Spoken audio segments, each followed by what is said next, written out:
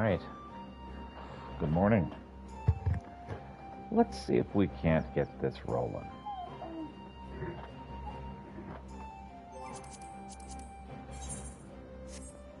I want to go here. Hi, Cat. What's up?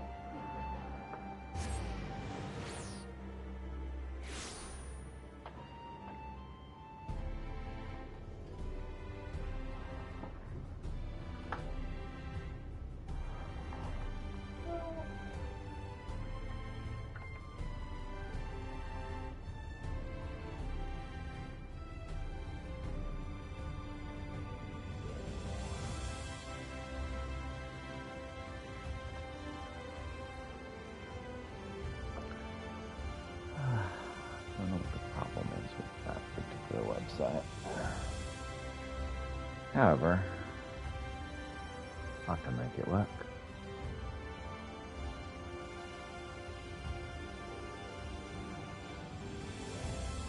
It's all good now. In it. To the tempest.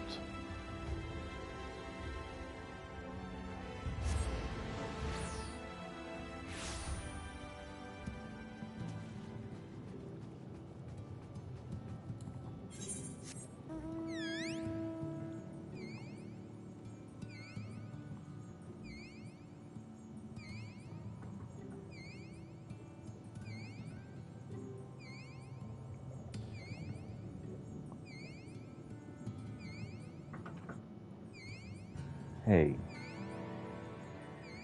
that is for Anna, that is not for you, sir. Let's actually head here first. Get these knocked out.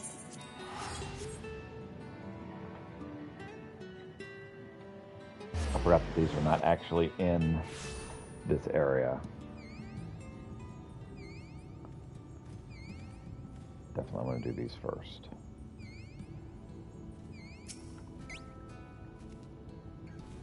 I see ya, Peter Krolsk. Come with me.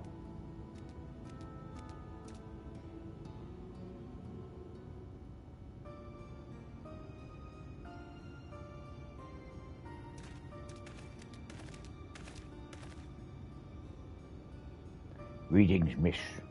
I am Nurse Cole of Undo.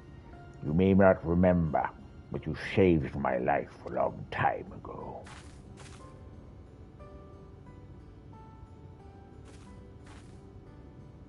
Well, that isn't the lad the tide brought in. Look at you. You're practically a grown man now, I'd wager. Not many would agree with you, but never mind that. I'm come both to offer long overdue thanks for your kindness, as well as to beg a boon of knowledge.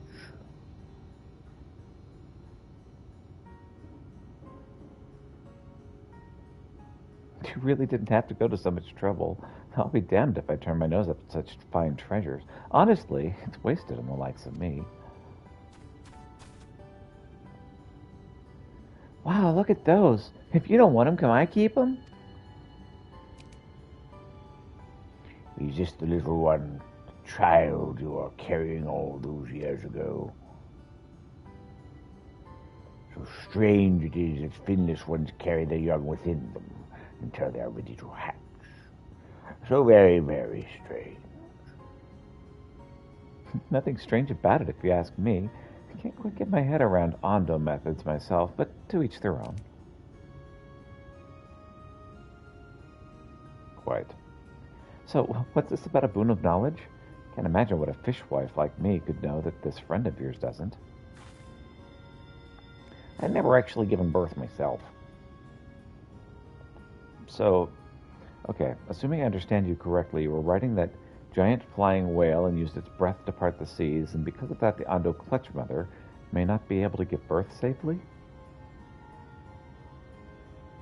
That is indeed the long and short of it, yes.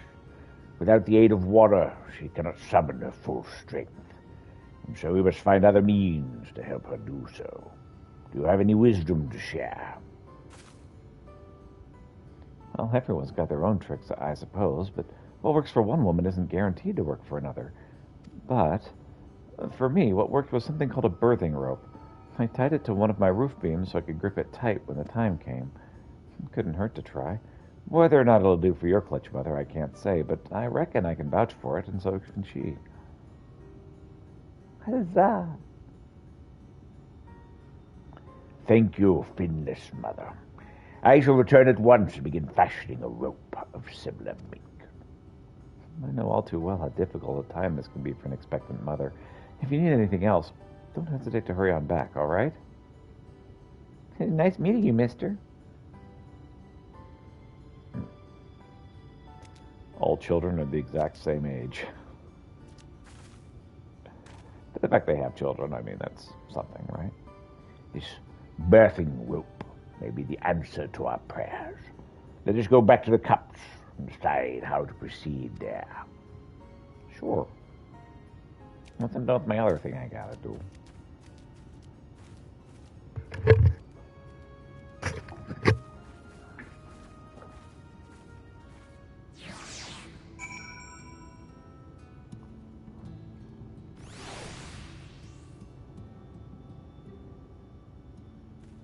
All right.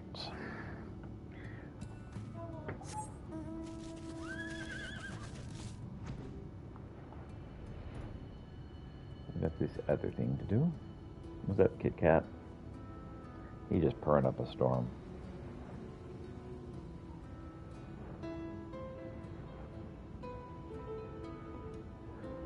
Yes, Sir Percelot.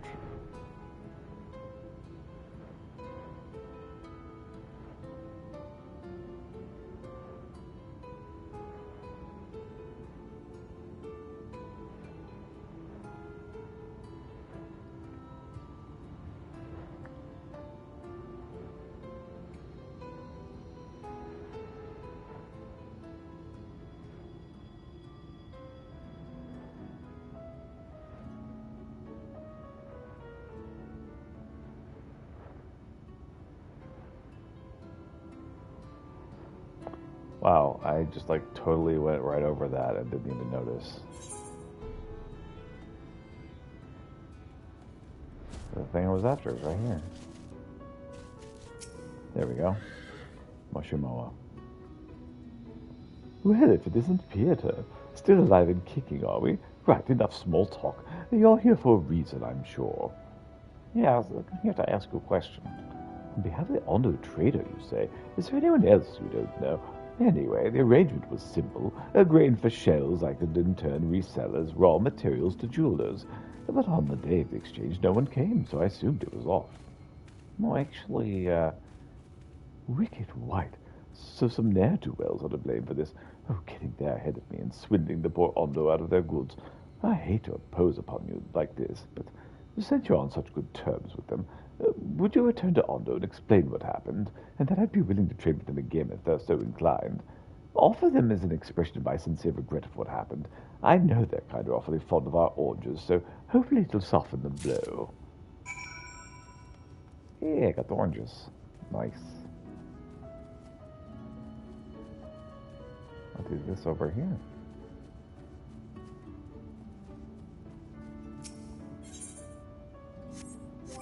Disciple of the hand, huh?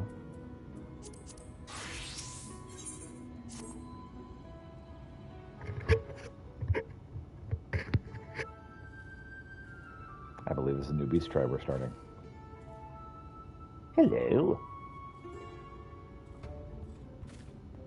Bugger my beard, you scared the life out of me.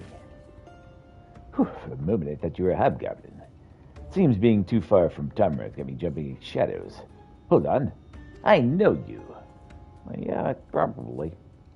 You're the one who was helping me... Sorry, you was the one who was helping run it. As for me, the name's Rickett. I forgot to introduce myself before, but I was there when that little lad gave his first proper lally-ho. What? You don't remember me? In all fairness, the fact you've covered from head to toe in identical outfits does make it a little difficult to tell one dwarf from the next. Well, they have their ways and we have ours. Anyway, it's wonderful to see you again, Peter. Rickett was just asking us for directions. I'd almost forgotten about that. Actually, I was on my way to... What was it called? No, Crystal Town. No, that's not it. Something to do with crystals. Ah, why can't I remember the sorry name? You see, Ronnet is nowhere to be found. He did leave a note behind in Tamra, though. Yes, the letter. I have it right here.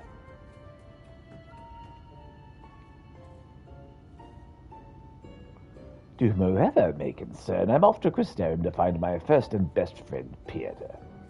I think the chefs... If the chefs ask where I've gone, just make something up. The automaton will take care of my work, and... That's a totally wrong voice. If the chef asks where I've gone, just make something up. That's the right voice. The automaton will take care of my work, so you have no reason to complain. Oh, and don't forget to feed them while I'm away. With cold, that is. Bye-bye. That's what it says, anyway. That boy may have mastered the fine art of good old-fashioned lalio. They don't get him very far in the Cristeria, or whatever it's called. Yes, and even if the opposing pleasantries go as planned, it's what comes after that matters the most. He'd be the first to admit that polite conversation isn't exactly his forte. Since he went there looking for Peter, maybe the two of you could go and find him before he gets into, or causes, any trouble. That reminds me. We'll run it, being away, led to any difficulties in the rock phosphated for grog arrangement between our villages. The Orehound ogre he built seems to be going about his work as normal, even without him there to operate it. So I think we'll be fine for the time being. Excellent. All right, that settled it. We're off to find Ronnet. Although I should probably point out this is actually the first time I've gone on more than a mom or so outside of Tamra. I'm counting on you, so please try to keep the mishaps and the misadventures to a bare minimum. Sure. Not that I'm scared, mind you. Oh, not one bit. Without any further ado, let us make haste for the Christorfilm.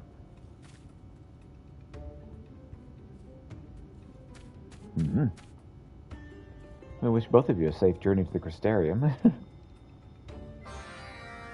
Sure, Tribal Quest accepted, and we've got tribal music. Awesome. I think there was also...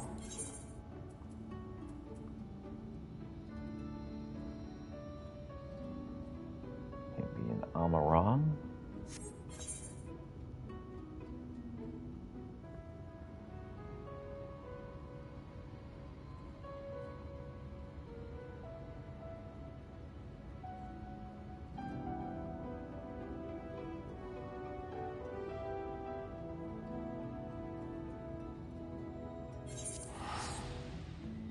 So we'll get this one done, and then we'll do Amarang, and then I think we're all caught up. We can continue with Le Plot.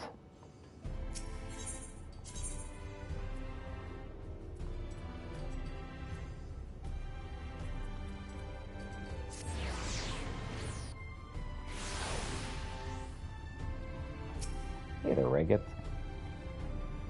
I've never seen so many people in one place. Unfortunately, not one of them is our eager engineer. Oh, where could he be? I wouldn't be surprised if he's whimpering in some corner, wishing he'd never come here. All these big folk walking about are probably scared I'd trip over one of them. Get scared one of them will trip over him. Yeah, slap my arse and call me a fuka. You're the second honest-to-God's dwarf I've ever seen tonight. Really? Where was the first? Over at the Mean, playing hide-and-seek by the looks of it. Maybe he was just lost? That's him. It's gotta be. Come on, Peter, let's go and nab him before he runs off again.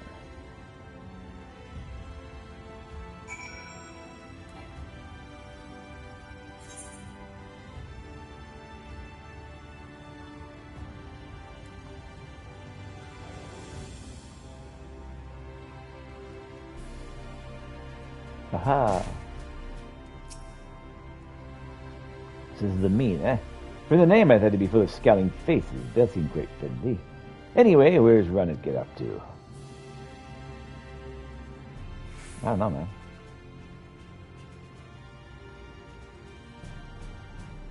Ha! I found him.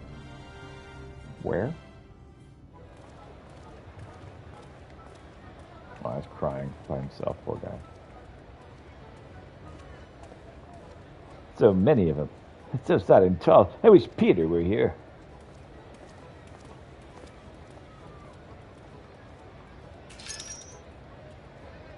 Peter detected.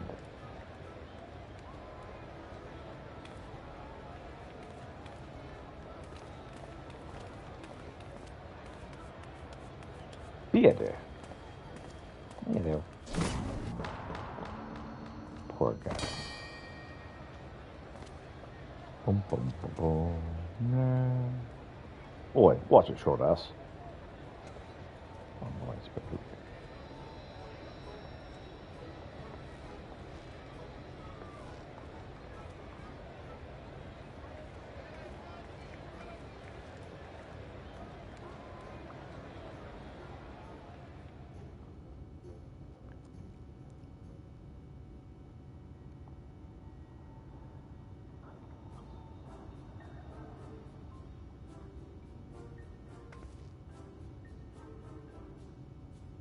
Yeah, this is my friend. So, when you heard that Peter's staying at the Crystarium, you came here looking for him? That's quite the journey for one so young. Getting here was easy. Starting conversations with Hart. Hey, yo, what's up, Electronavics? How are you today? Welcome, welcome. Every time I'm giving someone a good old-fashioned lolly-ho, they look at me like I'm daft or something.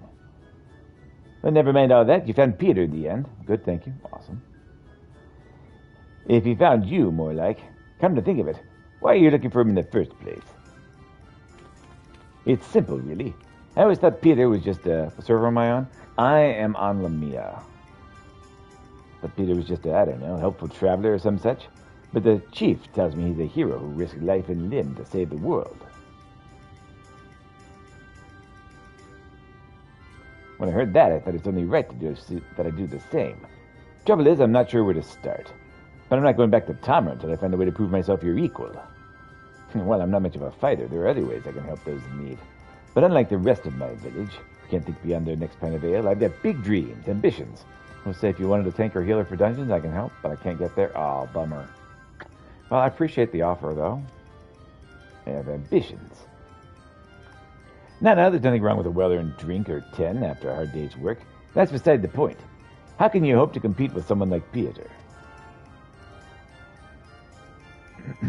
He might be known as the greatest warrior the world's ever seen.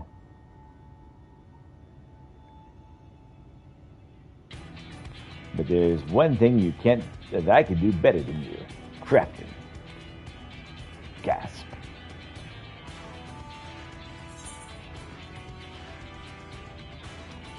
Actually, I've been known to dabble a bit in artisanry myself.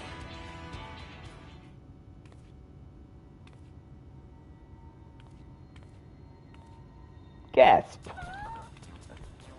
What? Oh, you must be joking. My Peter's been putting his skills as a weaver to help around the mean for some time now. Trust me to making friends with one of those annoying people who's good at everything. I suppose there's no need to make it a competition, though. Why don't we, what's the word? Cooperate? There might be someone around here who needs our help. What about you, miss? Got anything needs mending? Or maybe one of my patented automata can carry out a few menial tasks. Where to begin? We did receive a report a few days ago of caravan merchants being attacked by roving sin eaters, not far from Sullen. While they were able to escape without any casualties, there's no choice but to abandon all of that produce. Well, almost all the produce they were transporting. I fear it's only a matter of time till it's half of the game. Is there anything else you can do? Sin eaters, bugger that. This Spectromatic mecha turd might come in handy. A few extra spiky bits should do the trick. On second thought, it might take more than that. I need somewhere to use as a workshop to carry out some modifications. You mean to say you built these yourselves? It certainly is imposing. Only a 3-wheeled mechanical frog could be. Now, there's a fine compliment if ever I heard one, I think. And this example of dwarven engineering was lovingly crafted by a young Mornet here. He's a descendant of the great blacksmith Watts, and well on his way to becoming the pride of Tamra in his own right. Yes, judging by the quality of his work, I can see why. In fact, I have a proposal. If you're willing to lend us your expertise, we can arrange space for you to use as a workshop. Really? When I say space, it's essentially all there is. We'd planned to build a storehouse near the Austral Imperative, but we had to divert our resources elsewhere, and it was never completed. It seems to me you'd put it to good use. After all, a friend of Pietro's is a friend of ours. That's very generous of you, miss. I'll turn that place into a first-class workshop and 2 shakes of a newborn's beard. Excellent. I'll inform those at the Imperative, so they aren't too surprised when automata start appearing out of the blue. I suggest you make yourselves known to Lothra, who owns the land. She's a regular in the Claremont Springs, so try that first. Sounds like some meeting and greetings in order. I reckon it'll go a lot smoother if you were there to cover for me, in the likely event I put my foot in my mouth somehow. I just have no bloody idea how to get there, so lead the way. Huzzah.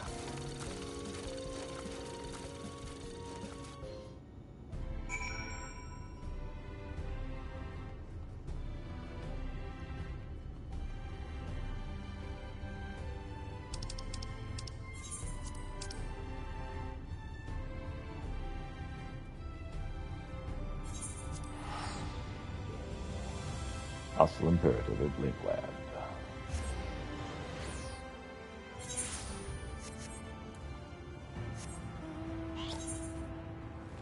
Make sure there's nothing else for me to pick up around here, because I know that there's something somewhere. Whoops. There's something somewhere to advance the DPS mage plot.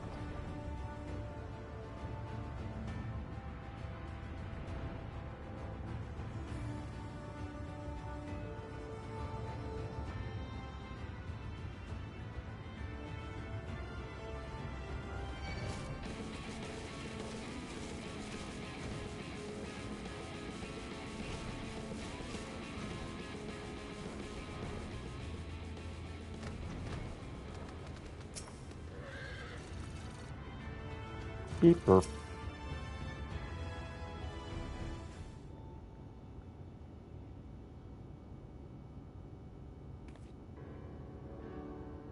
So this is clear now, eh? Funny name for a bunch of rocks and a couple of ponds, if you ask me. More importantly, where's this Lothria person?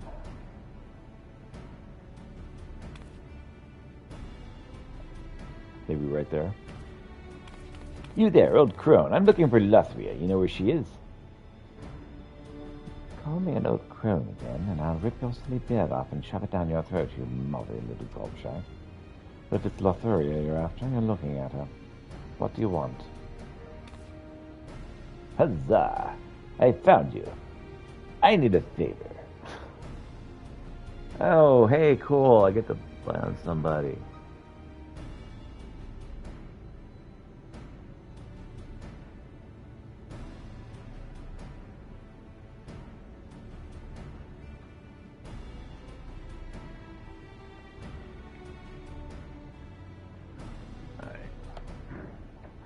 Alright. Catalyst sent you, did she? If she thinks you're all right, that's good enough for me. So tell me, what are you planning to make of this workshop of yours? And don't go thinking you can impress me with a bunch of technical jargon. I was an engineer myself, you know. I'm going to modify this here automaton so it can transport goods and keep them safe from sin eaters. Hey there, Wafu. Good morning.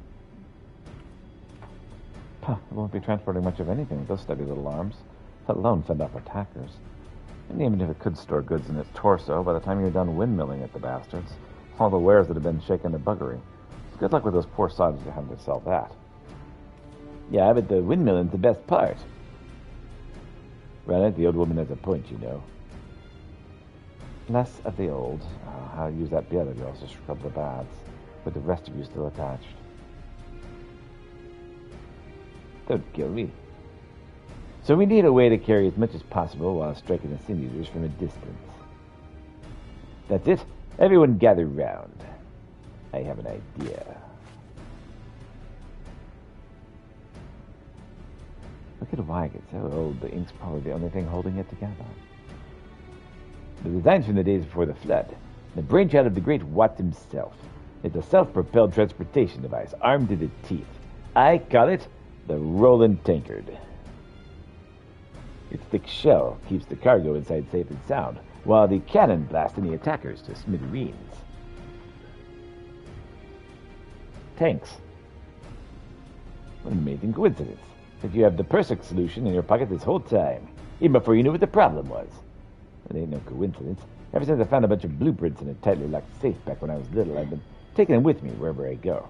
You never know what ideas may come in handy. Of course, I'm not just going to make one of these, oh no. I'll make a whole bunch of them, and then send them all over and over it. Soon everyone will see what great dwarven engineering really is. Only shows how it would look from the outside with no mention of the inner workings. Are you sure you can pull this off? I'll bet my beard on it. And to be honest, dwarven technology's come a long way since Watt's time. You probably didn't design the insides because there's no way to actually make something like this back then. Luckily, we've got my skills to bring Watt's ideas to life. I'll have a prototype up and running in no time. Listen, Ron, you're not the only one who knows how to swing a hammer around here. If we combine our efforts, it'll be ready even sooner. Cheers, mate. Appreciate it. I must say I'd be interested to see how this all turns out. I'll let you use my land so long as you don't use it to turn it into a smoldering crater. You won't regret this. But if we're to build a workshop, we'll need a few more pairs of hands. I'll head back to Tamran and round up some volunteers. Hold it right there.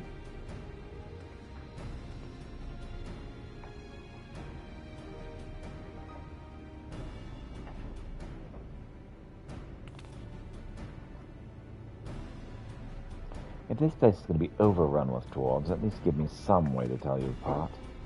How am I meant to know who's who if you're all dressed like that?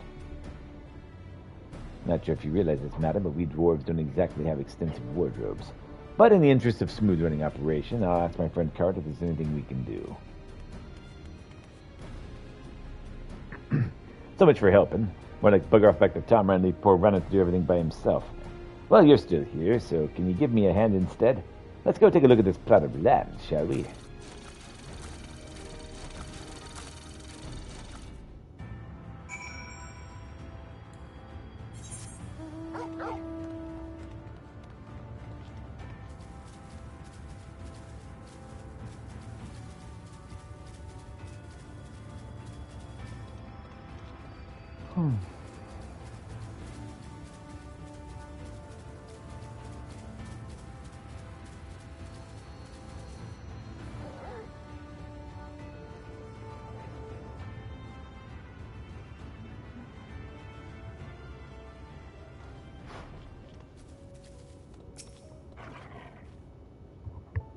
Welcome to the workshop, or workshop to be, I'd say. I suppose I should really call it that. Either way, this is where Watt's vision will become reality. Although I have to admit, it's not going to be as easy as I made it out. Having you here does make the task seem less daunting, though. And even if I was still a bit miffed at first to hear you're into crafting as well, stealing my thunder and all that, I'm glad we got something in common. If you could lend a hand between whatever the Warrior of Darkness does the rest of the time, it'd mean the world to me. So what do you say, Peter? Will you help me? What the world needs now is tanks. Sweet tanks. Of course I'll help. Whew, I was worried you were going to say no for a moment there. Now, let's go make some tanks. And before that, there's a few things need to get in order. We won't be getting much work done without something at least resembling a workshop. If you're in the mood for helping, could you rustle up some basic supplies? I've got a list of everything I need. Anyone who even passed an interest in handicrafts should be able to manage it, so I'm sure you'll be fine. As another example of my incredible foresight, I've already had the Fetormatic Mechatoad collect a load of potentially useful materials on the way over. This should be enough. If you somehow manage to bugger it up, don't worry. We got plenty more. I've been taking care of the rest of the preparations, so come and see me when you're done.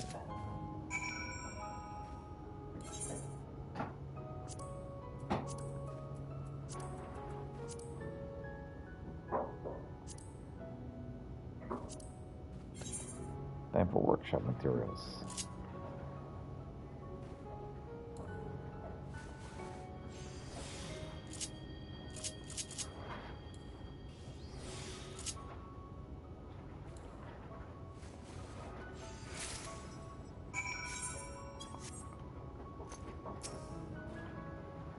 All done? Let's see what you brought me then.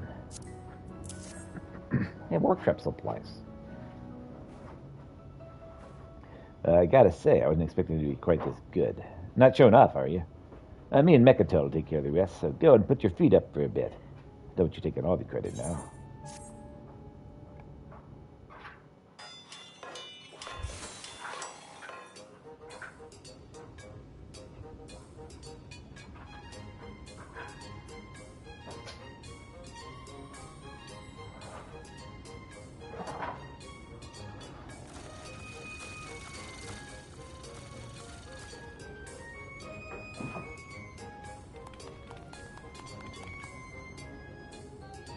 Hmm. There you are. Welcome to What's Anvil. So if you did all this, I can't believe it.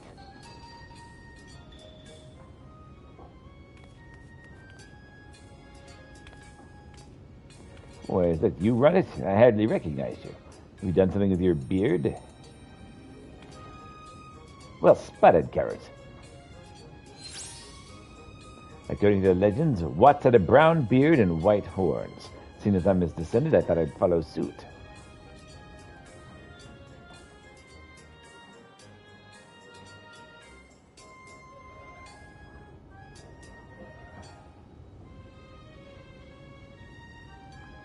Now that we got a proper workshop, we can get started on making a prototype of Rollins Tankard. To tell the truth, I'm not used to having this sort of pressure. Still, I've got you and the others here to do all the heavy essential tasks, so I'm sure everything will go exactly as planned. Sure. Speaking of essential tasks, I'll be handing a supply to various parts and whatnot, so come and see me when you're ready to show off those skills of yours. One of the other dwarves have thrown themselves wholeheartedly into their newest enterprise, namely, to provide trundling death machines for the Navy.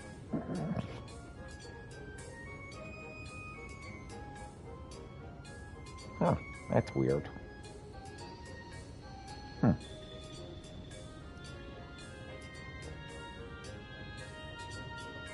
No need to worry, I'm sure.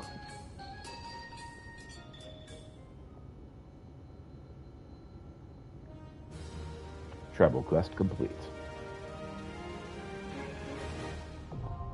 Travel quest unlocked. Reputation is increased to friendly. You have a friendly reputation with Watts Anvil. Rival Torval quests are now available at Regis at Watts Anvil. Furthermore, you can now purchase wares from Moozle. Dwarven crab.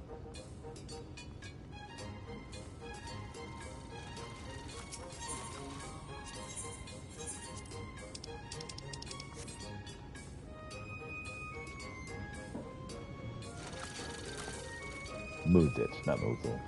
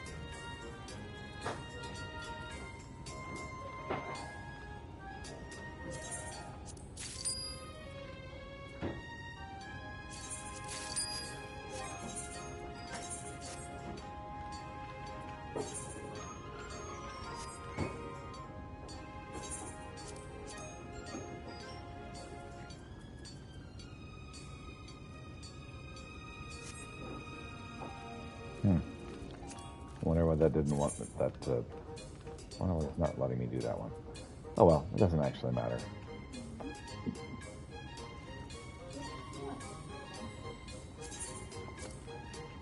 Craftsman.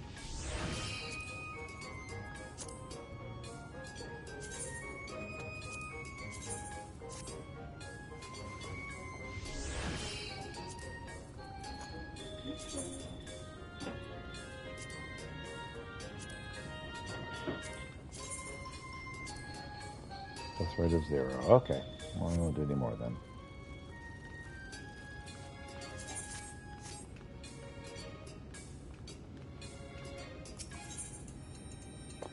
Oh, today's remaining allowances is 0, so I guess we'll have to come back here later.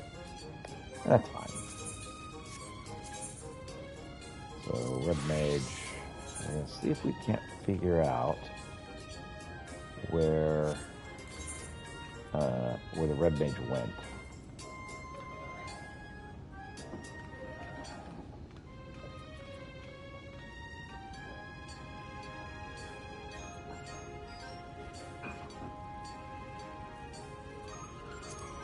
I think Amarang is where the Red Mage went.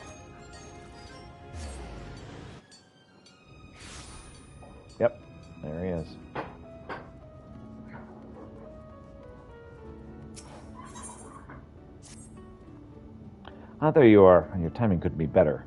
As luck would have it, a little bird told me that Phronesis was sighted in the vicinity not long ago. Don't you worry, I've no intention of rushing in like a fool. My plan is to shadow the Sin-Eater from afar. We might observe the hollows with our own eyes and formulate a suitable plan of attack. To that end, I procured this mannequin here for the merchant acquaintance of mine at the Crystarium. By setting it on Forrest's trail, I mean to gauge just how wide a berth must be kept from the fiend, so as not to be sucked up into the void. Shed no tears for the little fellow, my friend. His sacrifice will be the key to our success. And yet, as you can see, he's not quite the best of repair. Pray lend me your hand in procuring what we need to get him back on his feet. Sure. Your lifesaver, friend? I just spotted nasty-looking sandskin Shibili lurking about the east of here. I do believe one of our tendons should serve well to put some spring back on the little fellow's step. Snag one for me, and I'll see to the repairs.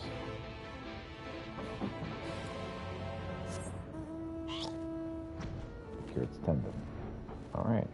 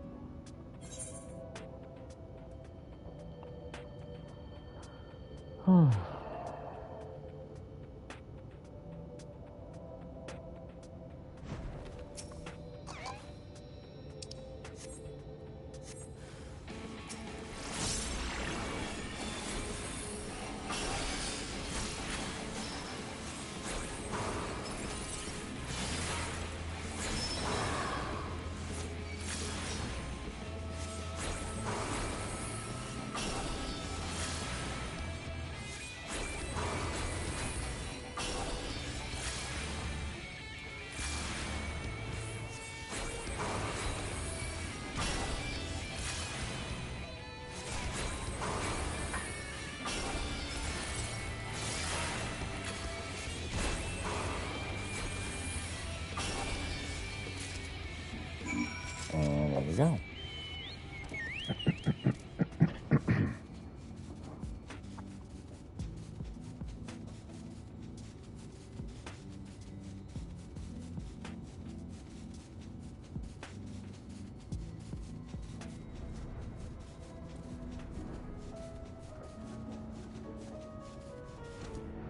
One tendon as ordered. It look funny, that tendon? For my part, I've acquired something that should serve as a makeshift gear. It cost me an arm and a leg, but hey, if it helps us claim that bounty in the end, it'd be worth it.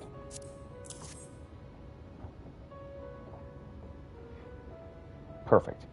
Yes, I reckon this is durable and elastic enough to replace the mannequin's snapped drive belt. I'll fetch my toolbox and get started straight away. In the meantime, why don't you scout us out a suitable lookout point? Phronesis was last sighted just southeast of town. Try to find us a spot on higher ground out of sight from the main thoroughfare. You got it.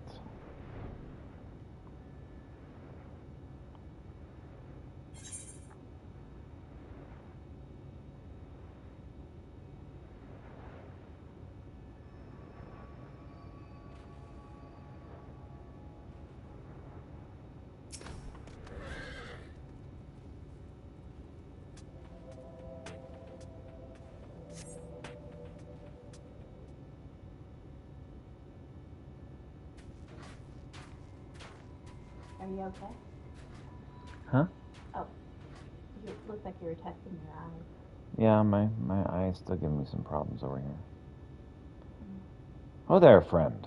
As you can see, our clockwork friend is back in tip-top shape. Since it appears you found us a perfect lookout spot, why don't we get down to work? I'll kindle us a fire, and we might be here for a while. Okay.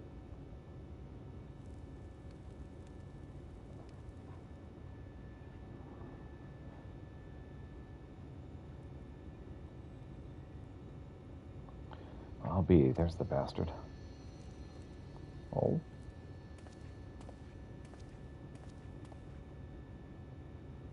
Look closely now and hold your gaze. You must witness the sheer horror of it with your own two eyes.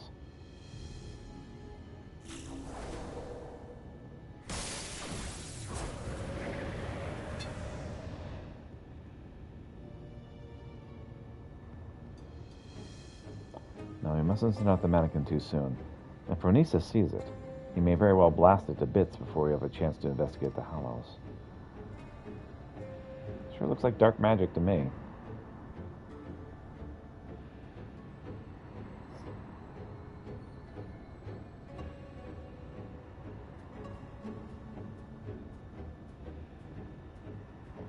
Oh, cool. Another band. Yep. That's correct. Thank you, dear. And there he goes. I'll send the mannequin in to trail him. Let's sit back and enjoy the show.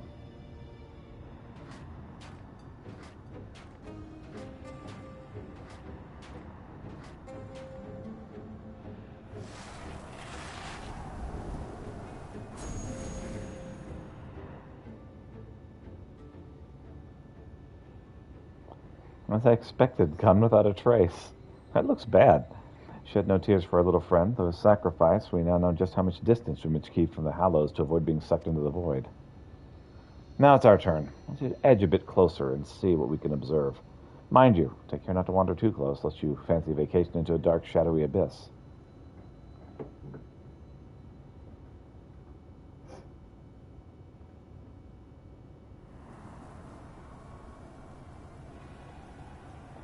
It's as if a shadowy whirlwind rages inside, ready to suck anything and everything into the void. I've seen many a horrific sight in my day, but this sends a shiver up my spine. It's a freaking black hole. Let me out. It's so dark in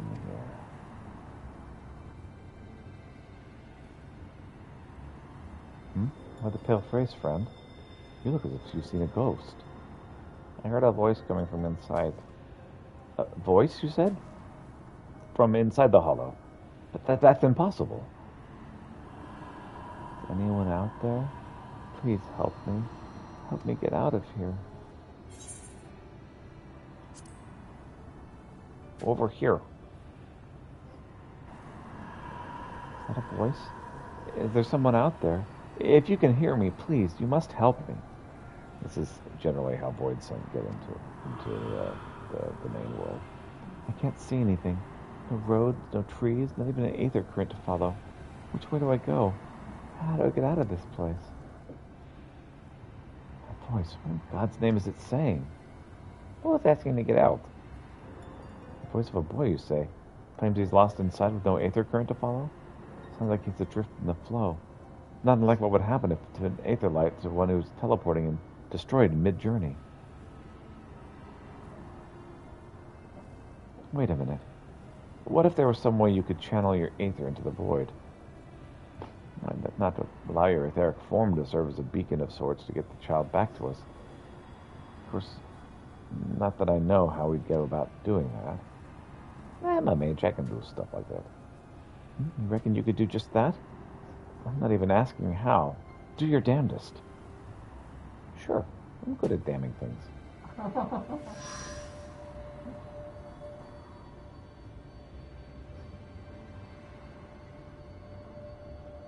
Wicked White.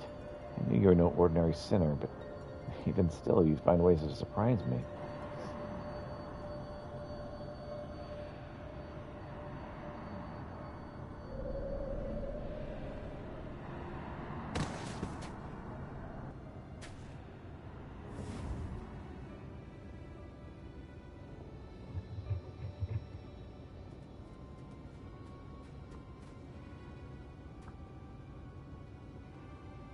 Where am I?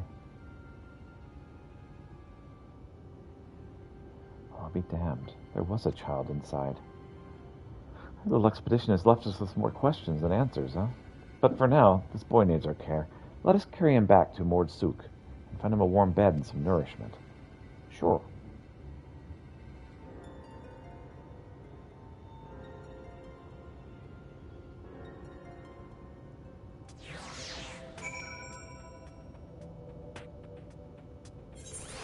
It loaded and then changed its mind.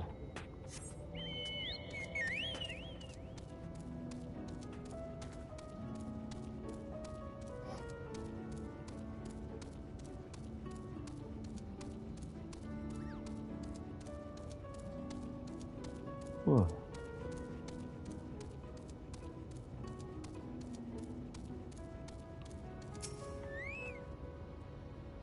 boy's resting now. He's weak, but not wounded, at least as far as I can tell.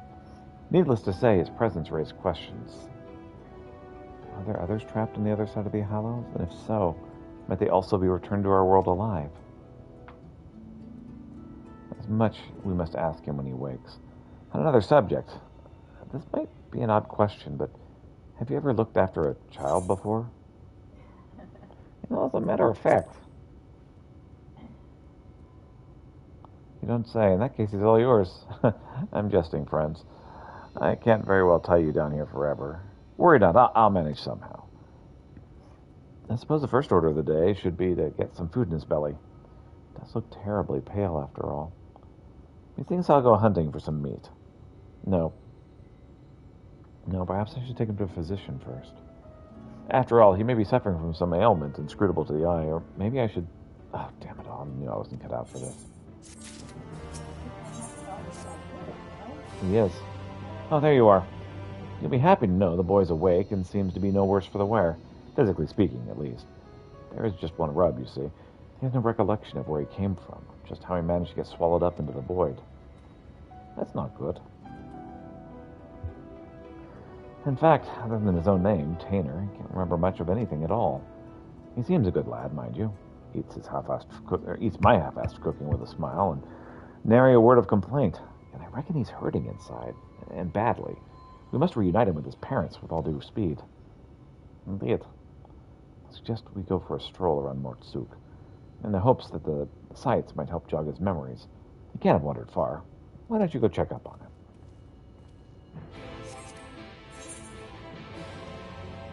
No, they're mine. There you go, love. You're welcome.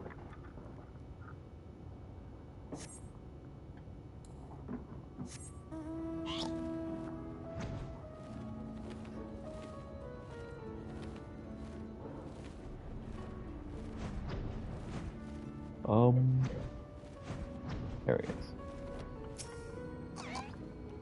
Hey there, Tanner. What's up? Do not tell me you're the one who rescued me from the flow, yes? I feel from you the same warmth that reached out to me when I was adrift in the aether. Sure. I'll be damned. The boy's a sharp one. And that's not the least of it. The carer who examined him said that they could feel great power welling up from within him. Despite his young age, Tainer here seems to possess a remarkable command of the magical arts. Perhaps I do, and yet I cannot say. Try as I might, I can recall nothing of who I am and where I came from. Only the darkness. No need for apologies, boy. You did well just to make it back to us. Speaking of which, can you remember anything at all from what you felt before you were adrift in the void? That I remember. At least I think I do. I recall a vague sensation of someone passing alongside me. Indeed, I believe this is what roused me from my slumber. If the Hallows truly are a gate between worlds, that would mean that someone recently traveled from ours to another, or from another to ours. But that's not possible. Or is it? You'll be surprised. Sometimes people will travel between worlds and look just the same as everyone else. You know something I don't, friend? Worry not, I won't pry for details. Oh, well, no sense racking our brains over matters beyond our comprehension. Let's concentrate on what we can do. Namely, finding the boy here a home. No doubt his memories will come back to him. In due time. Indeed. You truly do that? For me? Sorry, wrong voice. You truly do that? For me? But the two of you've already saved my life. Couldn't possibly burden you any further. It's no burden at all. Besides, if we can't figure out just who you are and where you came from, it might lead us to the answers that we seek. Now, let's consider the options. One possibility is you're an orphan, all alone in this world, not a soul to care after you or look after you. This seems unlikely. Yes, the magical powers you possess say otherwise. If you're truly as skilled with magic as they say, then it stands to reason that someone has trained you in the art. Who this master of yours is, and whether or not you're in their blood, has simply received their tutelage. This I cannot say. But either way, I'm certain they're worried sick about you. If that's truly so, I'd very much like to meet this person, too. Indeed. That settles it, then. Let's get down to business, to defeat the Huns. I took the liberty of inquiring around Mort Suk in the Crystarium. Unfortunately, there have been no reports of missing persons matching Tanner's description, which means that we have no choice but to take our search elsewhere. I know of a merchant in town whose travels often take them far afield. Let us have a talk with him and see if he's heard of any helpful rumors. Sure.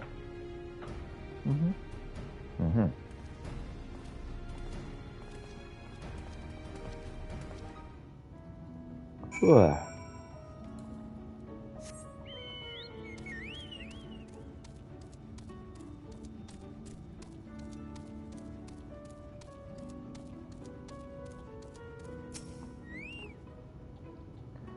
Rumors of a missing boy, you say? Funny that you should ask. It's a long shot, I reckon, but I overheard something the other day that might be of use. Oh, really? On my way to Mordsuk, I stopped over at the inn at Journey's Head. There I met an ailing mage. As the carers told us, he'd been ambushed by Sin Eater and was separated from his child in the battle. What bloody hells could it be if the Sin Eater that attacked that poor man was ferocious? It would explain everything. This man you speak of, could he be my father? I must go to him at once. Agreed. I can only hope this man is... No, there's no point presuming the worst. Let us make for the inn and see what the carers there can tell us.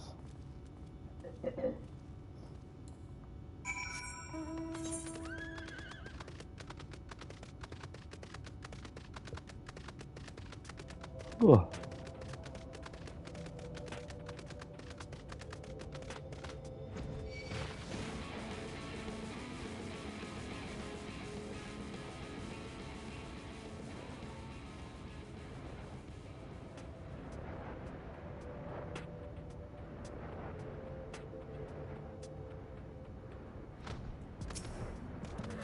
Hey there, concerned carer. Can you help?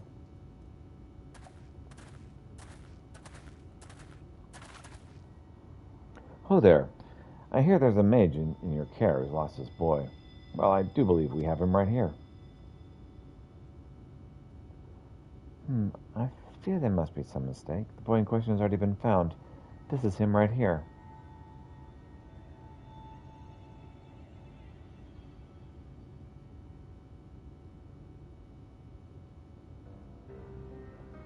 What? Oh, so it wasn't my father after all. This boy with you, he too got separated from his family? Just so.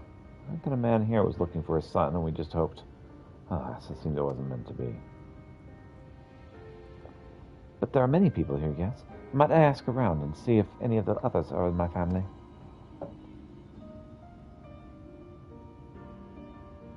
Oh, but of course. Yet many of the people here are quite ill, in some cases in considerable pain. It's not a place for a young child to walk around unattended. Indeed it is not. Guess that means either myself or Peter here should accompany him, and I'm certainly not going to do it. Go to it, Peter. I'll go with him.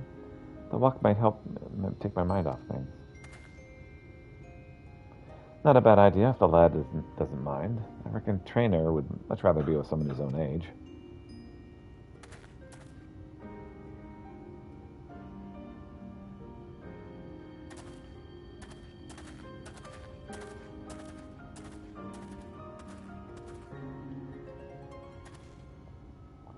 Take his mind off things. Speaking of which, how's the boy's father holding up? The poor man has already departed on his journey. He's a man no longer.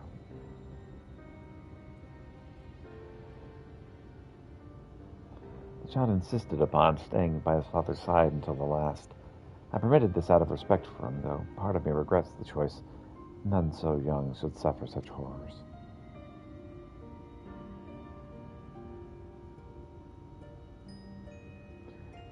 There was still some solace to learn that he has living relatives who reside at the Crystarium. In fact, I was just making preparations to escort him there myself. I see. I reckon we should also find someone to look after Trainer as well.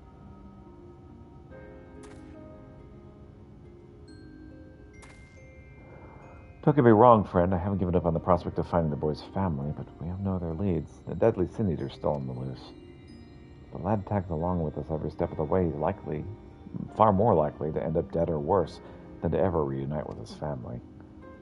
Here's what I propose. We find someone to watch after Trainer for the time being, get back on our hunt, and gather whatever clues we can about his origins along the way.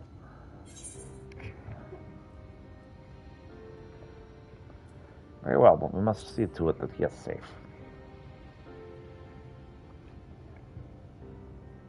Aye, that goes without saying. Let's have a talk with the proprietor of the Wandering Stairs. He's a kindly enough chap and knows damn well everyone in these parts.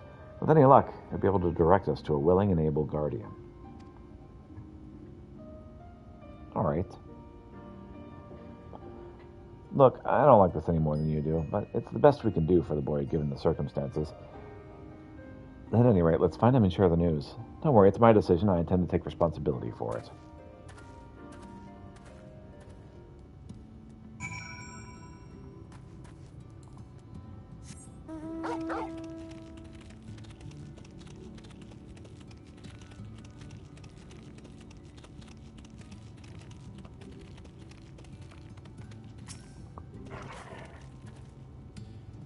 Bad news, friend. It seemed the two young ones got into a quarrel of sorts, and Tanner's up and run away. Seems the lad mentioned how he'd come from one of the hollows. The other boy put two and two together and figured he'd been attacked by a sin eater. Then I said my dad was attacked by a sin eater and he turned into one himself, so I asked, what if you turned into a sin eater too? Taylor's face went all white, and he kept saying, what do you mean, what do you mean, over and over again. I just couldn't take it anymore. Before I knew it, I was shouting at him, shut up, just shut up. But you're turning into a sin eater already. Why did I say such a mean and nasty thing? Don't be so hard on yourself, lad. Both of you have had a rough go of it these past few days. Nobody could blame either of you for feeling a bit on edge. We must hurry and find Taylor before he comes to harm. Let's split up. I'll search the west, you take the east. Just be careful out there. Sure.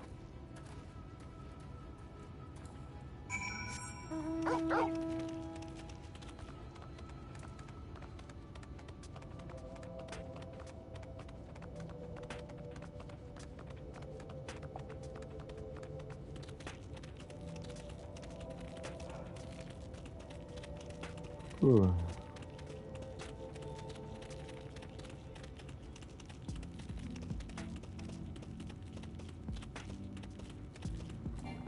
I'll save you, Trainer.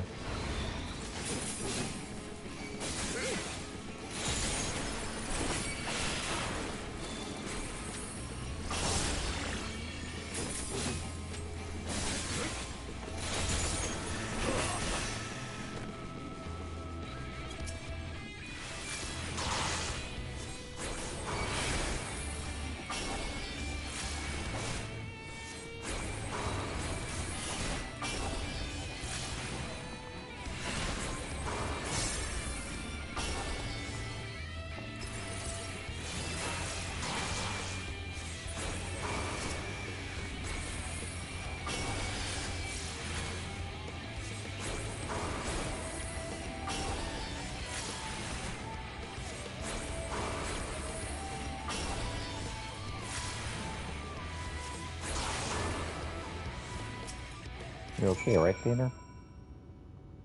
None of them bit you? You're not turning, are you?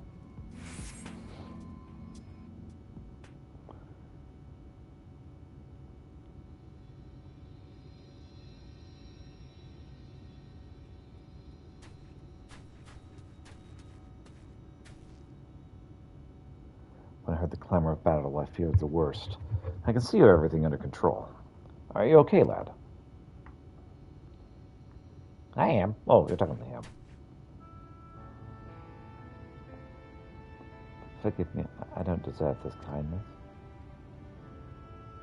Sure you do. You're a kid. I was just so scared. I was worried about what would become of me if I never recovered my memories, and then I started thinking, what if I ended up like that boy's father? What if it's already happening to me? That's one matter you needn't worry about yourself with. The carer who examined you told me as much. You suffered no direct wounds. You're in no more danger of turning to a sin eater than Pietro would be. And then he immediately drops to the ground and starts turning. That's good to hear. I must apologize to that boy. I should have known better than to badger him about such things, especially after what happened to his father.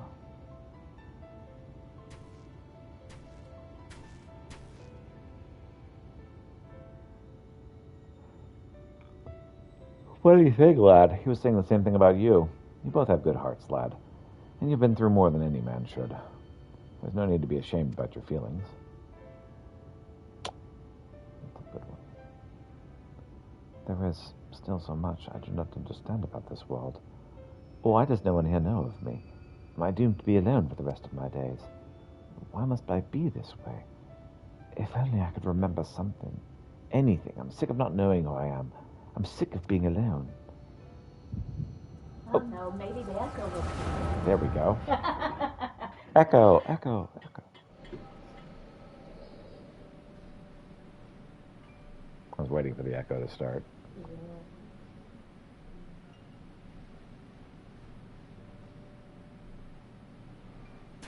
Well, it's your turn, Taylor. Do not be disheartened by your last attempt. Even the greatest mages have known failure. Your command of magic is equal to my own. If I can succeed, there's no reason why you cannot. Free your mind of worry and focus. Thank you, Nilibert. I shall try my best.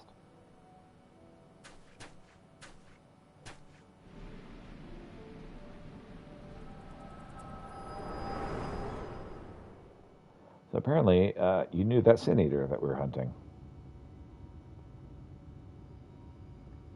Wicked White, are you all right, Peter? You're kind of young for someone who's really old. I remember now, I was standing here in these blighted plains. My heart hung low in shame. My head hung low in shame. And then Nilibert turned to me with a smile and heartening words.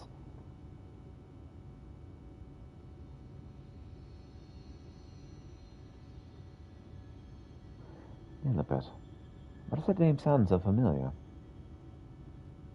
We've got much to discuss, but on this godforsaken place. Let's head back to the inn. See if we can't get to the bottom of this.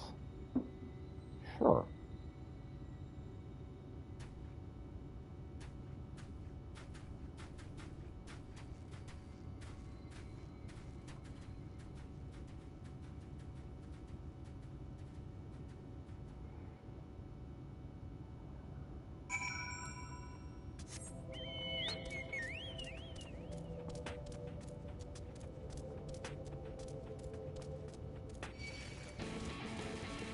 And it's the stuff I could have been doing yesterday if I'd realized that it needed to happen. It's okay, though. I had hoped to finish through the first set of credits with the Shadowbringers today. Taylor, are you all right? I'm so sorry. I shouldn't have said those nasty things. Forgive me for reacting as I did. I'm fine. In fact, I seem to have recovered many of my memories. Really, that's wonderful. Maybe you won't feel so scared and alone anymore. I'm leaving to go live in the Crystarium with my relatives. Promise me you'll come visit. I mean, after you get your memories back and all, of course. It's a promise. Until next time, my friend.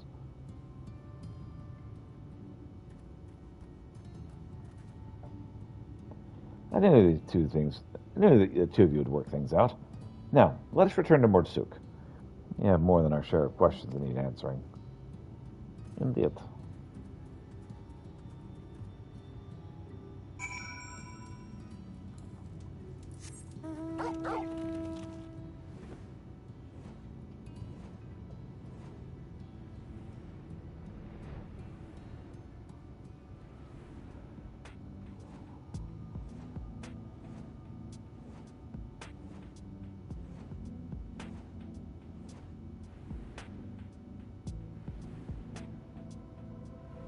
Nothing like a floating dog.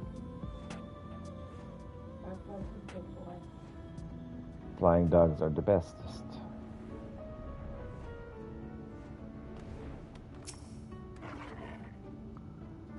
Okay, magical range DPS. excluding limited jobs, level 74. So, Summoner? Summoner. As I saw it, first you fainted all of a sudden, and when you came to, a portion of Taylor's memories had returned. What in the world is happening out there? I have this thing called the Echo, but sometimes it causes me to trip out.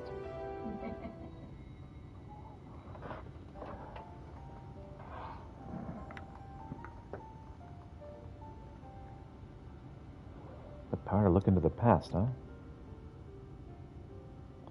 And you're certain that's what Pietro described matches up with your recollection of the past? Mm-hmm. Don't know how to break it to you, lad, but your friend Nilbert was with you on that day. He's no ordinary boy. None other than the very man who became Phronesis, one of those goddamn warrior of light. If he was just a young child in your memories, that means that what you saw took place over 100 years ago. That'd be just a coincidence, another boy of the same name, but no, judging the formidable command of magic, we can only assume it was him. On the way back, I managed to recall some more about Nilibert and myself. They were taken in by a group of mages, a consortium of sorts. They were searching for a means to open a hole to another world. They were recruiting young men, children, with high magical aptitude for the task. Nilibert and myself were two they chose. Can't be serious. And yet that would explain the Sinier's ability to summon those damned hollows. And if you possess the same knowledge and training as Nilibert did, it could also explain why you're able to survive in there all that time. But what I don't understand is, why haven't you aged at all? I cannot say for sure, and yet my memories, they're slowly coming back to me. In time I may be able to help you find a way to close the hallows. You'd be a lifesaver if you could. Don't overburden yourself. You're still recovering after all. In the meantime, don't worry. Peter and I will see that you're safe. I guess we're now taking care of this kid. I thought Taylor was a victim of a sin eater. To think he was actually friends with the man himself, back when he was still a man, that can't be a simple coincidence. Yes, I'm convinced of it now. The child holds the key to defeating Phronesis. We must keep him safe and not let him out of our sights. Besides, look how hard he's trying to recover his memories. Not so heartless to kick the poor lad aside before he figures matters out. Alright, sure, whatever. We can't very well rush things. You and I'll continue to prepare for the battle ahead, while waiting for the rest of Taylor's memories to come back to him. That is to say, if it's all right with you, lad. I'm so sorry, I couldn't possibly burden you any further. Look, lad, I've only known you a short while, but I can tell you're a good heart, with a good head on your shoulders. What we need to do is find you a neck. I can only begin to imagine the horrors you've been through, not to mention the fears and uncertainty you face even now. But I want you to promise me this. No more apologies. You're no burden to us, not in the least. You're a valuable member of our band, and as long as you're willing, I want you with us. Isn't that right, Peter?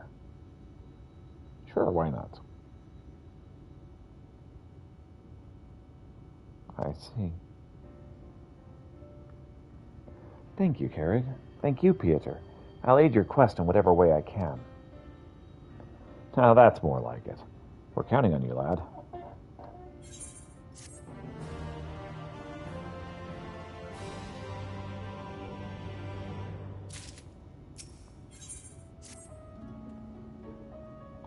Good news, friend. Taylor here has told me that his memories are starting to come back to him. There's one recollection in particular he says he's eager to discuss with the two of us. Tell us, lad, what is it? Go on, boy. What is it, boy? As time goes by, my memories of my earlier days return to me, piece by piece. Nilibert and I were born members of a great consortium of mages. From our earliest years, we were tutored in the magical arts by some of the realm's greatest scholars. The consortium's leaders sought to find a way to open a hole in time and space, a portal to other worlds, which they could summon forth beasts of great power. Nilibert and I were chosen to participate in the research. That's not good. So many great beasts from beyond our world. You're a mage, Peter. Is that even possible? Oh yeah, people do that all the time. Speaking of void scent. Oh yeah, people do that all the time. Horrors beyond imagination come through the holes. Void Center. Never even heard of them, but I'll take that answer as a yes. Mages come up with the damnedest ideas, huh? And yet, I don't understand. Why ever would they use 2 young boys for such a dangerous experiment?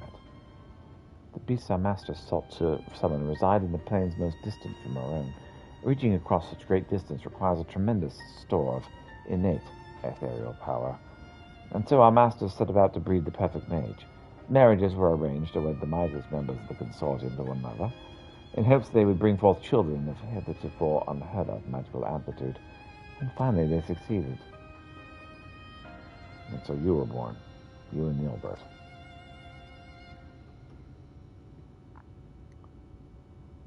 Indeed.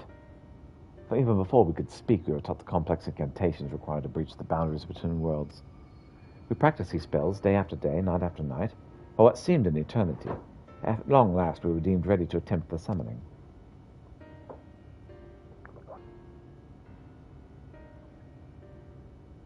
Sadly, the experiment ended in failure. The pull from beyond the rift was too strong to resist, and I was sucked into a hollow of my own creation.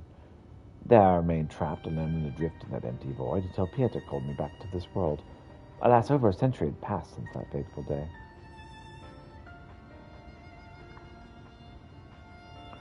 That's the one thing I still don't understand. So many years have truly passed. Why is it you've not aged even a whit? I cannot say for certain. I remember the words of one of my teachers. The rift is not like a border between countless worlds, a place that exists between time and space. If it is true that rifts exist outside our very concept of time, then it is all too possible that even seconds spent in that empty pocket could correspond to months, years, even decades in our world. And so you've returned to us just as you were that day, even while over a century had passed for the rest of us. Why hasn't Nilibert saved you? Shouldn't it have been as simple as opening up another portal to the void where you were trapped? I fear that would have been close to impossible. Opening a portal and reaching as far into the rift as we did required all of our energies to be focused in unison. So in losing you, not only did Nilibert lose his friend, he lost his only chance at saving you. Talk about being dealt a rough hand. Fear not, for I have good news to share as well. I do believe I've managed to recall the incantations needed to summon and manipulate the Hallows.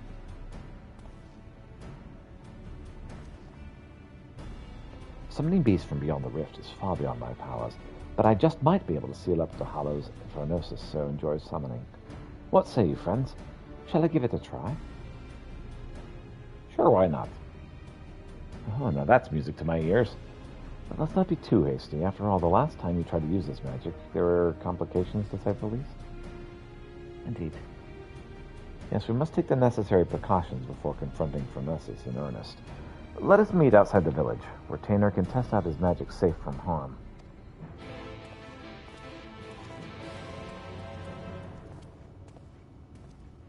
Sure.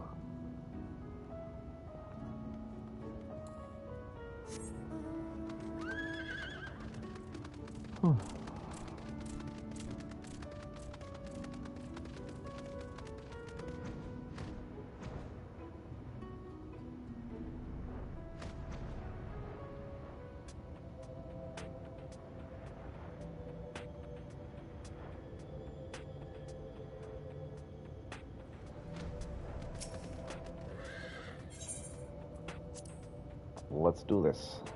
Sync at level 76, huh?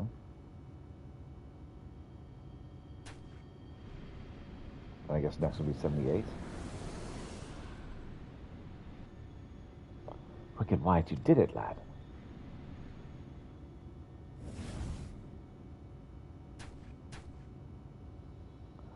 So they've not the strength to reach further beyond, nor keep the portal open for more than a few moments. Now, I'll need further training before I can face.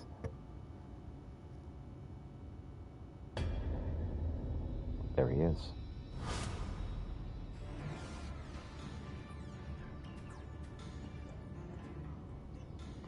Rhinosis, where in the hell did that bastard come from?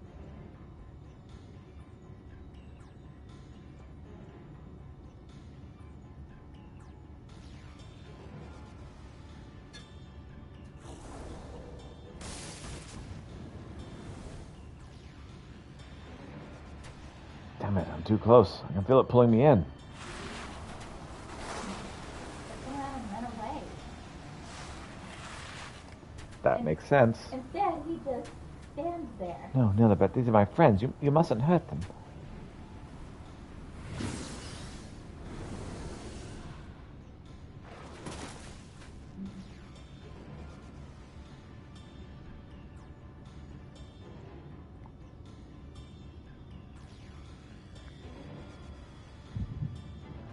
Oh, my head. Time for a flashback.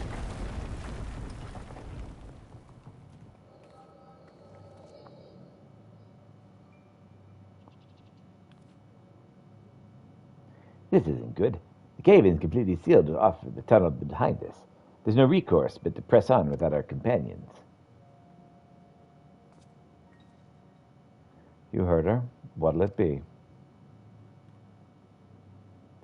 I suppose it falls on us to slay the beast and collect the bounty. Perhaps you and your band could care to take the lead. Spare your japes. You've no intention of giving up your prize. Mind you, I too made a promise to my companions. A promise I mean to keep. I told you that splitting up was a bad idea. If Brendan and Ray were here, the second-rate spellcaster would be no match for us. Now, Silva, let's not forget who our true foe is here. Lemit, you're certain if we slay this monstrosity, the cave-ins will cease? According to the miners, the beast was first sighted on the same day the tremors began. Its very presence sucking the mountain dry of its ether. We dwarves know more of these caves as well as we know our own bodies. Trust me. I suppose we'd best make short work of it before everything comes crashing down. Hey, where do you think you're going? My apologies. I took your ceaseless prattling as an invitation to proceed on my own. Think yourself clever, do you? You've uncommon confidence to think you can fell the beast without aid. Answer me this. Why are you so intent on claiming the bounty for your own? The bounty. Why indeed? At any rate, unless you've a mind to stand around here until we get crushed, we'd best get moving on, yes? Finally, something we can agree on. And so I have a proposal. Let's say we band together until our battle here is won.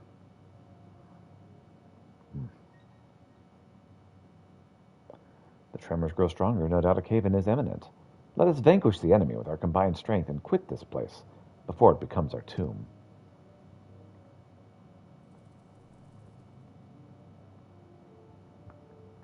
Until the battle is won, then. After that, I go on my own way.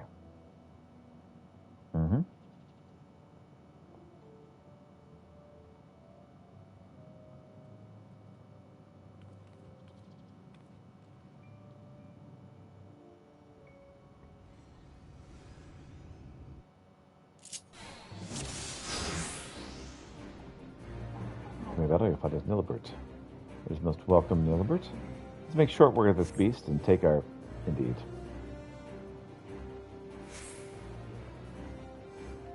Take our leave of this place while we still can. Indeed. Meat right in the path.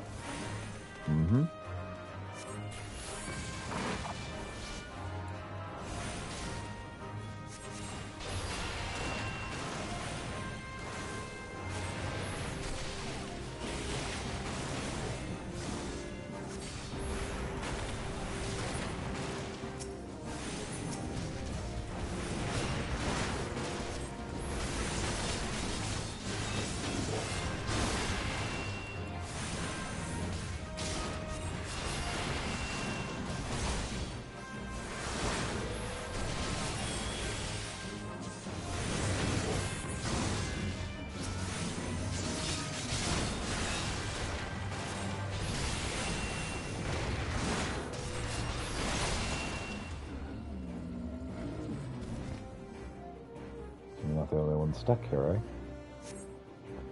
I have a bad feeling about this. I have a bad feeling about this. That's the right place. Oh no, mein worm!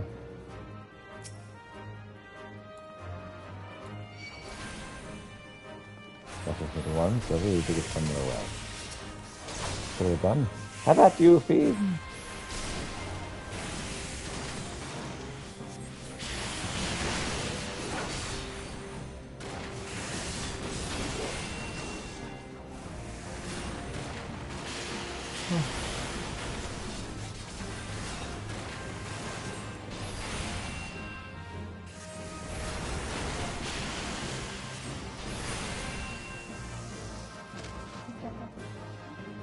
This is deeper within. Right above your indicator up there, it says role play. We should have asked for a map. Yep.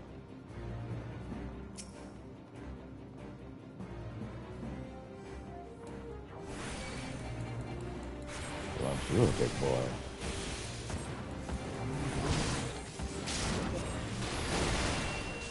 True that.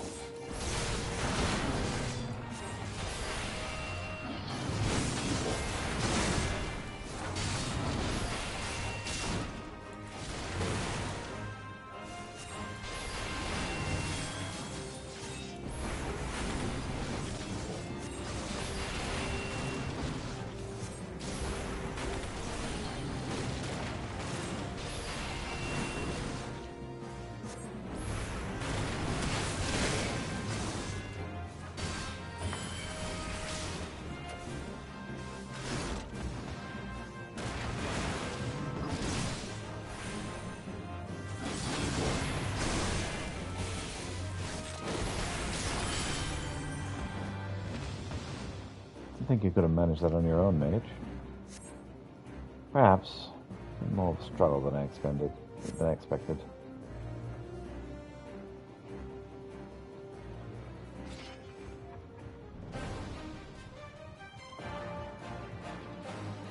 I think he's the one who drinks the mind's aether. Alright. Let's put all this oversized bull out to pasture, Silva. Our magics are yours for now.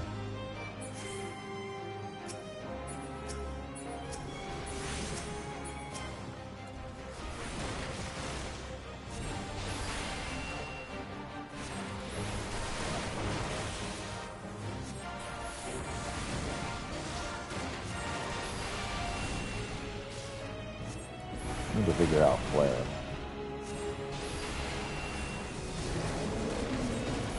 Zip all my MP into diddly's crap. I suppose if I could read it, it would help, but, you know, it's just not actually my job.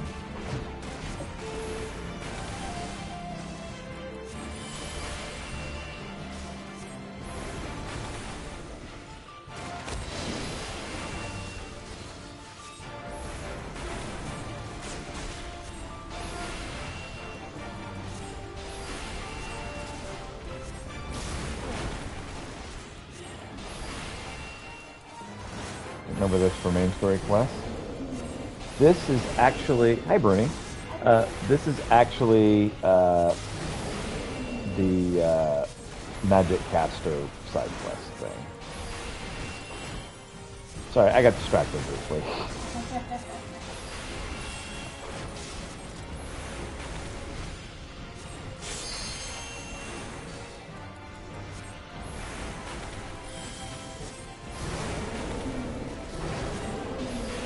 Oh, I see. So, yeah, I was like, what is this in mid-3 quest? That place is ill.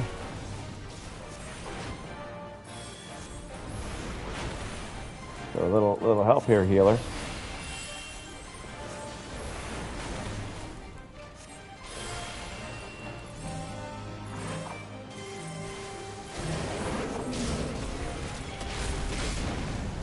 Duty failed.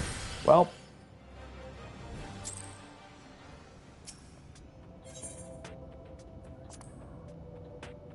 I may actually have to turn down the difficulty of this because unfortunately, this is a flashback that we're having to take control of another character, and I don't have any of his stuff. Hate these duties we have to do on our own. Yeah, right? And it's like I'm not a black mage, and so I don't have any familiarity with like how to do this stuff, and so I'm gonna lose.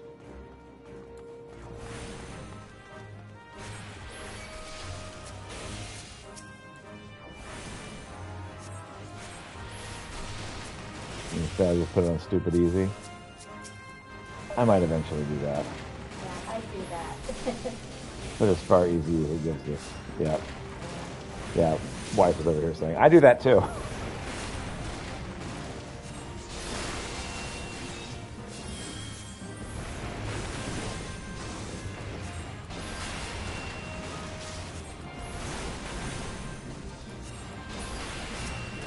Yeah, I couldn't really read the flare as the helmet.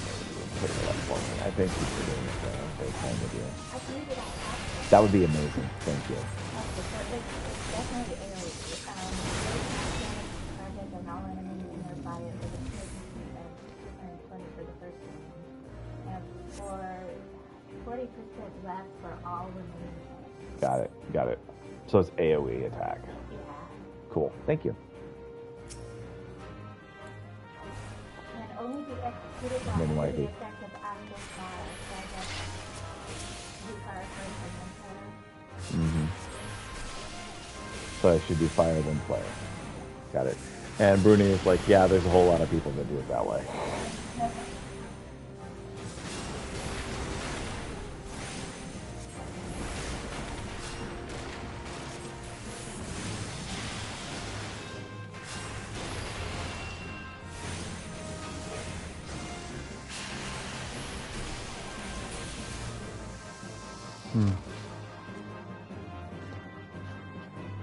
This lies leads deeper within. I should have asked for a map. If I've been much after all the Kagans. I mean, it's literally taking us right to where we need to go, but whatever, guys. Aren't you a big boy?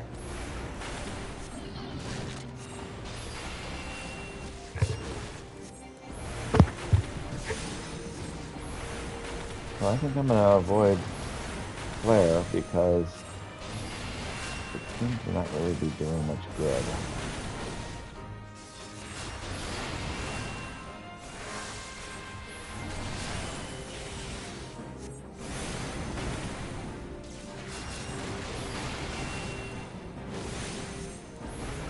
Fire to blizzard ratio seems to be the way to go because it speeds everything up. Ooh, down for the count. Again, you'll get into your health.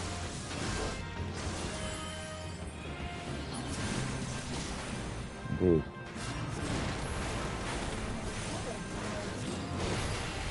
Sylvia. Yep, Sylvia's doing some work. Still think you could manage your own mage? Perhaps it would have been more than a struggle than I expected.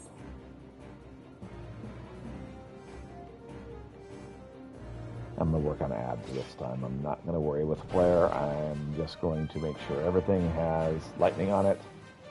And no one who drinks the mind's easier. It's oversaid bulls out the pasture. Silva, Lamit, Nebert, to me. My magics are yours for now.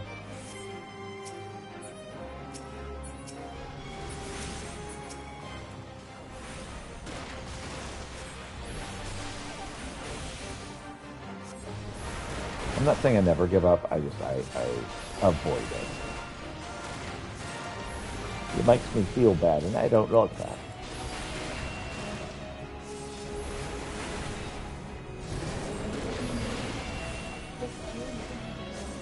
Uh-huh. Did damage to all of us.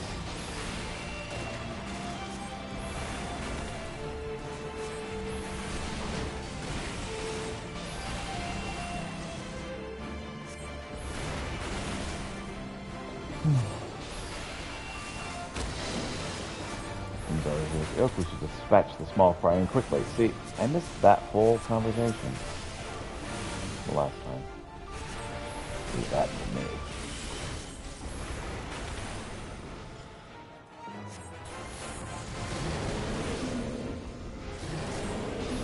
Trouble.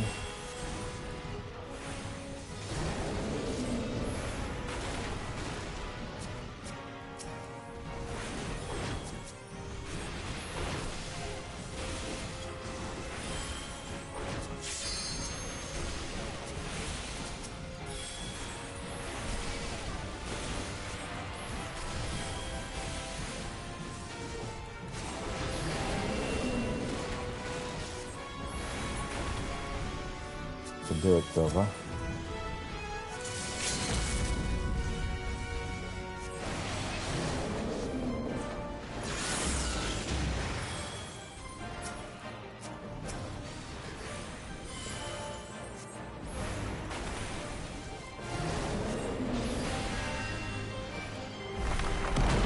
Perfect, Joe. I'm gonna want better this time.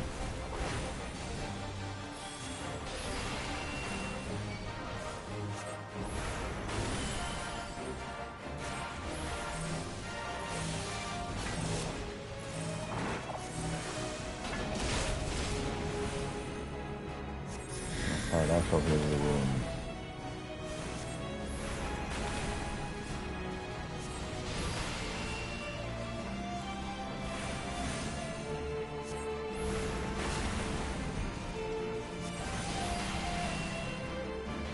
For disorienting groan.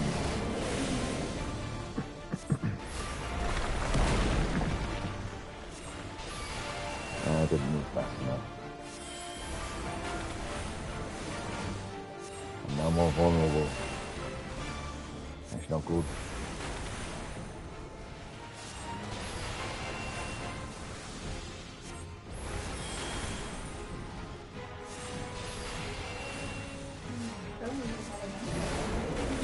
Right? Behind those rocks, you don't want to bear the full brunt of his attack.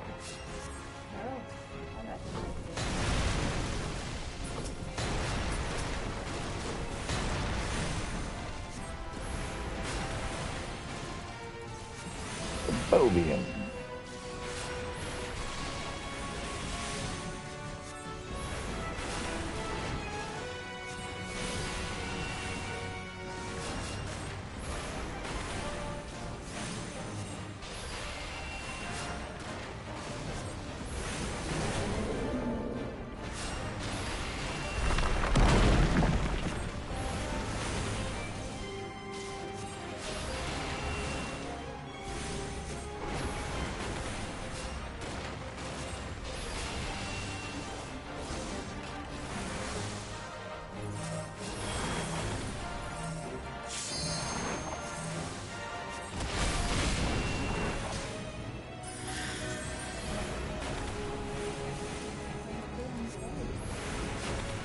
I did a little better this time. Aww.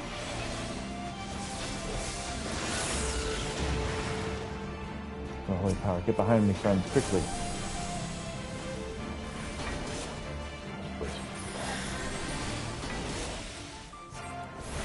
What's really irritating is, like, he moved out of the way, and I should have been able to move and, like, avoid the limit break.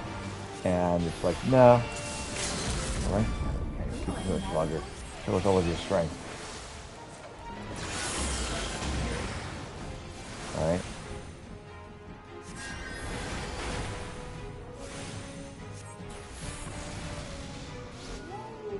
Duty complete. Oh, thank you. I'm happy without this. Half was already written. Good win. Right? Wait, no, that's not right. That was a mechanic I really liked in the Prince of Persia games. It's like, so you died? It's like, no, wait, sorry, I'm remembering wrong. We've done it. Now to find ourselves a way out.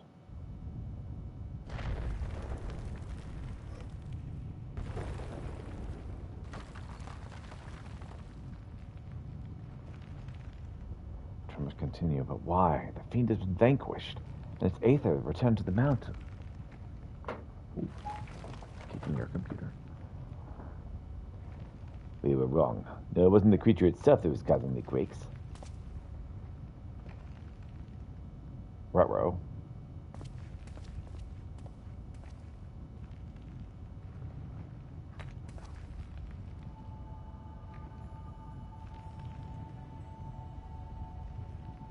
Ah, yes, the crystal courses with nigh inconceivable power. A vast wellspring of aether accumulated over the ages. Yes, the beast was but a hungry creature drawn here by the stone, as was I. He had no interest in this bounty all along. The stone has been left unchecked for too long. The sheer volume of aether it houses now is so vast and overwhelming it threatens to bring the entire mountain down. For how many years have I searched for it? This precious relic that could afford me the power needed to save my friend.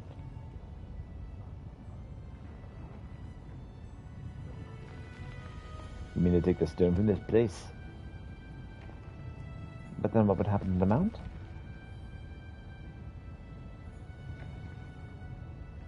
If the aether's not returned to the earth, it's but a matter of time till the mine collapses. The miners who still live at the foot of the mountain, countless lives will be lost.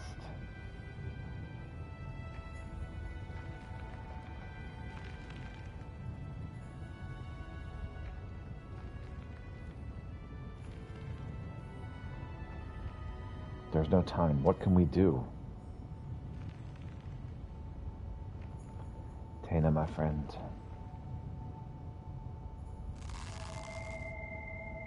Damn it.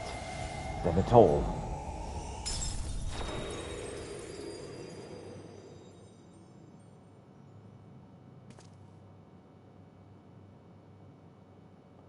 The tremors have stopped.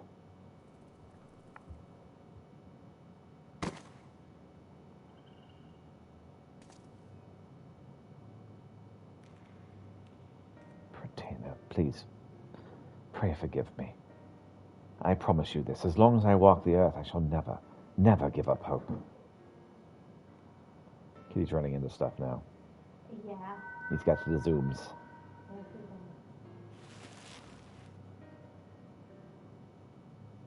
Oh?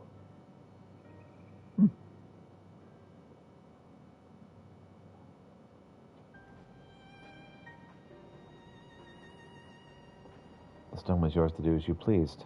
Since you chose the fate of many over that of your friend, in return for your sacrifice, I would make you an offer.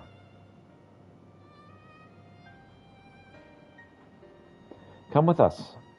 Let us join you in your search for a means to save your comrade. The life of an adventurer isn't an easy one, but I dare say you strike me as the sort who might just enjoy it. What say you? We'll travel the realm together and lend our strength to whatever unfortunate souls we encounter along the way. And who knows, before you know it, we might just stumble upon a way to rescue your trainer.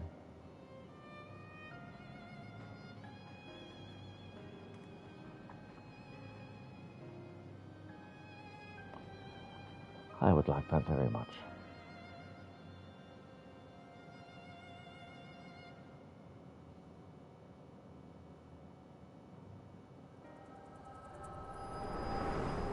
He's nice. So it was her memory? Tana, forgive me. I may have failed you today, but mark my words, for as long as I walk this land, I will not abandon hope. I will find a way to bring you back to us. This was the mage's memories. Oh. But today I find myself in the company of new companions, and for now I will lend them my strength, just as they lent theirs to me.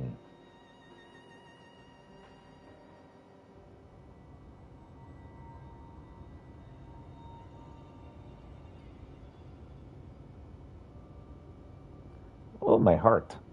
Did we die? Peter, oh, are you all right?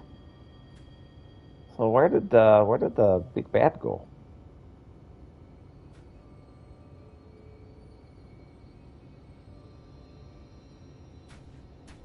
Worry not, Phronesis is long gone. I lost a few arrows in its direction while it was distracted by Tanner's spell, and it just stole away. Anyhow, I'm just glad you're awake and on your feet again. Come now, let's hurry back to Motsuk before the bastard has a change of heart and comes back for us. Sure.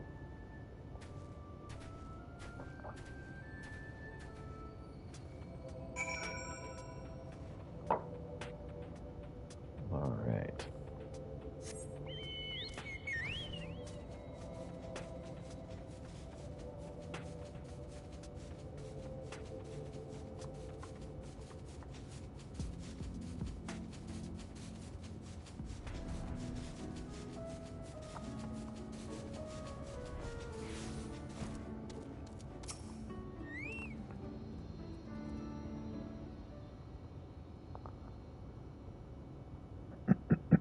You really gave us a scare back there, clutching your head in pain with a deadly sin eater in plain sight. Let me guess, you had another one of your visions, didn't you? Yeah, I do that.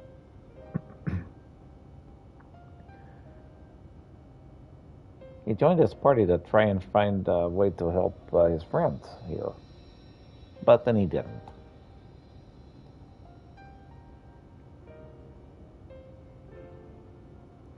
Why take me? So that's how Nilibert and Alibert met up. Just goes to show you that in times of crisis, even the bitterest of rivals can turn fast friends. Let's see if I have this straight. Nilibert made it his life's mission to save Tamer here, knowing that his full energies wouldn't suffice. He went in search of a relic that would afford him the etheric power needed to reach beyond this world. And deep in the mines that day, he found it. Yet in the end, he decided to sacrifice the stone in his own cause to save the lives of the countless innocents who called the mountain home. And so did he take his first step down the path of a hero, a warrior of light. So that's why he came back to this place. Why he still summons the Hollows as he did so many years ago. Aye, there could be no doubting it. Even now that he's become a sin-eater, bereft of memory, reason, and any sense of his own actions, the ghastly shell of what was once Nilibert still haunts the wastelands, searching for a way to bring back his old friend.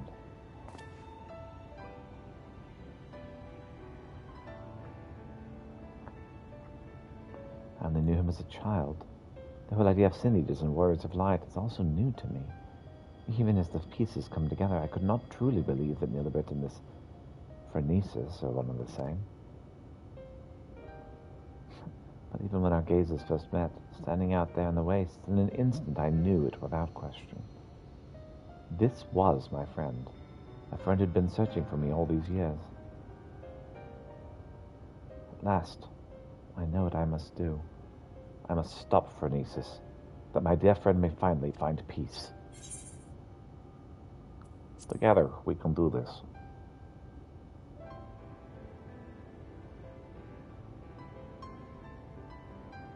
Thank you, my friends. In the battle, I was able to push Phronesis' hollow away from Serig, if only a short distance.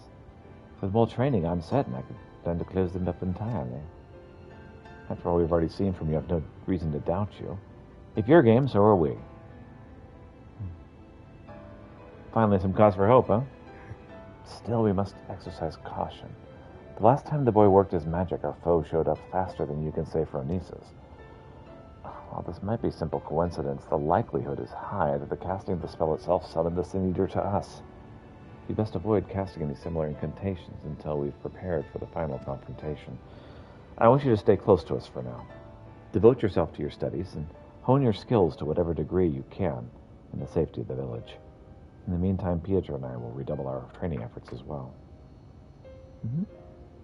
Should we succeed in finding a way to counteract the Hollows, it'll come down to our firepower versus our foes. We must be at full strength for the battle, lest we allow victory to slip between our fingers. Indeed. Quest complete. And I believe that's going to be all we're going to be able to do on that, and we can actually finally go back here.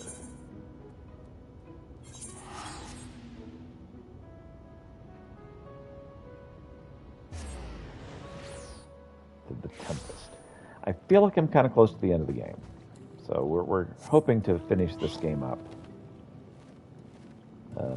today, at least the pre-bit. The Finless one returns. Did you manage to speak with the Mistle woman? Here's an orange for your troubles. An orange? Oh, how deliciously sweet they are. Would that I could keep it for myself. But it is better that I do not. My friend should be the one to savor this delicacy, having lost his goods to these young children. I only hope that he will not hesitate to trade with the people of right again. Fare you well.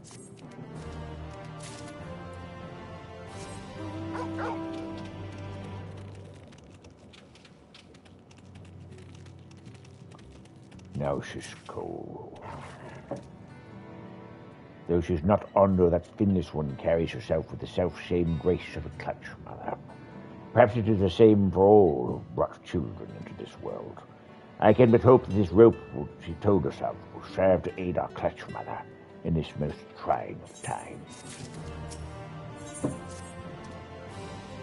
This birthing rope of which the Finnish woman spoke is our only option. We must weave it at once, Peter Coleridge. However, we cannot rely upon the same materials as she did, for the clutch mother is far larger and stronger, and surely snap were of a traditional make. The tentacles of the sea anemone, bound together, they could serve as an unbreakable rope. Once more I must impose upon you, Peter Coleridge, for your skill at arms far outstrips mine own. I ask that you seek out and slay 3 of these creatures, and take from its strongest, stoutest tentacle.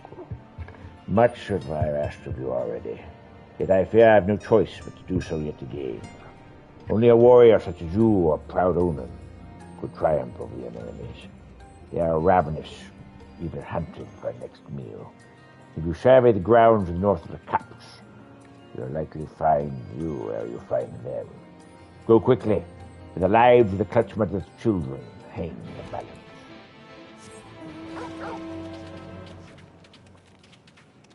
We'll get the zoom out going.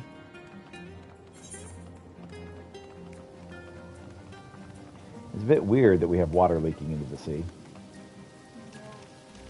And it's not flooding the place. Right.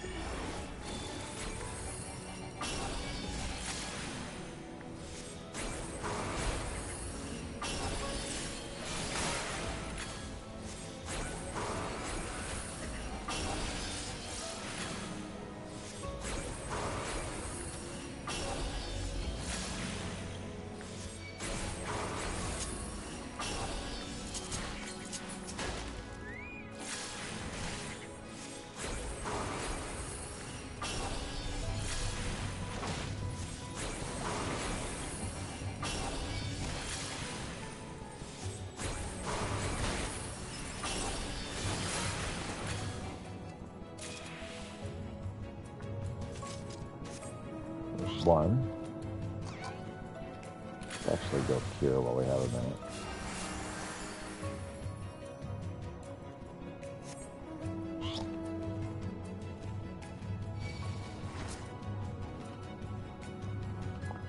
Run from the seahorse. Run. Amphispina.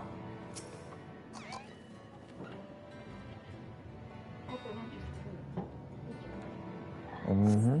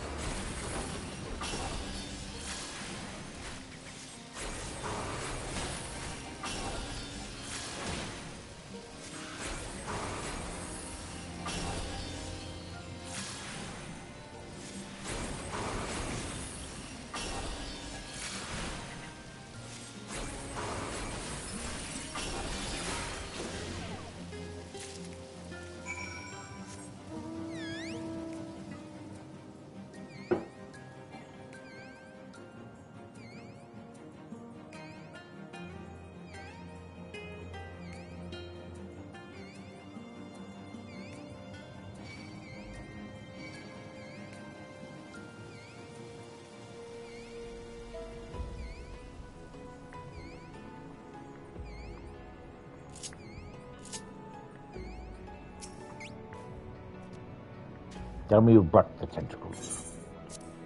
Here they are.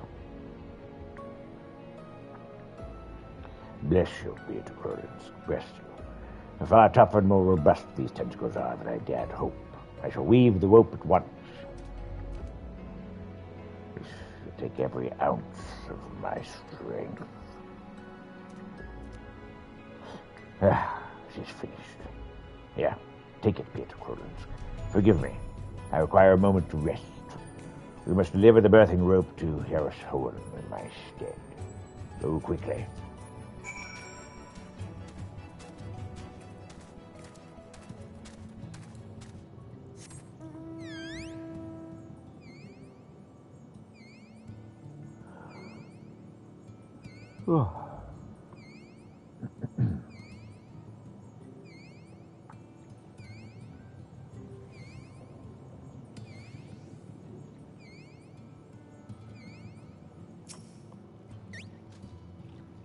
Honored guest, pray tell me you brought something to aid the Clutch Mother in her hour of need.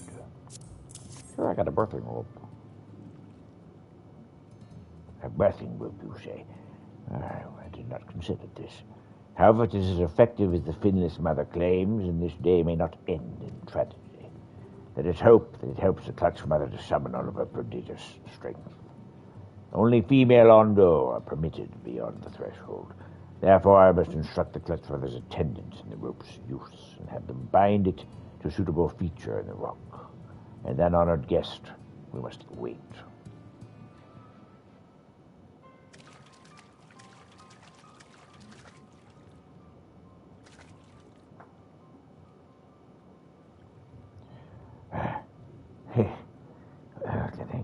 If I grip the rope just so,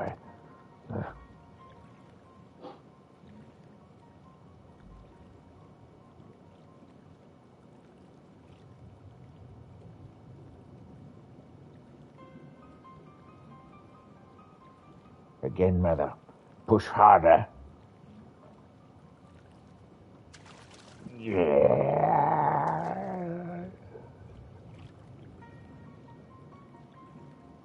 With no splashing sounds?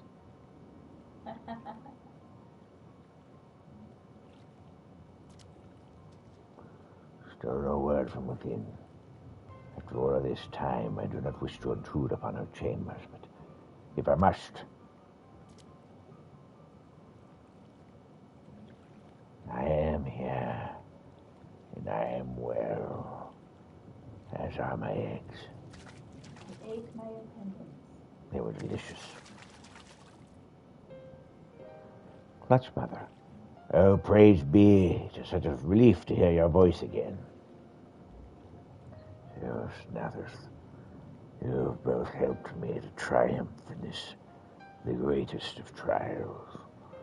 To you both, I will entrust 2 of my finest eggs.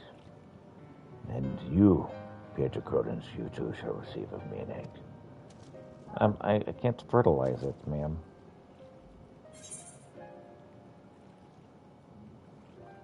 Sure, why not?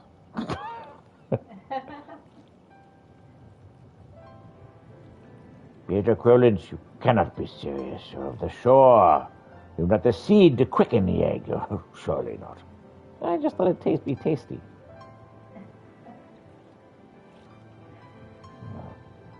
Upon further consideration, this honor ill suits you. Indeed, only male Ondo can provide the necessary seed. As your other duties you cannot forsake. It would be better to leave such responsibilities to the guardians of the cups.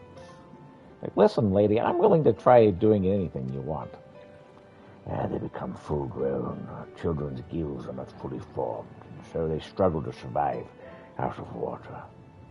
Yet as times change, so too must our ways and relations between our peoples. So this generation shall be raised here. Perhaps future ones will know a different life. It is not quite the same, I know, to give birth here than on land. But I should like to think that I am stronger and wiser for this experience. I thank you again, honored guest, from the bottom of my heart.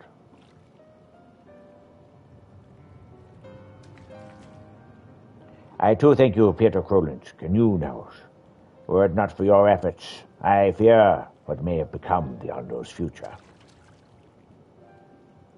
For your deeds in service to Clutchmother, I've given you your first egg. Raise it well, Unan. Raise it well. You got an egg. Congrats. Many days lie ahead, but first, I must rest. Go forth, my children, heads high and hearts full of pride. See that my eggs are never without the love and affection that they deserve. Sure.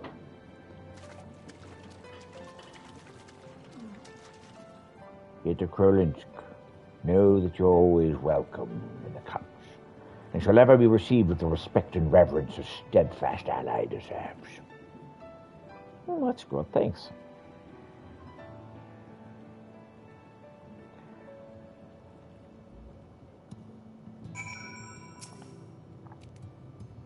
You hear them, Peter Krolinsk. I'm to be a father, an Owen. It is all thanks to you, my friend. There's still much I would know of your people and your ways. Out of curiosity, yes, but also because I still believe there's more wisdom to be gleaned, with which we Ondo may better our lot. Yes, this is only the beginning. I look forward to the day my child will grow strong enough to venture to lands, and perhaps play together with the Finness ones of Stilltide. I pray they'll treat us with the self-same kindness and warmth that you have shown us. I knew I was not wrong to put my trust in you and yours, Peter Krolinsk. It has been an honor and a pleasure. My child will require my every waking moment for the foreseeable future, but I am sure we will one day meet again. Until then, fare you well. Cool. I'm definitely taking the monies. Quest complete.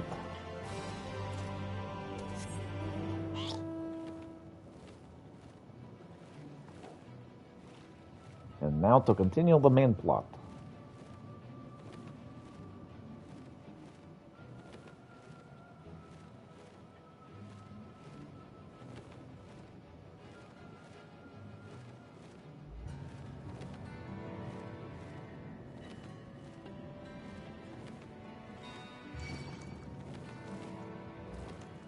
And again, this music's just very reminiscent of Chrono Cross.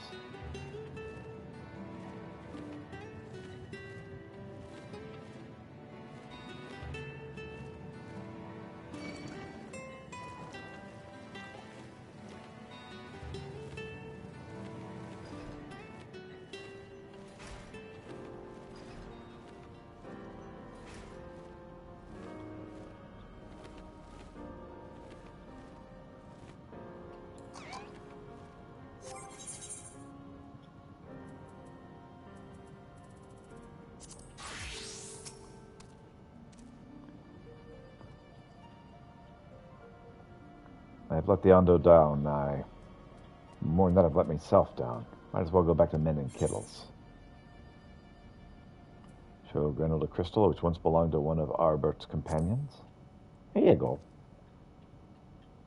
What is that you've got there? Such striking beauty. It shines with heartache and laughter and the transience of life, like the turmoil of history made manifest. Aye, I can see the brilliance of the crystal's legacy. He'd never capture such a gleam, if not labored 100 years. But bugger me if I don't mean to try. Where are me tools, goddamn ye? I must set to work before the feeling fades. Nice. Quest complete. As we level up. Renolda's brimming with newfound inspiration. I can feel it. A vision forming in me mind. Step aside, lad, and let me itch in the hands get to work.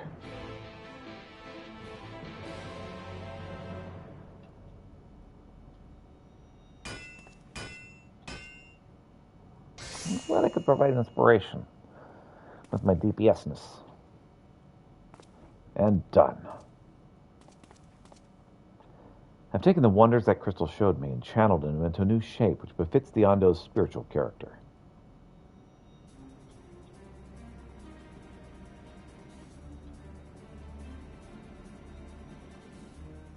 That's good. Not a bad job, if I do say so myself. And to think it was this close to hanging up me hammer after studying the craft of the ancients. And across the length and breadth of Norvrot, and gobbled up every scrap of craft or wisdom that I could find. But no matter what techniques I tried, my work just ain't no comparison. I couldn't even figure out how they put them damn buildings together. A mystery for the ages, that's what drew me here in the first place. I built me workshop, got the forges burning, and lost me bleeding will to craft. Thank the gods for that crystal of yours, or I may never have gotten it back. I won't pry into your business, but I reckon your little miracle there has been through a kind of journey they sing songs about. The echoes of the memory. It just speaks directly to your heart. Aye, I can feel them coursing through me. The inspiration's not fading away. It's welling up stronger and stronger. Give me the chance, and I reckon I can weave the crystal saga into other things as well. Bugger me. Almost forgotten the Ondo's commission. If you could drag that lamp over to Toshath with me, I'll stay here and dream up new armaments for you to try. All right, cool, thanks. You have access to Granold's Forge. Equipment rewards have become available for collecting based on role quests you've completed.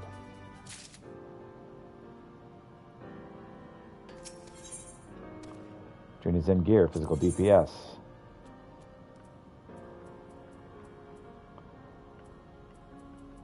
Krishna is definitely the one I'll take.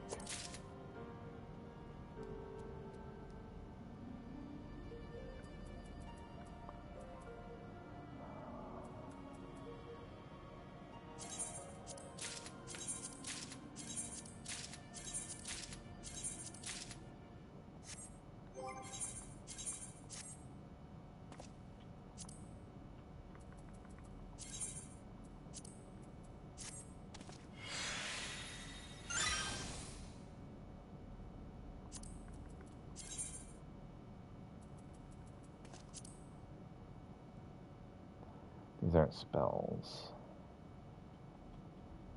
So I can't really do anything with any of that stuff at this point. Okay. Maybe later, though. Your outfit looks cool. I think so, too. Thank you.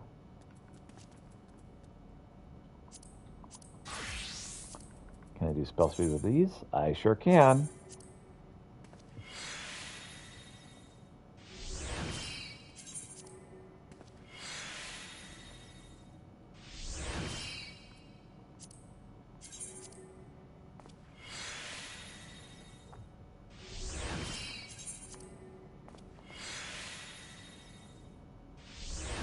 Scholar's going to be speedy.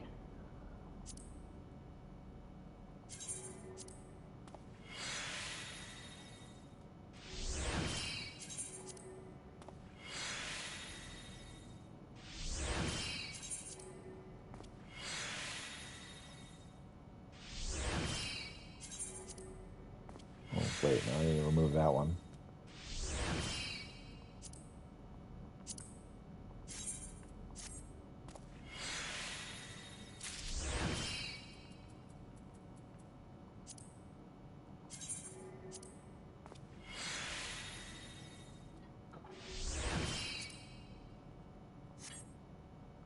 Okay.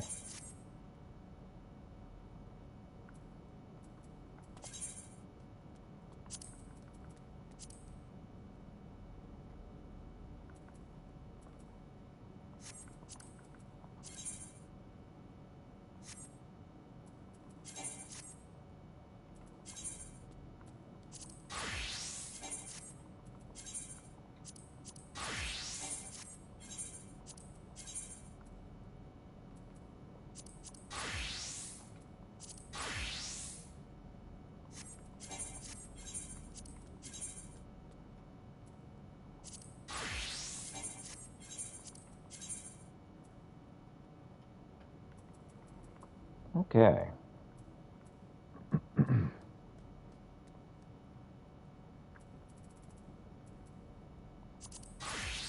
So back to Dancer.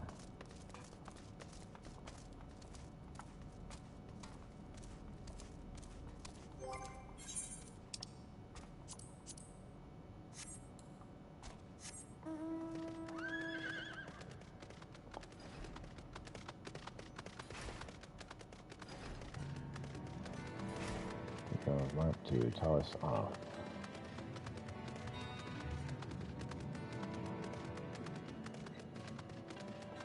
So that was the mission I had to do the job quest for.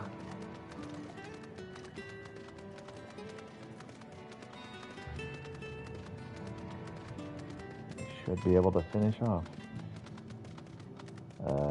Well, through the first credits anyway.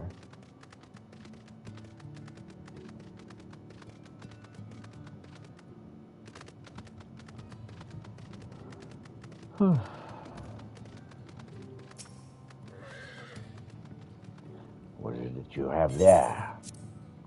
Reynolds' lamp. A sacred lamp. And the Findus one has kept his promise. My people tell me of the many deeds you have performed in the name of aiding the Cups. And now you come to me bearing the light we had almost surrendered hope of ever seeing. We can doubt your purity no longer. Your arrival was the will of the ancients. Yes, the time for fear is past. We shall take the lamp and unveil its austere illumination upon the walls of the Forgotten. Gather there with your companions, and we shall speak once again, once our prayers have been offered.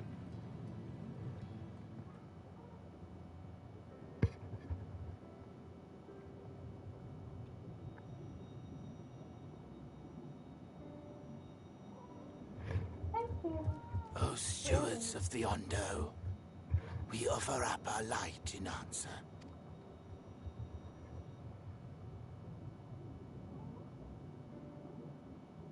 That crystal you showed the artisan. Was it... Did it belong to one of my friends? Indeed it did. Your little archer lady. You missed that part, did you? I tried to give you a measure of privacy. No one wants a spirit looking over their shoulder every moment of the day. So tell me, if you would, how did you come across that crystal? I killed your friend. I mean, the teenager that used to be a friend. Those are some cool weapons. It was Render raised then.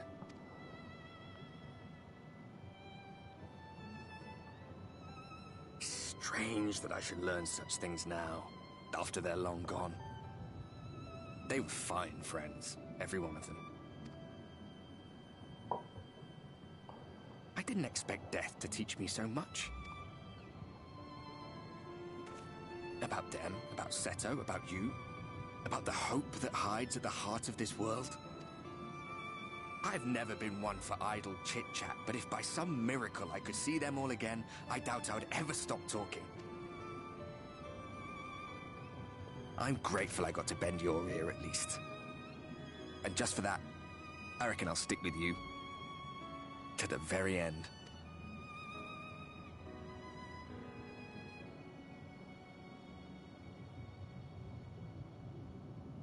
Apologies, we were a little late to the gathering.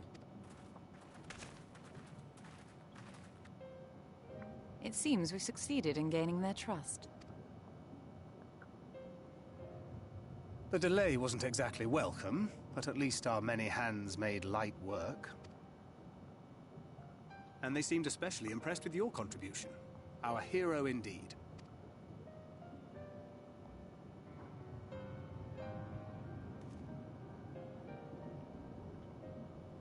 Y'shtola was telling us those structures may date back to the age of the Ascians.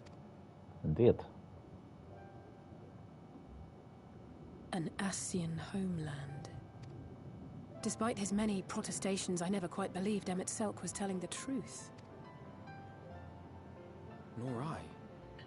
But there is no denying the evidence before our eyes. Clearly this was once a great city. Look how huge Urianger is compared to everybody else. He is pretty tall. Oh, man. Too bad basketball doesn't exist in this world. The potential of Alphanon Alice's eventual maturity. Right, they eventually get that tall when they grow up. A home they would see restored, no matter how many tens of thousands of years it takes. It's a hollow dream when you think about it. Even if they manage to rejoin all the worlds, they'll never bring back the ones who were lost. But would I have done any different?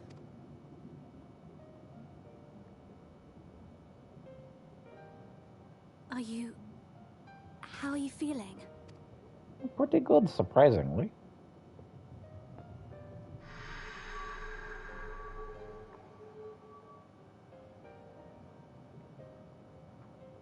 I'm certainly living up to the name Pietro the White. You have completed your devotions? Yes.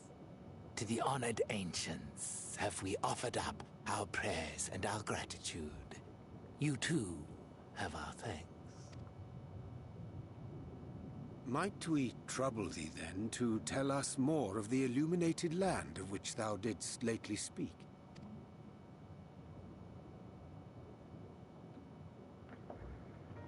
To the west of here lies a great trench. Some days ago, a light appeared in that endless darkness. Curious, we ventured closer and discovered in the depths an entire city.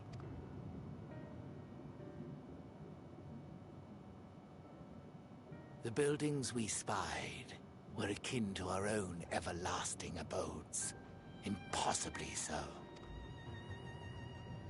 We understood at once the ancients had risen. There could be no doubt. So when they say ancients, they mean Assyrians. Taken with terror, we retreated to the cups, and I decreed that none should enter the trench until such time as we received a sign.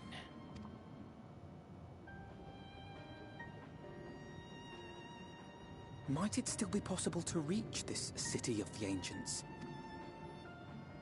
City of the Ancients. With no water to drown you, a finless one could now travel there. Yes. I am convinced you are the sign for which we have been waiting. My people will show you the way.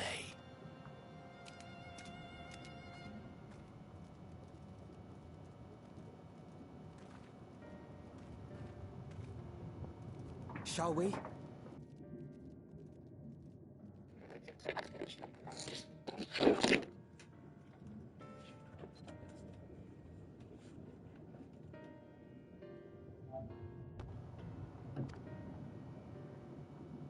Yes, let's shall.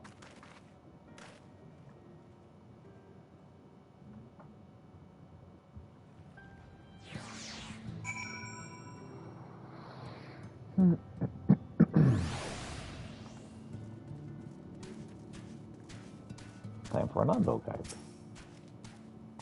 The chieftain has bid me guide your steps to the illuminated land. Come, the way lies downwards. Follow the path of coral and rock and join your comrades below. I've been on here. I'm gonna take a shortcut. Whee!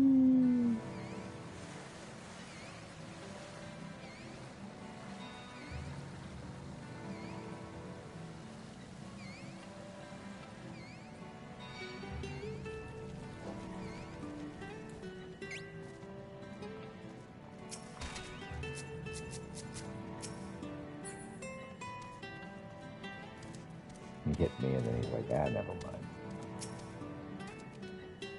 All are gathered, yes? Then I shall describe the path you must take. Enter the cavern beyond and follow the wall down, down, down. Once at the bottom, find a passage to the northwest. And you continue west, west, west. The way is not simple. Keep your friends within shouting distance, and do not stray deep. Just before the journey's end, you'll find the Caliban camp, and the barrier you placed at its mouth. This obstacle will fade as you raise a hand toward it. We've made it so. And a succulent explanation. Thank you for your guidance.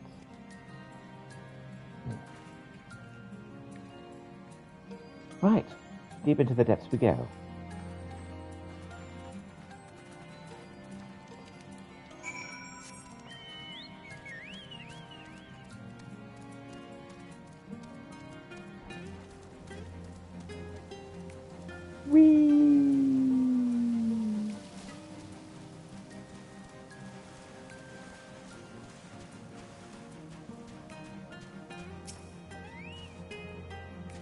Our guide bade us travel to the cavern floor and thence to the west.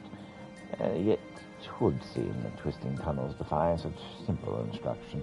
Rather than rely on direction alone, I suggest we scout with care and relay the path ahead to those who come behind.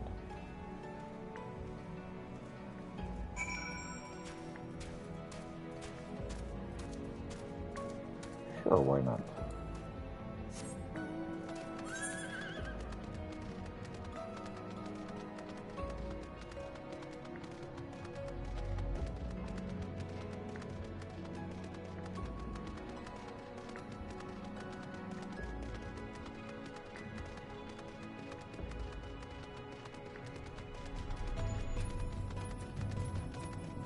Caliban Gorge.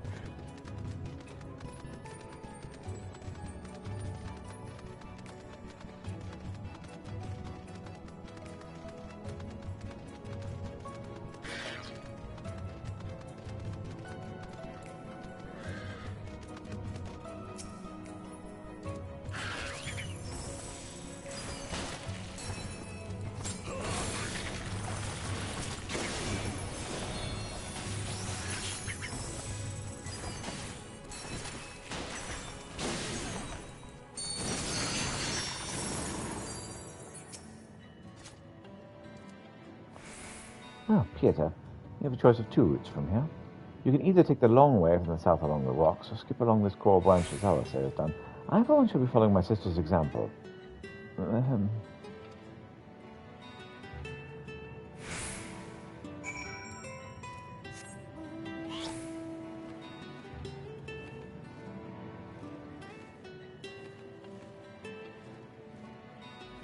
wonder what the advantage of going the long way is.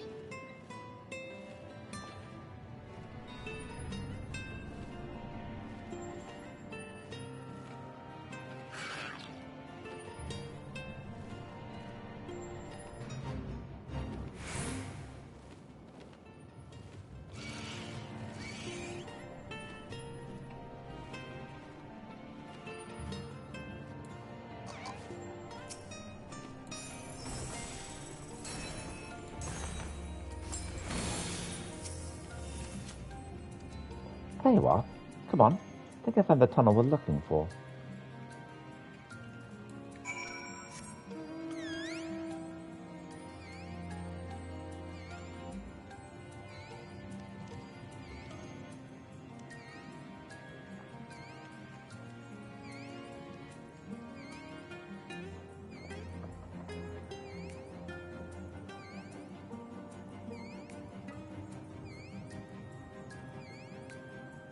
Definitely look forward to being able to fly around here.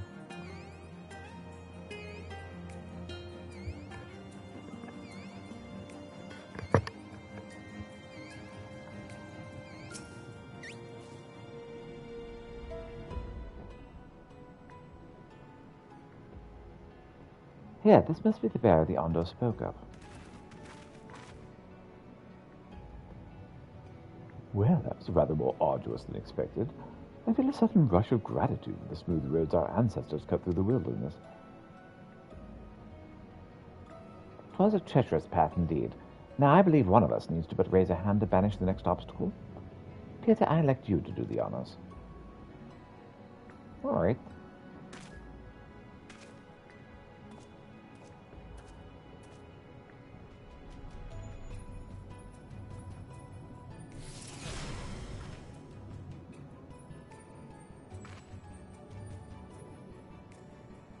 Gone, just like that. Well, I suppose we should head in. Yeah, let's do it. Like as not, this tunnel will be just as perilous as the road we walked to get here.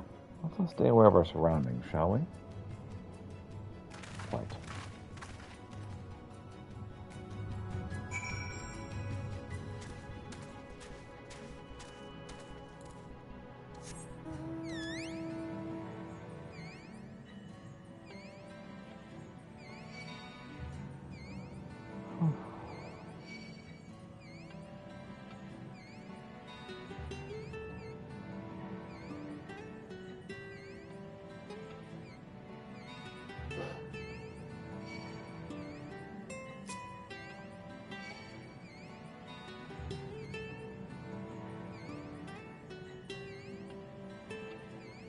Good thing I can't fall, because I would have fallen right there.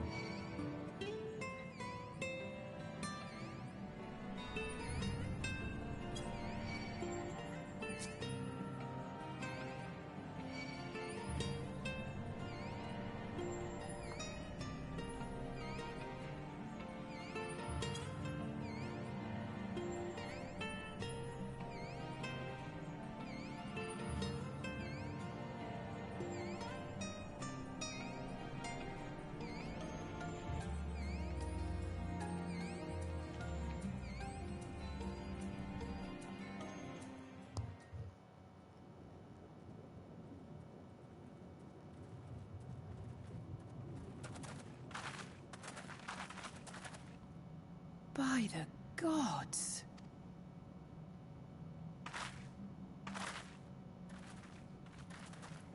It's an illuminated place, all right.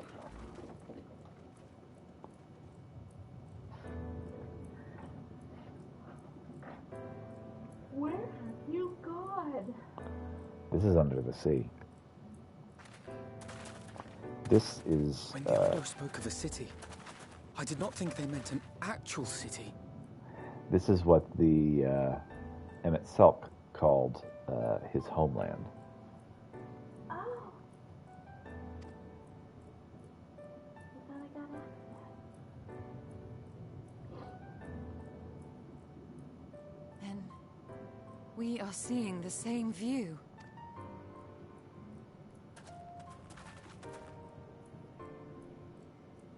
The remnants in the Ondo settlement were solid material structures. But these... everything here pulses with ether. 'Tis an enchantment on a monumental scale.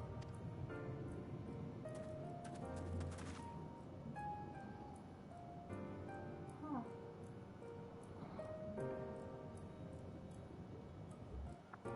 Yeah, of the things I expected to find down here, like a metropolis was not one of them.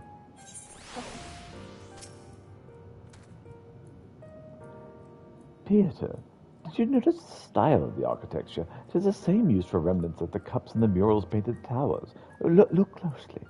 Emmett Selch has not simply reclaimed these ruins.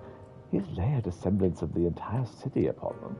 God, the magnificent, the magnitude of this artifice is staggering. Though it pains me to admit, we did not fully understand the feats of which the old world Ascian is capable.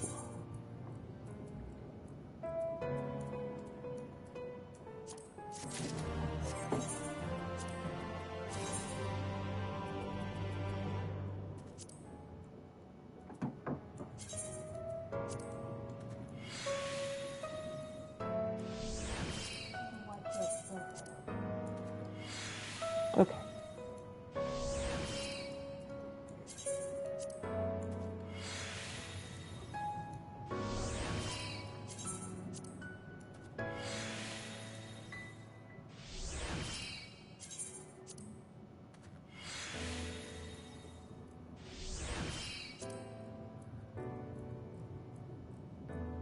Okay, got everything we need there.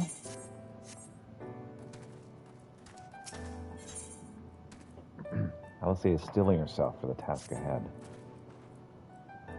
It is intimidating, yes, but we have to start somewhere. Why don't we have a closer look at that tower to the southeast? We might be able to reach it from the edge of the trench.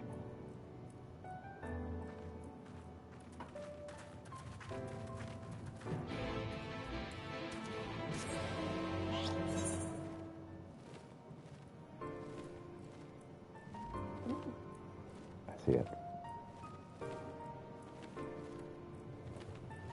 It'd be wonderful to fly over the top. Right? They do say this is an enchantment, so it's not necessarily something we could fly over. Okay, so there are 4 missions I haven't done, but I've found all of the Aether Currents. So I don't need to go hunting anymore.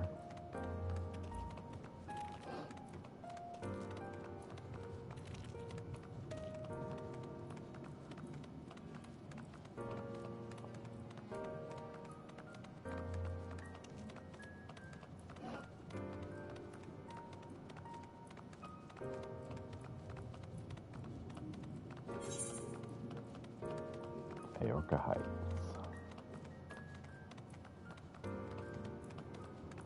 Investigate imposing doors.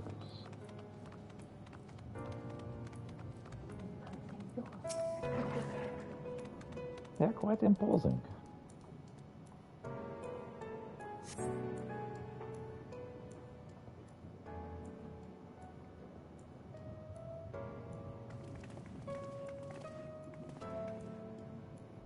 Look at the size of those doors. Now I know how pixies must feel. Indeed. Pietro Krolinsk recognized. Welcome to the city of Amarut. Will you be riding the lift? Did the building just welcome you? Mayhap it is not so passing strange. Did Emic Selks not invite Pietro to visit his abode? 'Tis plain thy coming was expected.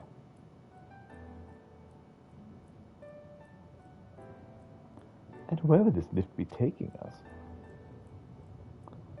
The lift services every level of Araka Heights, but is presently configured to convey the passengers directly to the ground floor.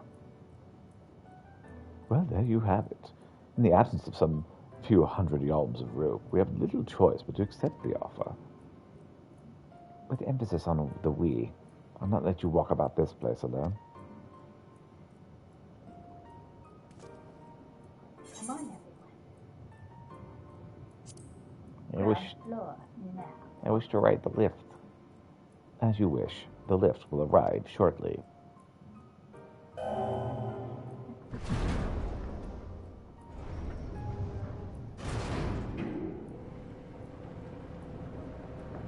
Now, there's no need to be rude and say, "Give me the lift." Ground floor now. Right. Next stop, ground floor. Facilities include the Bureau of the Administrator, the Bureau of the Architect, and the Capitol.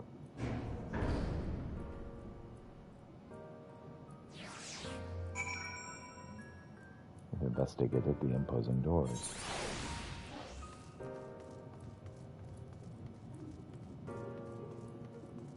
Hey there, Alice. Oh,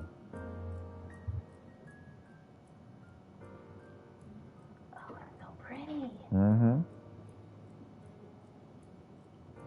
It's only at this distance you start to realize just how big the buildings truly are. What did that voice call the city? Amarot? Look, over there.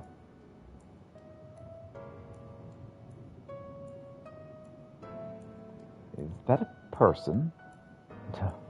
My mistake, it's a giant. Doesn't seem to have noticed us yet. Giant or no, the residents of this place may have very much more to tell us. I say we make the first move. Alphino, you can't just... Wait!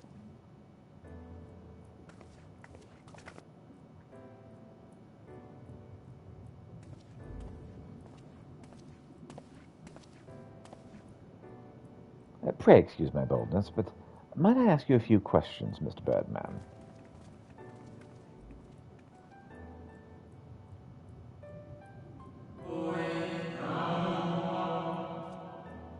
Oh, what adorable costumes. Are you children on an excursion?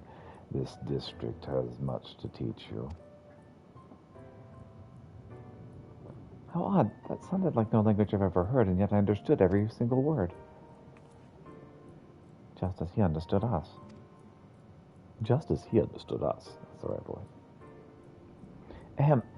What district is this exactly? You must be lost, poor things. You stand in the Polyetheric district, wherein lie the institutions most vital to the management of our star.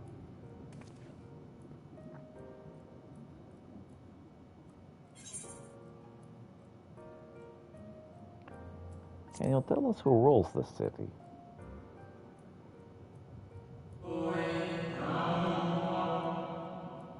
Who rules? What a curious question. Mayhap you refer to our supervising body, the Convocation of 14.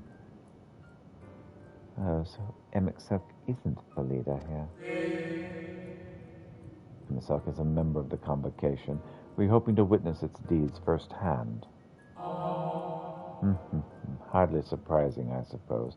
The whole world holds its breath as the final days draw near, and our brightest minds race to implement their plans.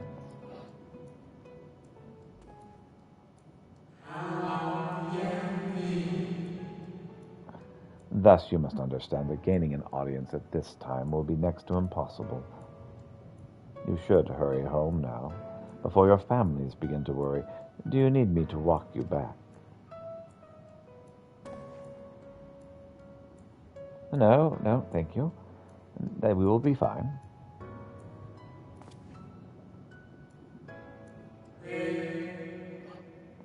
Very well. Take care, little ones.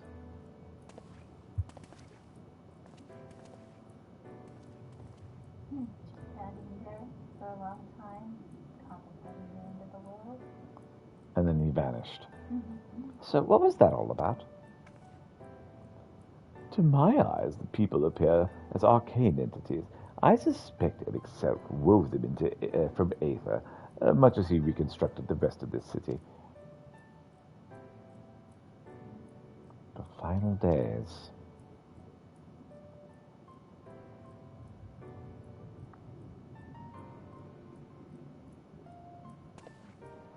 Such words well befit the oblivion described to us by our Ascian foe. A catastrophe of unprecedented scale, which did set in motion the summoning of Zodiac, and then Hydaelyn herself. But what happened centuries and centuries ago, didn't it? That man spoke as if he were rushing to avert a disaster here and now.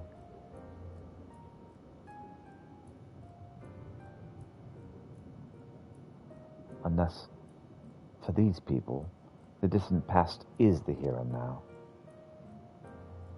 I believe that he has the right of it, Master Alphino. This ethereal Amarot, his residents appear to be phantoms of a different age. Emmett Selch hath resurrected a memory, a moment in time from before the star was sundered.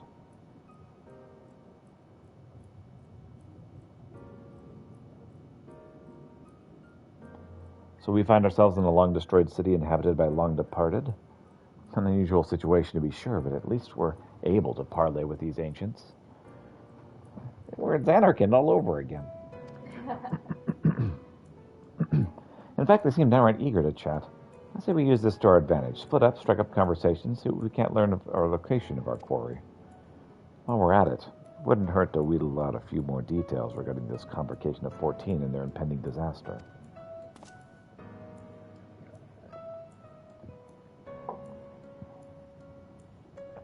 All right, to mingling then. Let's meet back here when our jaws start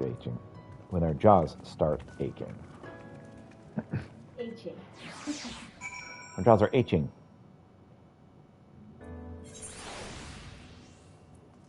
Oh, those achy jaws. All right.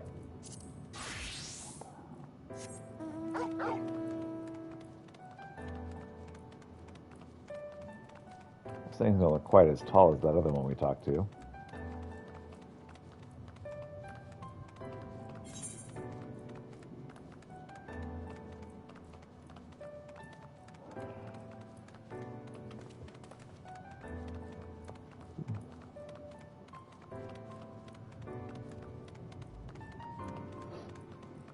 Well, as tall as they are, there had to have been a difference in I mean, not necessarily. Since it's a reconstruction, he could have just made it extra large. And the city extra large? Yes. All the above.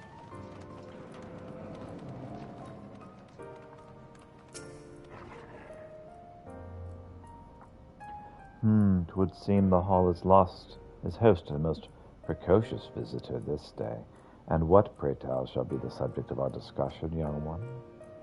I need to know if you know anything. Ah, the convocation and their handling of the coming peril.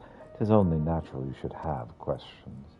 Shall we begin with the members themselves? As all know, the 14 are the wisest and most puissant among us.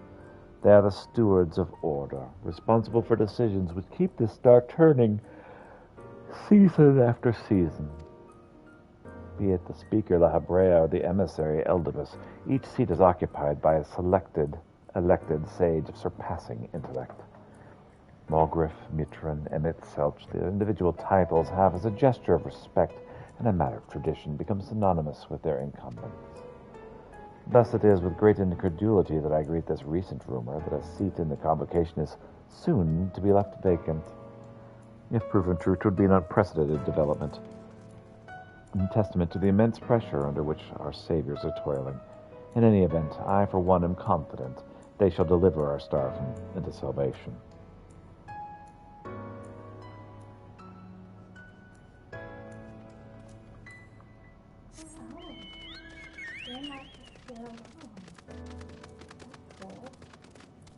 Yep. The horse is a little shinier, though. Yeah. Must consider the implications of the recent calamity.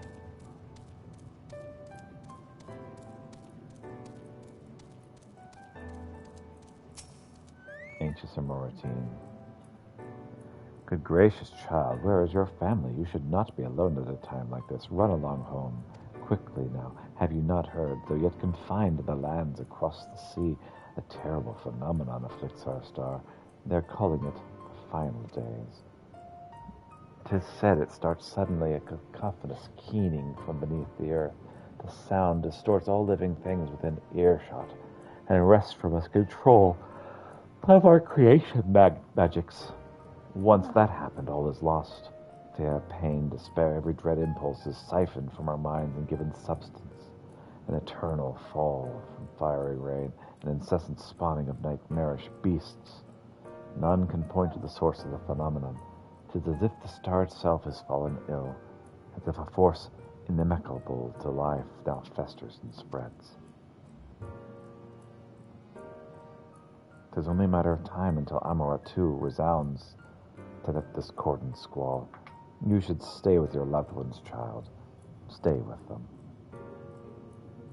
Huh. That's interesting. Poof.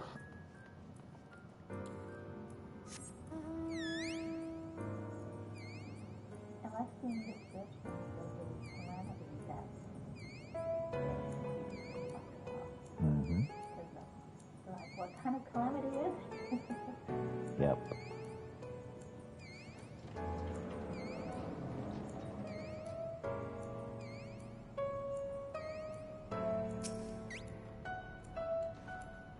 An audience with MXL, I'm afraid you have the wrong office, little one. And besides, he'll be far too busy to field the questions of curious children. Surely you've been told of the looming catastrophe. Every resource available to the convocation must be spent upon ensuring our world survives.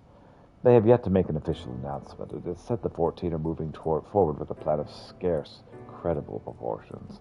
One which promises to grant will to the very star itself.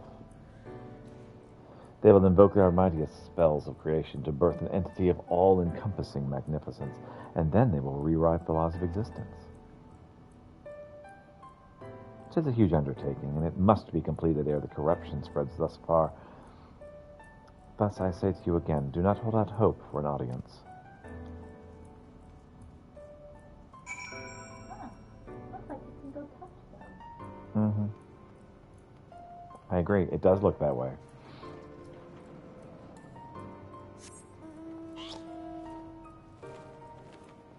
I'm going to attune to this crystal that's within eye shot. Ooh.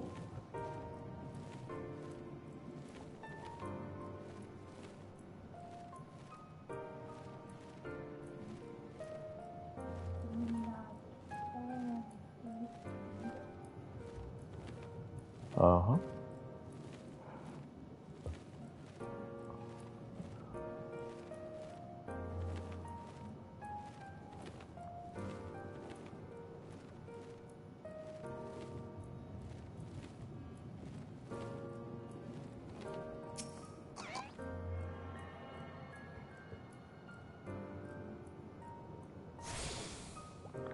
And since I'm here, I see stuff over there. Let's see what I can pick up.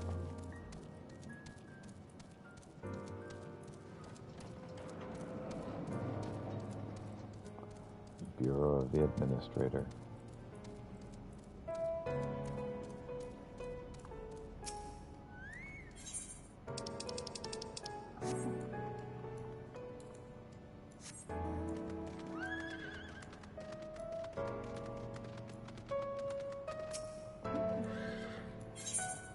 provisioner. Alright, nothing I need right now.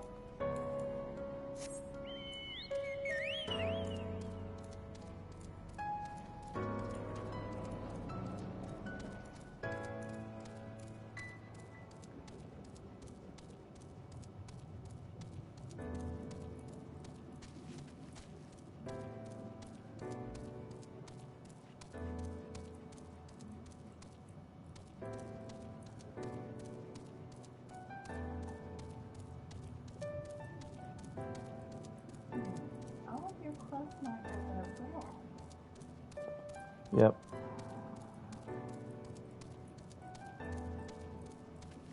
That's because currently I'm playing Red Mage. Red Mage is level 73, which is not quite high enough. Now, the elevator being shut down, that's a little more concerning. What elevator? So I came down here using an elevator. And it's that red circle with a lock on it. That doesn't have the spikes. Okay, so you're locked down here. Seems that way.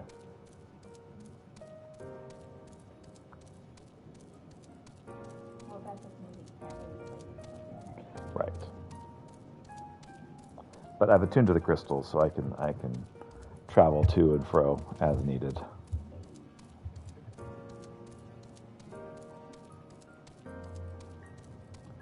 All right. Before I talk to Alfino, I'm going to use a restroom.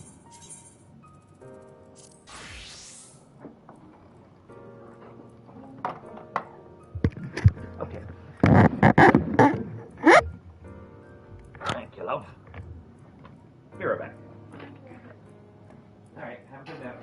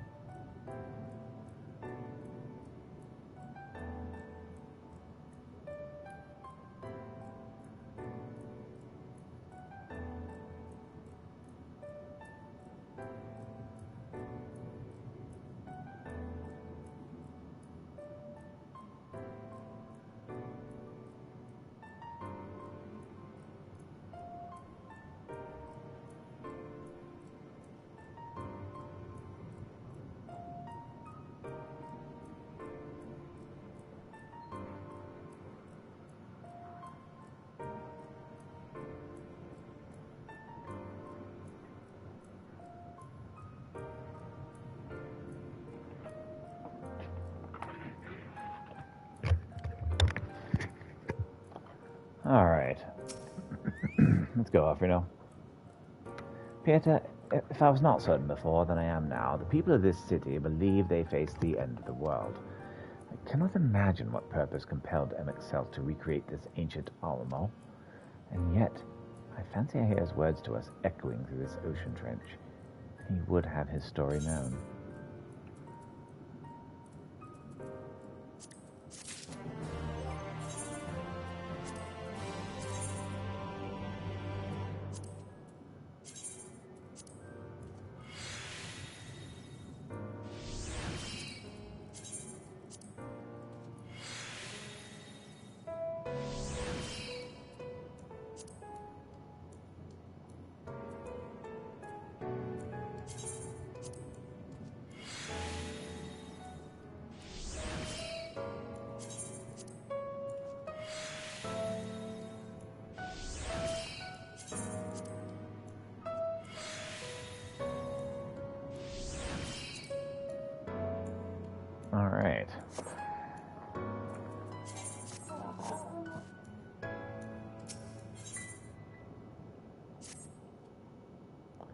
We can compare notes once the others return.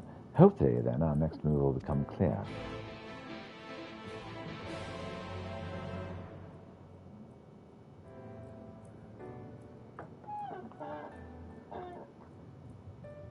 Hi, Kit Kat. What's up?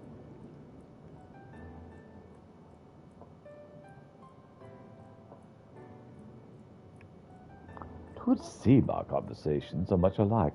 A looming disaster, creation magics running rampant. This complications efforts to bring salvation out of chaos. I suppose there was talk of little else at the time that these events came to pass. Oriange, if I may, what were your thoughts on the ancients' art of creation? A fascinating discipline, indeed.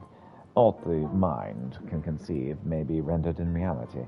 All that is required is a clear concept upon which to focus one's will. 'Tis not dissimilar to the primal rites taught by the Asians, wherein ritual ceremony breathed life into figments of myth and legend. I see we arrived at the same conclusion, then. The people who lived in the age before the Sundering were blessed with vast reserves of mana. No matter how draining these creation magics must be, it seemed they paid the cost with not more than a fraction of the aether which coursed through their own bodies. If we were to attempt the same, such spells would soon deplete our energies, and then seek to draw the balance from elsewhere, from a hoard of crystals, mayhap or from the very land itself. Thus, when this art of creation was placed into our hands, it became, in effect, a means of destruction. An interesting matter, which no doubt bears further study. But despite all these revelations, I doubt we are any closer to finding Selch. Has anyone learned aught which might lead us to his location? Not directly, mayhap, but from what we've heard, it seems the Convocation of 14 is sequestered in the nearby Capitol building. We went to see for ourselves. The attendant would have let us through without written permission. So we tried our luck at the Bureau of Administrator, and we thought our permissions might be issued, but the clerk there said we couldn't help us since our names didn't appear in the registry. And that was when we gave up. I wonder, though, Peter, could you be eligible with one of those writs? The voice on the lift seemed to know who you were, and it might be that your name is registered at the bureaus as well. Worth a look, I'd say. Meanwhile, I'll head back to the capital and search for a less official point of entry, just in case. Pray allow me to accompany thee in thy reconnaissance. An arcane perspective may prove needful. All right, whatever. I think I'd like to speak with more of these ancients. Maybe they know something that could help cure Peter's condition. Would you mind coming with me? Of course I don't mind. Just lead the way. All right.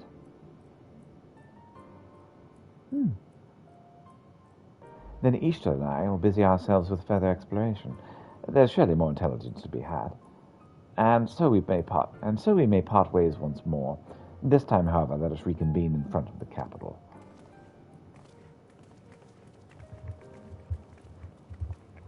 Alrighty then.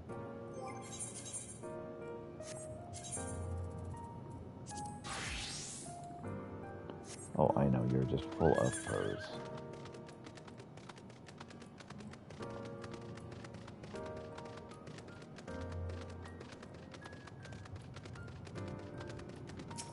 Hey, patronizing our routine. Our routine is struggling to conceal their disapproval of your attire. I must say, little one, these garments you're wearing, they are your own original concepts, I take it. Clearly they must be, given their rather singular flamboyance. Though I never dream of stifling a fledgling creator's creativity, but to parade around in your cultivated individuality is hardly praiseworthy. An Amoritine of character shares their creations with their community, not hoard them for their use alone. To delight in disparity is a mark of the morally deficient.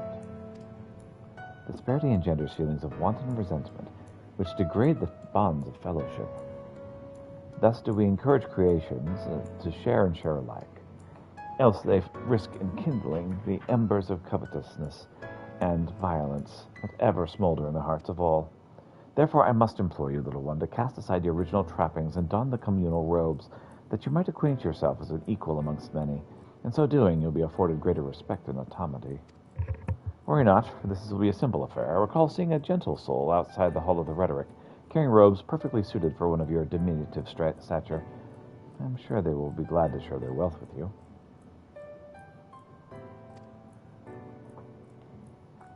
But do hurry, little one. The eyes of the collective are ever watching and weighing your worth.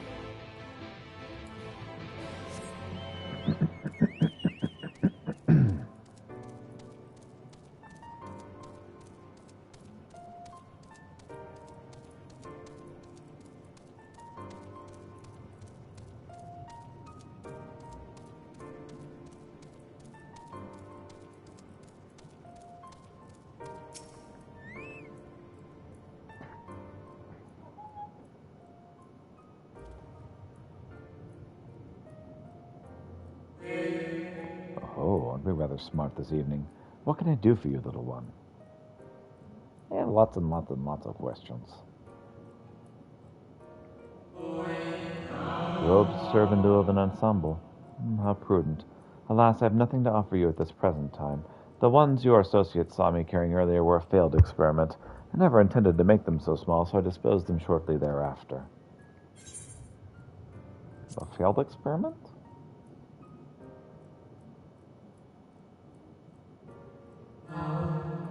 From your bemused expression, I gather you find it odd that your elders can fail in so simple an application of creation magics.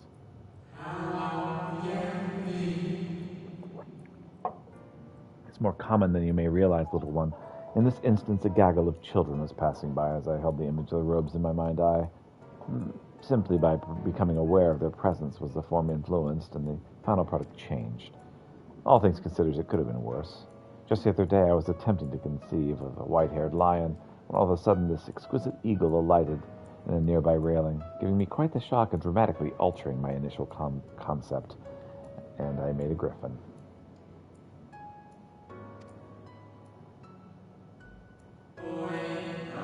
Yes, indeed, it's a most unexpected development, but not an altogether unwelcome one. Great strides are often born from unexpected impetuses. In fact, no, I think it's actually the white, the sin-eater lion that he made.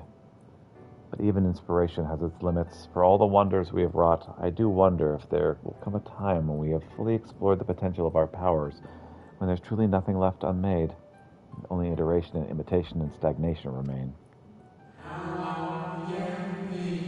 But such esoteric matters need not concern you, little one. For now, I would encourage you to embrace your creativity and work your magics without fear of failure. Nevertheless, it would still be in your best interest to don the appropriate robes to avoid excess scrutiny.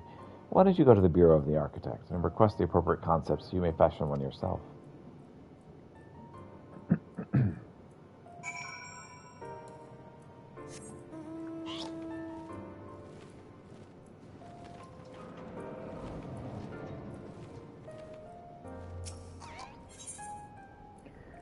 The loquacious Amyrantine wishes to engage you in a battle of wits. Greetings, little one. Came to debate, and at so young an age, how wonderful. Shall we retire to the benches and settle on a topic? Oh, my apologies for jumping to conclusions. My friends are not quite as fond of the Hall of Rhetoric as I am, so I have a habit of chatting up any potential conversation partners. So if you're not here to debate, I presume you're here to learn about the mysterious and esoteric goings-on here.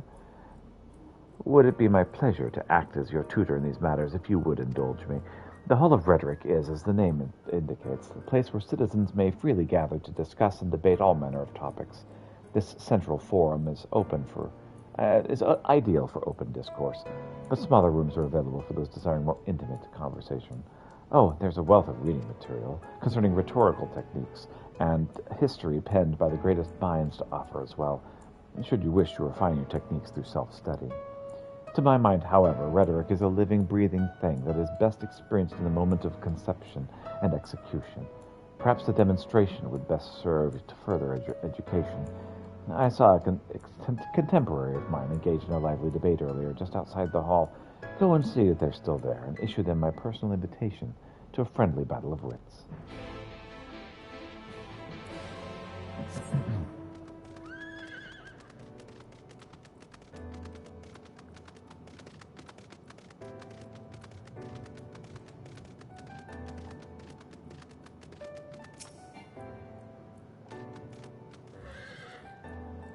That is precisely my point, that their obsession with this so-called mandate to approve only the most beneficial concerns for wider distribution, never mind the ridiculous subjectivity of their criteria, has led the Bureau of the Architect astray from its original purpose.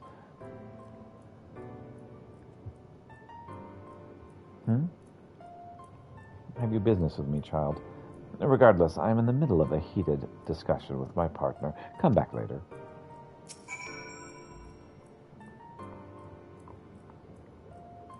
No. My position has nothing to do with the intrinsic value of unique identity or whether or not it is restrained. Rather, I posit that the reproductions of any given concept are inherently imperfect, and thus they are themselves unique, albeit in minor but significant degrees. And most importantly, this variance is not to be condemned but celebrated. Better than that to strive in vain for an impossible standard that, even if met, would leave us lesser for the lack of diversity. Marines appear to be engrossed in their debate, utterly deaf to you and your pleas for attention.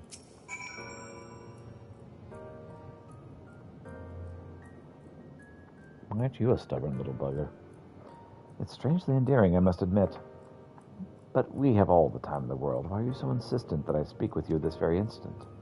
This guy inside wanted to talk to you. You're acquainted with that chatterbox. I suppose I do owe them a debate or two, and now's as good an occasion as any, so be it. I'm off.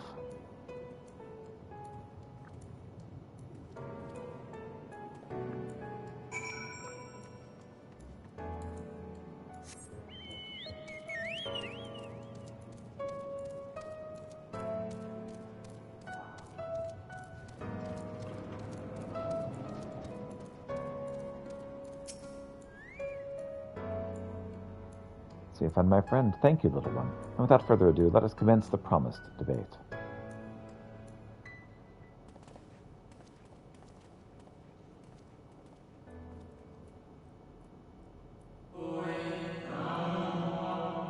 As to the matter of which subject we will debate today, I propose the recent calamity which has befallen our friends across the pond. What say you? A singular point of contention is, of course, whether or not Amarot should intervene on their behalf. I believe we should.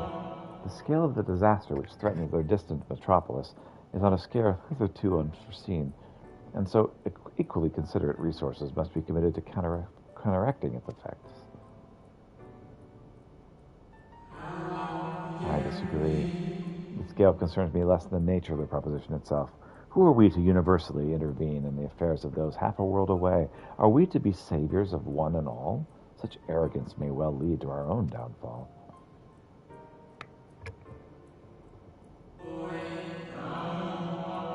While I understand your concerns from a philosophical standpoint, I fear you're too quick to dismiss practical considerations out of a desire to maintain an unassailable moral authority.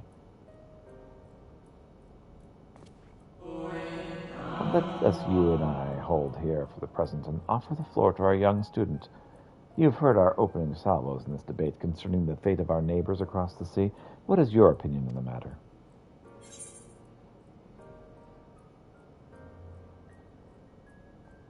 To ignore the plight of those one might conceivably save is not wisdom, it is insolence.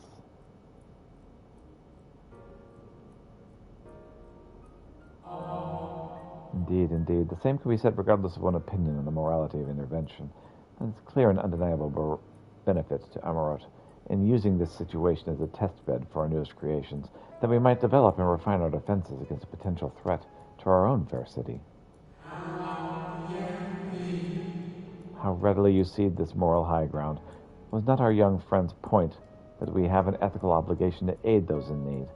Yet not only do you instead elect to focus on the benefit to Amarot alone, but you also deprive our distant neighbors of the agency to determine their own fate. You misunderstand me. What benefits Amarot benefits all creation. I firmly believe the knowledge and wisdom we stand to gain from intervention cannot be shared with others, empowering everyone to more effectively surmount similar trials in the future. So time to give out Brambles.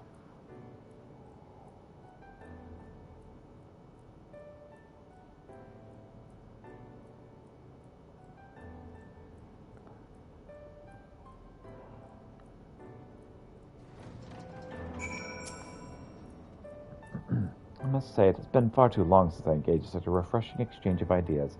My colleague was equally delighted by the opportunity, you may be assured. Some decry it as little more than academic exercise. After all, we failed to reach a meaningful consensus. But I dare say they miss the forest for the trees. Are we not more enlightened by the experience? Have we not been exposed to a wider variety of viewpoints? Is there not value in this alone? I truly believe we are blessed to be part of a society that exalts the free exchange of ideas and that encourages participation in the public discourse.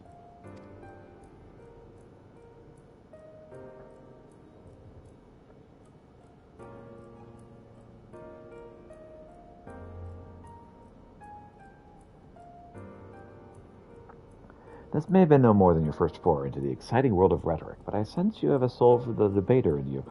You may well have the potential to change Amarot in ways no one has ever thought possible. I shall be watching your trajectory with great interest, my young friend. Quest complete.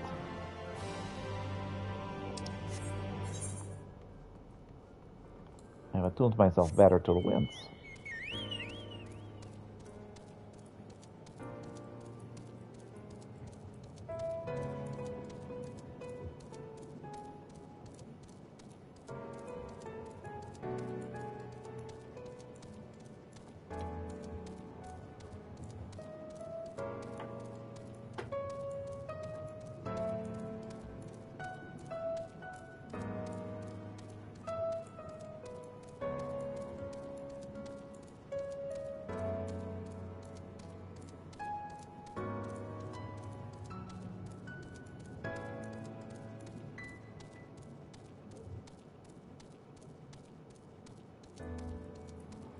I wish you knew what you were playing with, Kat.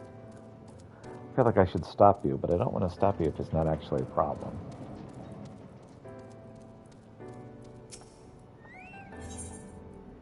The bureau attendant seems to be regarding you like a lost young child.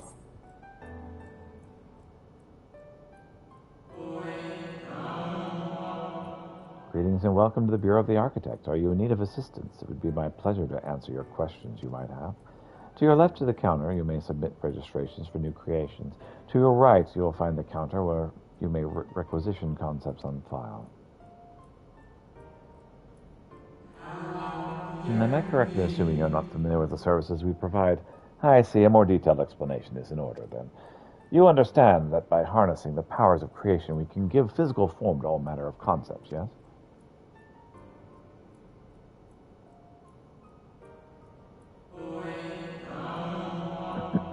Picture a bouquet of fresh, fragrant flowers, all the colors of a rainbow. Now picture those self-same flowers formed in a delicate crystal, impossibly fragile and radiating hues beyond the visible spectrum.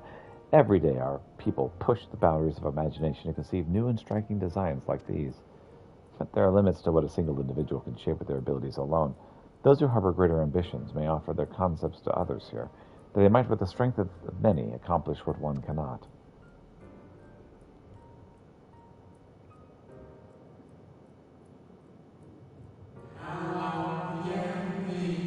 Not all concepts are approved for wider distribution, of course. Dangerous, subversive creations pose a risk to everyone, and so only after a comprehensive evaluation, after the concept is judged to further the greater good, that we permit it to be shared with the community.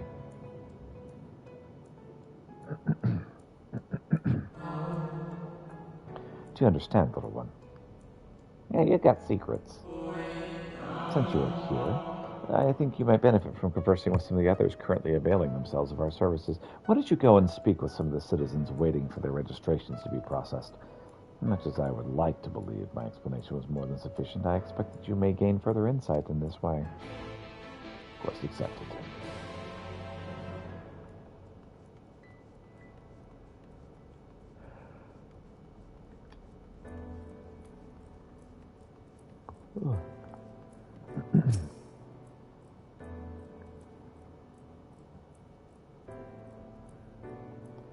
Hello, hello, little one. How rare it is to see one of your size roaming around here. Come to learn about the Bureau, have we? I'm here today to register a new creature. Boneless and with semi-translucent skin, it drifts through the air like a dancer in a summer breeze, its tentacles trailing behind. It utilizes gas bladders to propel itself from place to place, you see. I'll admit it's not the most elegant of designs, and I'll not shed a tear if it were rejected, quite frankly, but what can I say? I take pleasure in conceiving unorthodox designs. A beginner like you shouldn't take after me, though. If you're looking to pick up a few tips, you should ask someone else. The number they just called, if you'll excuse me, I think they just called my number.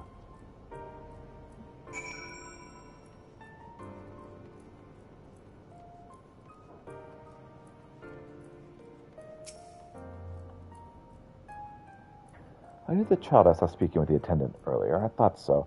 So young and already so eager to learn about concepts and creations. That curiosity will serve you well, little one. I've been credited with a few popular concepts, I'm proud to say. I'm hoping that my latest will be equally well received. Autonomous figures. I say my latest, but really it's a product of many efforts and individual insights. But such is the case of every masterwork, I reckon. Autonomy notwithstanding, these creations know no fear. They're wholly devoid of emotion, and will without hesitation or resistance engage in any dangerous activity, even if death is assured. There's a beauty in that, I think, and I hope the officials do so as well. I tell you, there's nothing more nerve-wracking and thrilling than the waiting period before you receive the result. I love it and hate it in equal measure. Anyway, that's all I got to say about it. If you're still keen to learn more, why not pester the worrywart over yonder? Come to think of it, I think their peculiar creation was designed to appeal to children. Welcome to the Bureau of the Architect, little one. Are you here to request a concept for personal use? If so, what sort of concept do you have in mind? Well, I'll get this, that, and the other. Ah, the communal robes. That will take but a moment to prepare, but before I fill your request, I should caution you. Pardon me for asking, but your creative potential is, well, it's relatively low, is it not? We're trained to assess these things, and I fear that you do not possess the ability to express this concept in physical form. It's almost as though you completely lack it. So that can't possibly be. But regardless of the reason, you needn't worry. We have special tools that may be used to address this very eventuality. I will furnish you with an etheric robe you can use to restrain one of the misbegotten cubes that congregate in the plaza north of the Academia Ascinder. You need to awaken the quarry before you reliably bind them, but once you have, you can repurpose their energies and create your own robes.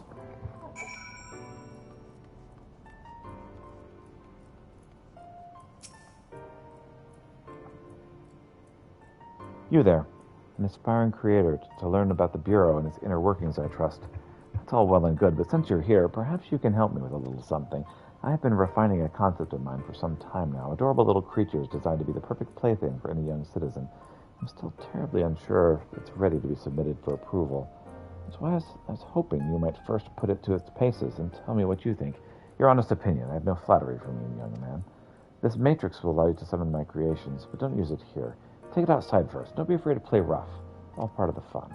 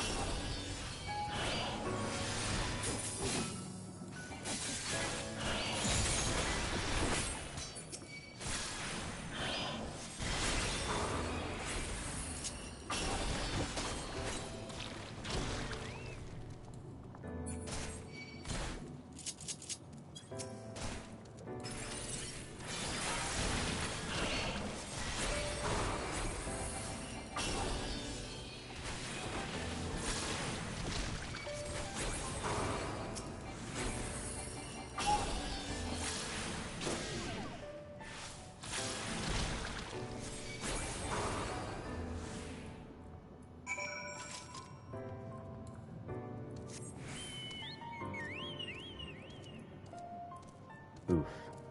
Heavy.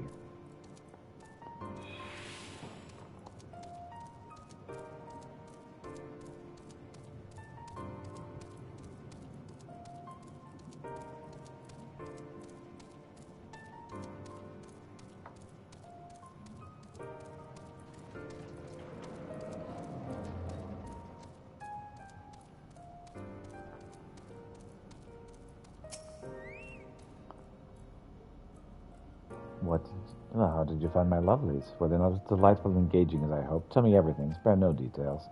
Yeah, they were a little flan and I fought them and they sucked. I say, they sputtered nonsensical phrases and attacked you like mad beasts. How distressing, and not at all like what I intended. My sincere apologies to you, little one, for the unpleasant experience. Still, from these experiences do we grow stronger and wiser. I look forward to the day when you will try your hand at creation too.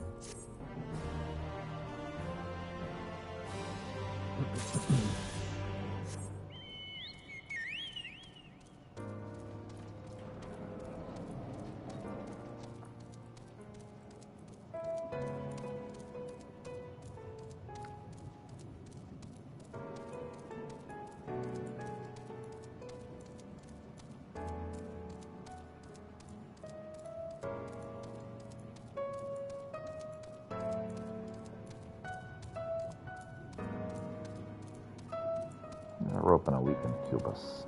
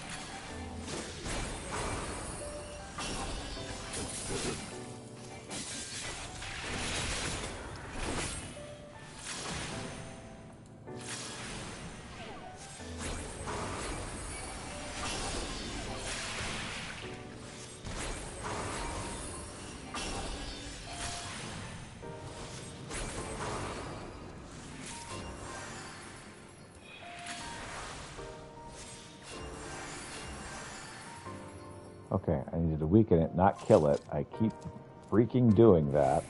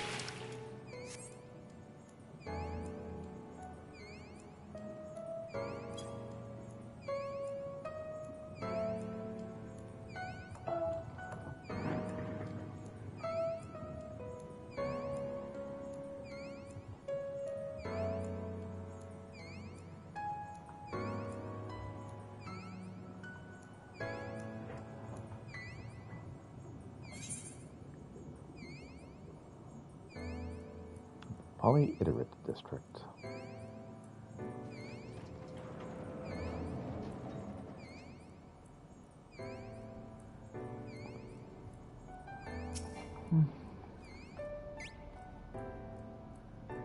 Welcome back, little one. Did you succeed in binding a Cubus?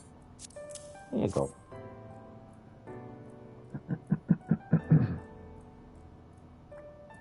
You've done well, little one. Allow me to siphon its energies and prepare the matrix for you. It should only take a moment. Here you are. A creation matrix you may use to generate your own robes. Thank you. Concepts is inscribed upon the crystal, It has been infused with the aether of the beast you brought me. What? Why are you looking at me as if you don't know how to channel the powers of creation? It's as natural as breathing. Even a newborn babe has the instinct. Even if your potential is lacking as one of our people, you surely must know what to do.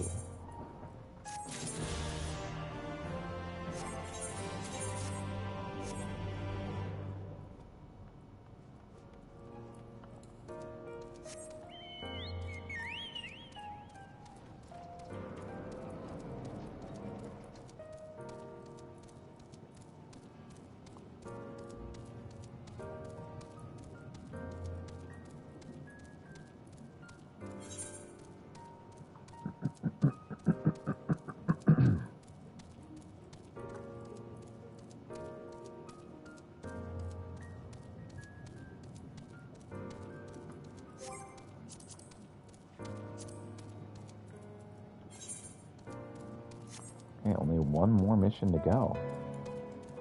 And I can fly here.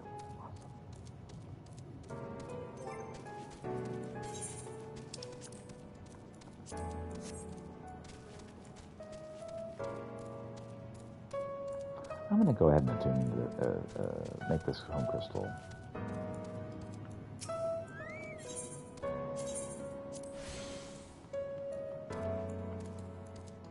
In case something goes wrong.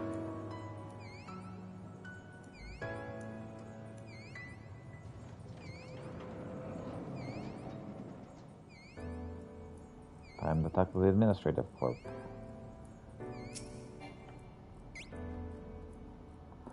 A visitor's writ? Yes, I can assist you. Full name, please. Peter Krolinsk. Please wait near the counter while I confirm your details. I can move it.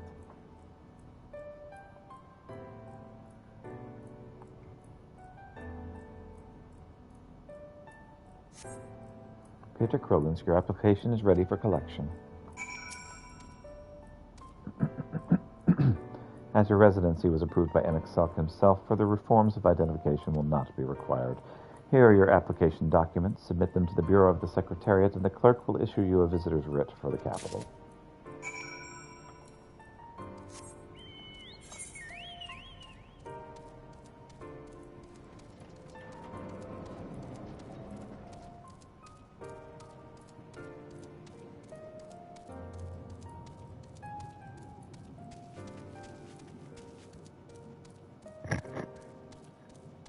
Almost 10 o'clock.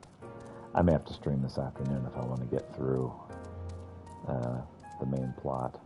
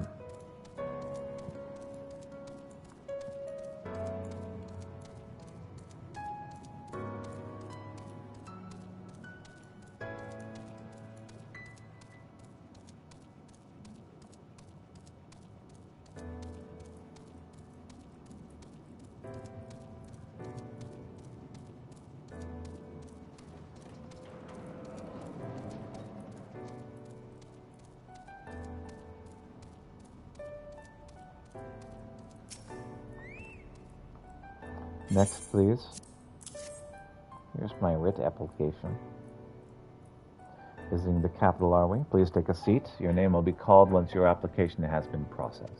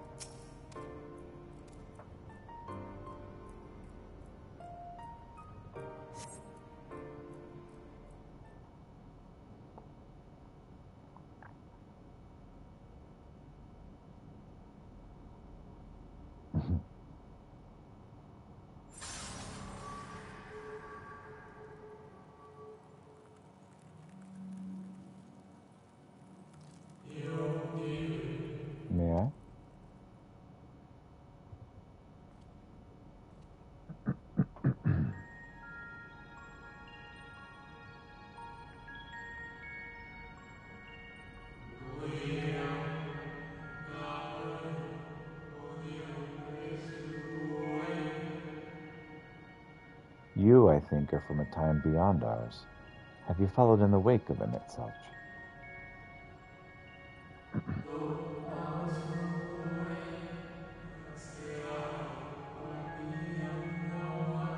Nay, there's no cause for alarm. I'm simply a shade, here and not here.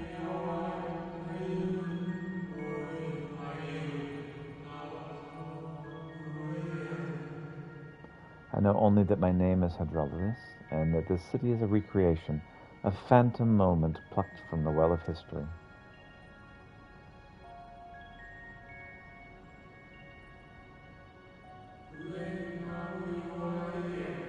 The others seem unaware of our perilous existence, but I wonder if Emmett Selch's mind was distracted when it came to my constitution.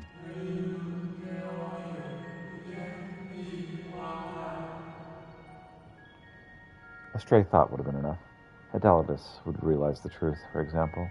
We were close friends once, you see.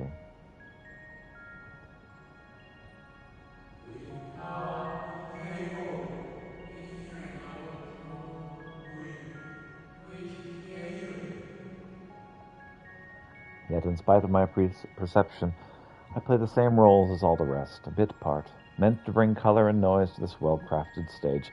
Too much scrutiny, and we will burst like the fragile bubbles that we are.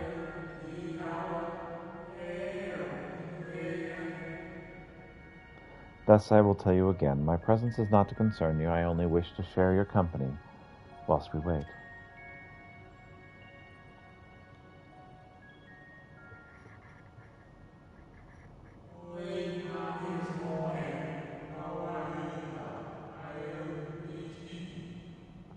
If you've come this far, you know of the catastrophe which awaits us on our morrow.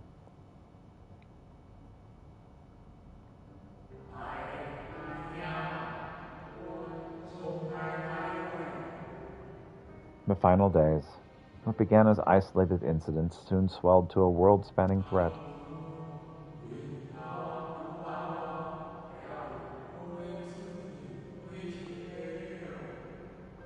The Convocation of 14, well, it was the 13 at the time, endeavored to create a will for our star. They would repair the fundamental laws of order and halt the spread of destruction.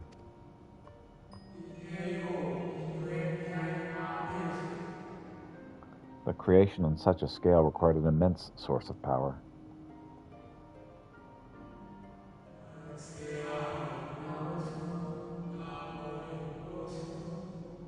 Of those of us who still live, nearly half offered up their lives in the name of salvation.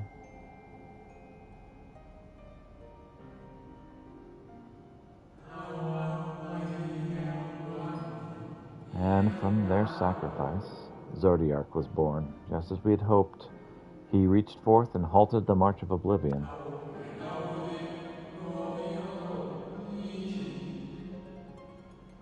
Yet, oh, how our star had suffered. So many species lost, the land was blighted, the waters poisoned, even the wind had ceased to blow.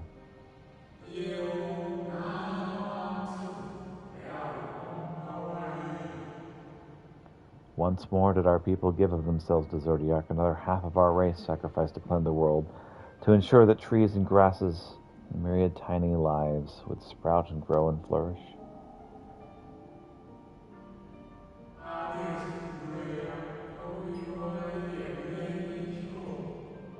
The cycle of life had begun anew, and we reconsidered the means by which we might protect it.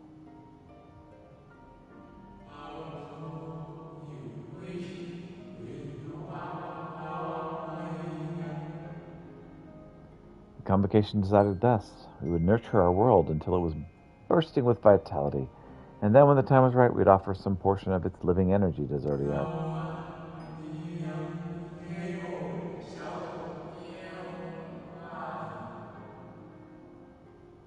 In return, he would restore to us those brethren whose souls had fed his strength, and together we would resume our role as stewards.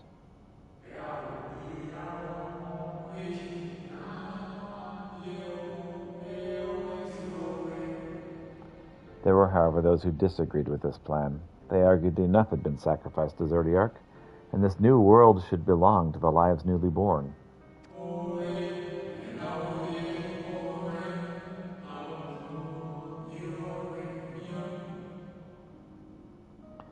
These dissidents surrendered their life energies to the creation of Hydaelyn, an incarnation of their opposing belief. And for the first time in our history, our people stood divided. Know you then how this conflict ended? The Sundering. I thought you might.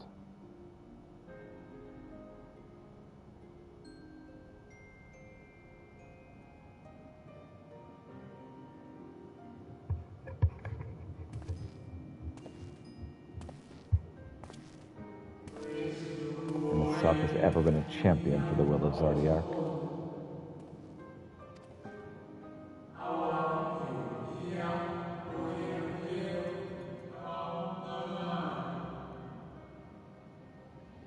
The original plan may have been set back by millennia, but he will not have abandoned its course. He will pay the price for our return by whichever means is necessary.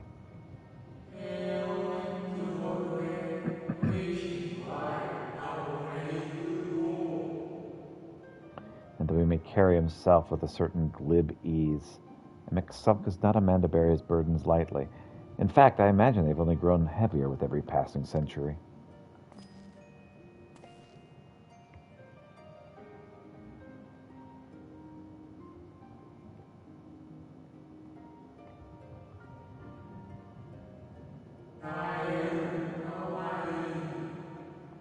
Tis truly a terrible weight that he has chosen to carry.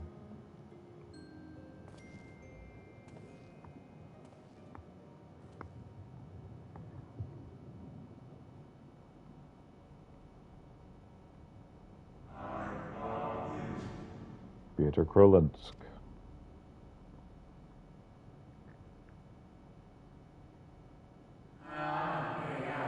It seems that your turn has come. Pray, do not let me keep you. All those that were sacrificed for the ones waiting. And it's my turn now. All right. Well, nice meeting you. I'm sorry that you died. There was one last thing. You walk with another at your side, yes? Oh, my chocobo? Oh, no, you mean this guy. Hey, what's up, Corythius? Nah, I see no definite form, just a faint suggestion of a second soul. I doubt it visible to anyone but me. Otherwise, I assume only you can see and hear this ethereal companion. Just chilling? All right, well, welcome.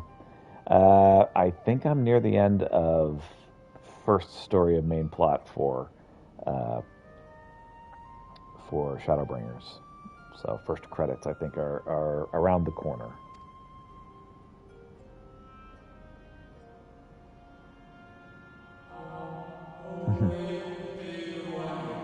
Your connection's hardly a coincidence.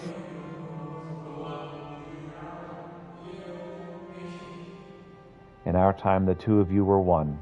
The color of your souls tell the tale.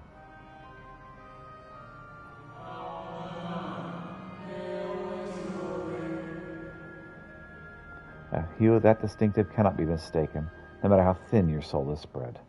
Woo, that means the best alliance raids ever, in your opinion, are soon. Sweet! Awesome. I look forward to it. Huh. This is just the...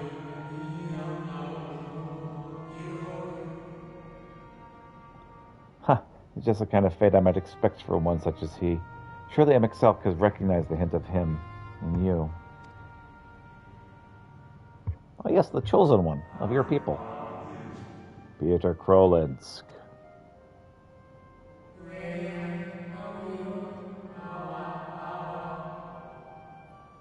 Fare you well, my new old friend. May you find what it is that you seek. And he's gone when we looked back? Yep.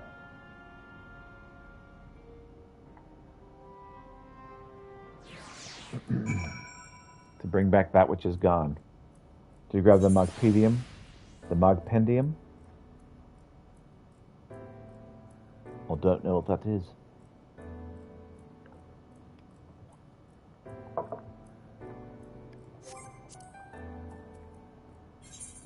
Mogpendium.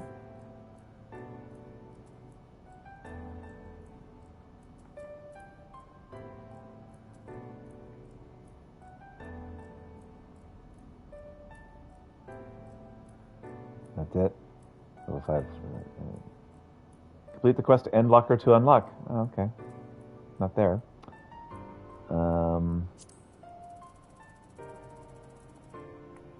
Lots of stuff along the way. Alright.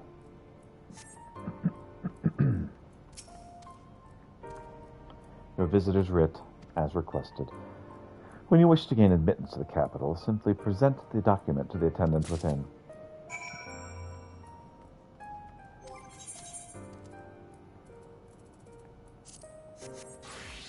Let's dance.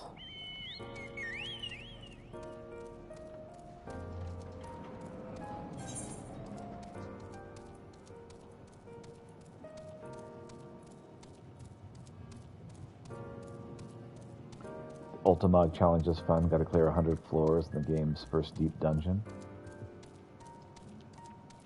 Suka.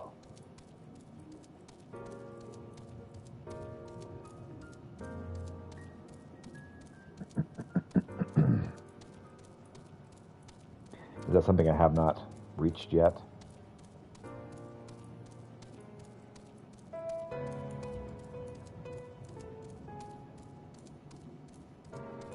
Not the Palace of the Dead, right? Something else.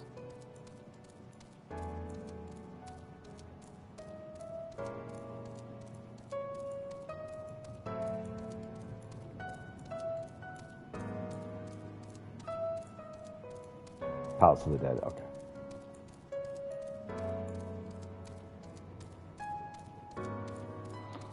Yeah, Palace of the Dead is the thing wife and I did like once. And we're like, yep, this is a thing. That's enough. This exists, and we've had enough of it already.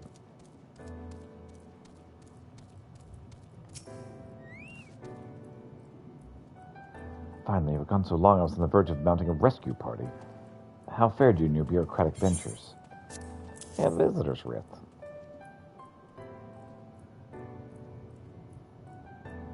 Success. Ah, I see my instincts were correct. A good thing, too. Angie and I weighed our chances of breaking into the capital, and our official entrance is by far the most attractive option. Ended up duoing the floor 100 the other day for it. Cool.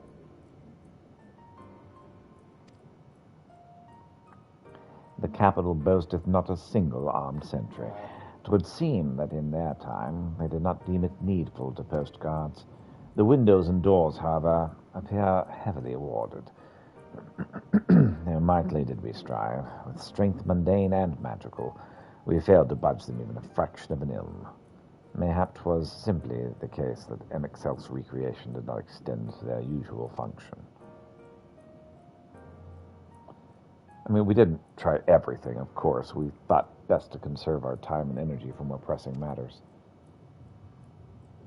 Speaking of which, Rin and I tried asking about a cure for you. The problem is these ancients didn't exist beyond Amrots today. They will happily tell their own tales, but whenever we attempted to explain our situation, the conversation quickly became muddled.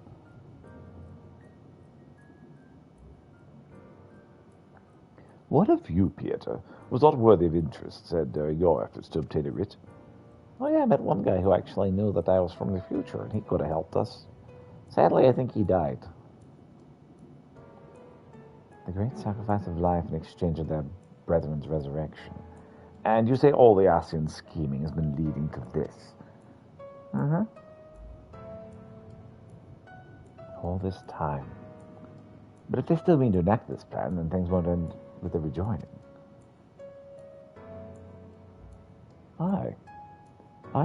I thought we knew their intentions in full. Restore the world to its former glory, and then turn Emperor Zordiark to reclaim his throne as the will of the star. Yet that was merely a step along the way.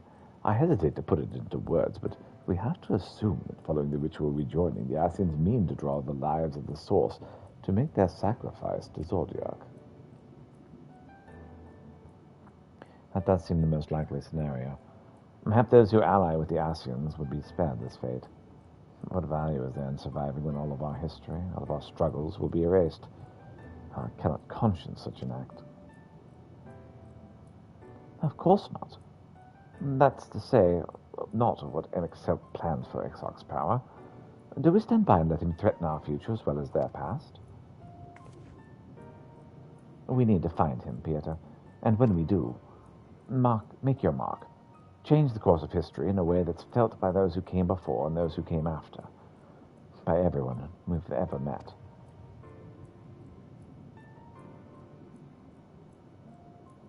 Change things so that even my other self, dying somewhere in that future calamity, will smile and say, I knew you would win.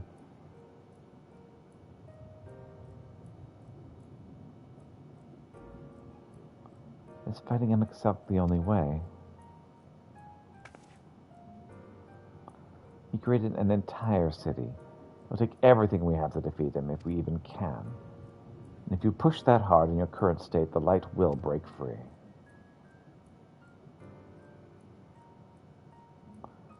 The decision to press on lies with you, just as it lies with each and every one of us.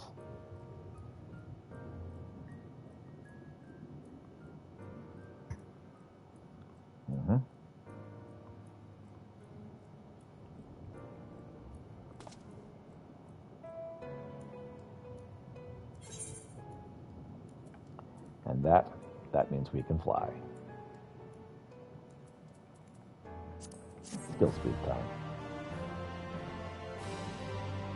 Got to go fast. Tempest Aether Current attunement complete.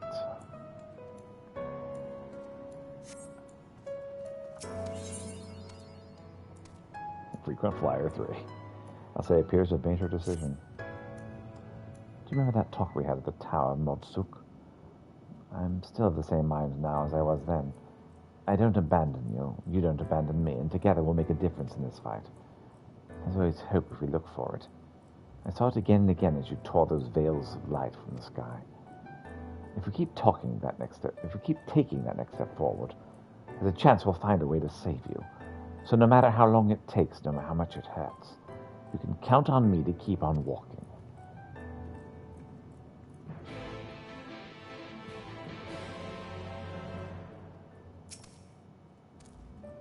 Isla meets your gaze with a strained smile. You seem to recall her wearing the selfsame expression when speaking with Lise and Rena. Both where I spoke of the disaster we would bring upon our own heads, the ceaseless conflict. Imagine how you would sneer to see what's become of the first, not to mention your perilous predicament. And yet who can deny the fire your deeds have ignited in people's hearts? You achieved what my logic and ideals never could, uniting desperate peoples under the banners of hope and common purpose. Without you, that giant Talos would never have even raised its head. I've borne witness to many such miracles at your side, and will do so again. This is but another obstacle in the road. So come, let us travel it. Drag me through wonder and danger, as you're wont to do, and I shall endeavor not to slow you down.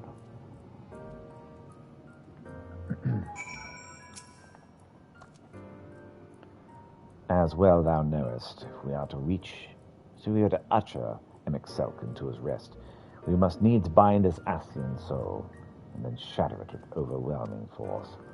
The former task require Orisight, and such have I prepared, upon the Exarch asking, no less. It was not ever mine intent to provide said boon. The future whence our noble friend doth hail is a world fallen to Ascian artifice, and he would not see such grim history repeated. In a sense, Emexelk's destruction will be the culmination of the Exarch's efforts, a reward for all he has endured these many years. Yet even as he strideth into the jaws of peril, forget not, but that his fondest wish, and that of many others besides, is to see thee survive until the morrow. 'Tis in pursuit of that happiest of outcomes that I do pledge to remain at thy side. Hooray, I'm the chosen one. Have been for a while. Our time in the First has been a never-ending succession of trials, as arduous as our path to the source ever was, yet through all of our journeys together, through that deep and foreboding wood, you've helped me to stay true to my convictions. Thus would I return the favor. Do as your heart decrees, without hesitation or regret. That is all I will say on the matter.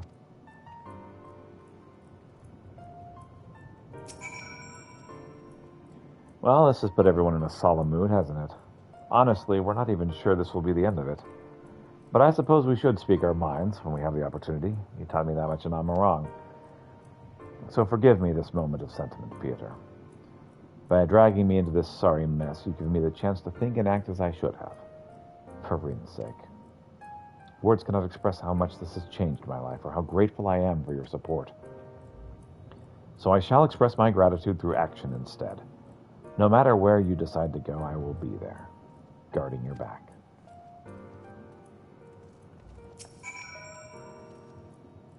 What's up, Ren?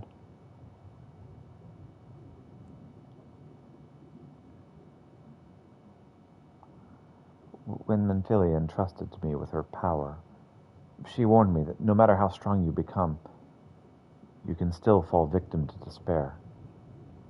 You can still feel powerless. And she was right. After you collapsed on Mount Gulg, my hands wouldn't stop shaking. If I made a mistake, if I failed to bind the light within you, I was terrified you would die. Even now, you could be moments from turning, and I wouldn't know how to save you. You, Thancred, the others, you've all been there when I needed help. Menphilia surrendered her life to me, her legacy. I should be ready to do the same for you, and I want to, I do, I'm not good enough. She told me to follow your example, and I've tried, I've really tried.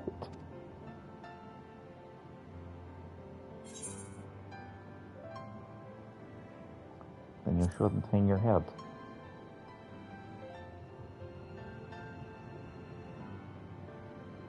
I shouldn't.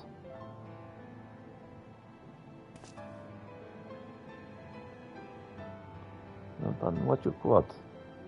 Sometimes things don't work out. We don't win every time.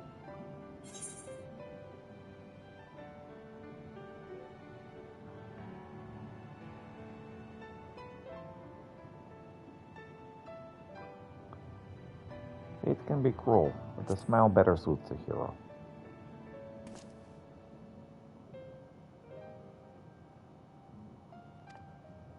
I'm not sure Actually, never mind.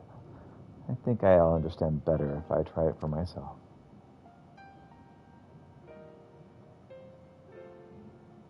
No, nothing will come of brooding here in self-pity. I've made my decision, Peter, and I'm going with you.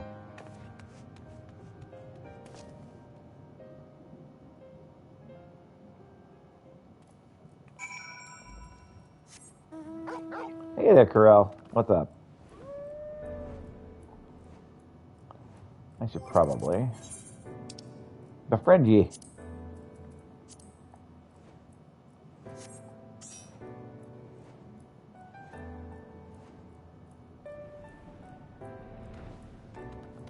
I assume we're pretty close to the next battle. Capital attendant. Welcome to the capital. All visitors must present an official writ of permission before admittance will be granted. My computer keeps falling asleep. Just a sec.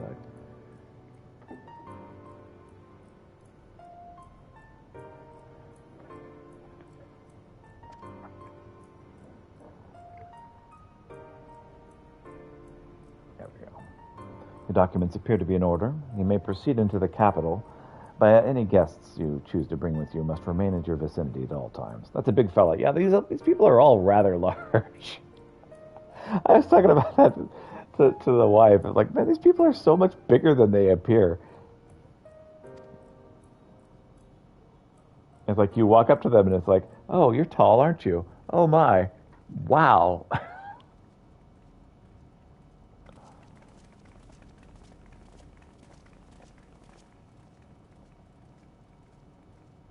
I know how Lalafels feel. These guys, really yeah. Is unacceptable. That's a pretty good I gave analysis. you very specific instructions. It's a pretty good comparison. Really is unacceptable. I'll give you very specific instructions. Emmett Selk.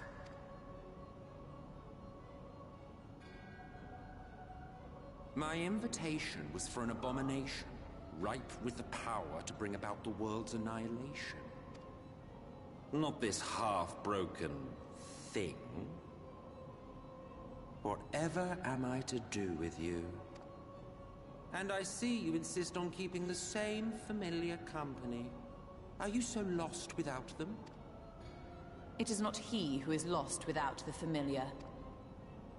Not content with remaking an entire city, you aim to fill it with the reconstituted souls of the dead. I may have gotten a little carried away in my attention to detail, added a few unnecessary flourishes. Well, there's no point trying to hide it. Yes. Once the rejoining of worlds is complete, Zodiac will regain his full strength and shatter his prison. Then we shall offer up the Source's remaining inhabitants in sacrifice, that we might resurrect our brethren who died to bring Zodiac into existence. But what was it that you came here to do exactly? To save this world and mine.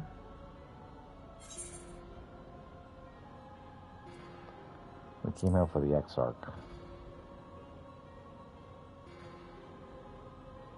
Well, you can't have him. The wisdom that man guards may open up new worlds of possibilities. He has unlocked the secrets of travel across the rift, and through time as well, it would seem.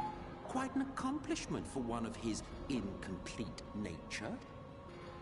I must explore the limits of his capabilities, and harness that power for the Ardor.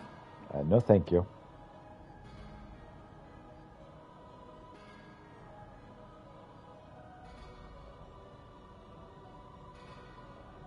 Even now, after everything, you refuse to see reason.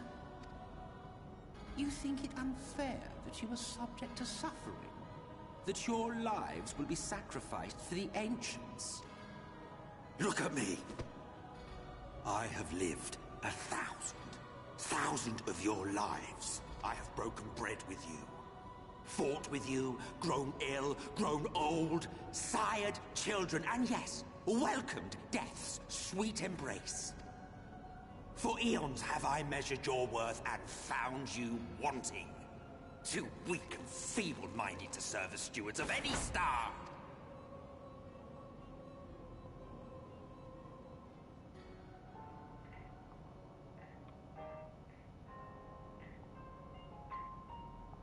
Have your recent spats with Vorthri and his Sin Eaters taught you nothing?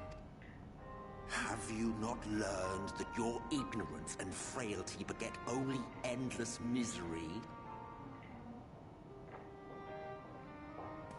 How long do you mean to perpetuate this farce?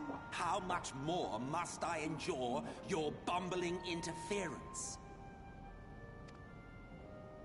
Let us imagine that the laws of reality are again undone and the world faces true annihilation.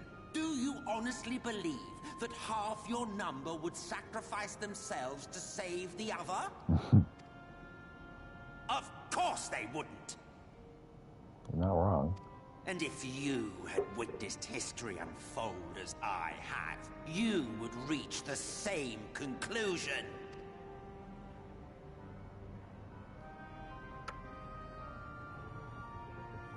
You cannot be entrusted with our legacy. I will bring back our brethren, our friends, our loved ones. The world belongs to us, and us alone. Of course you would think that.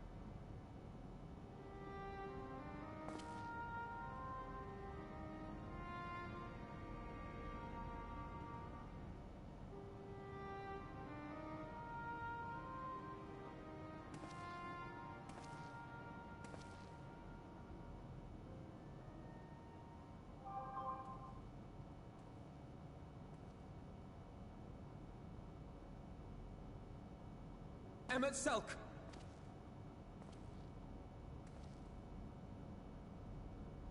We understand, truly, but it makes no difference. The ones you love are in the past, while ours are here in the present.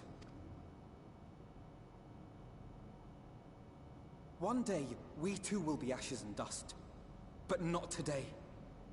Our time is not yet finished. And yet, that's exactly what our buddy did, Mr. Tia. Go back and return those that are gone. We share your conviction. And that is why we will not abandon our course. Peter, in particular. Well, the main character.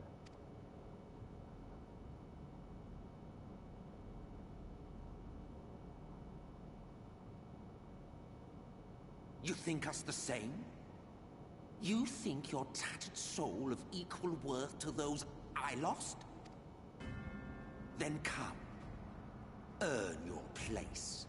Prove yourselves worthy to inherit this star.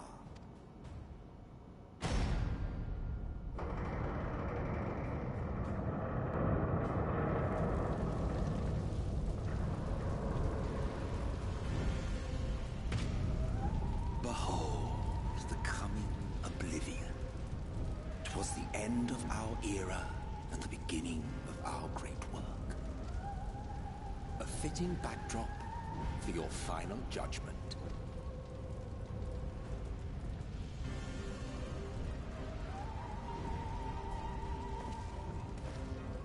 I shall wait within, but do not spend too much time on your preparations. There's no telling how much longer the guest of honor will last.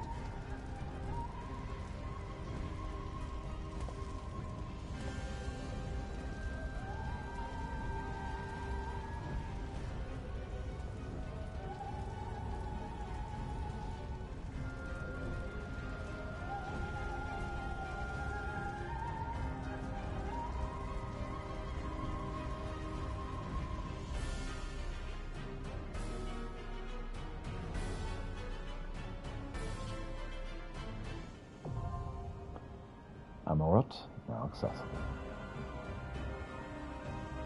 And if that is the level, I guess level 80 mission,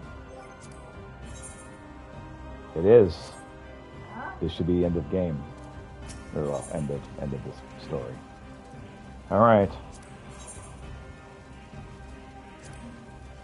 And hey, look, it's a Moogle quest. Less than 5 minutes. All right, let's go.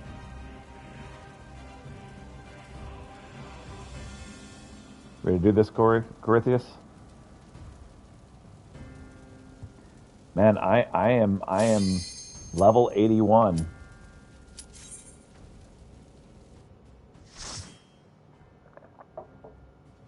I'm close to level 90. I'm almost there.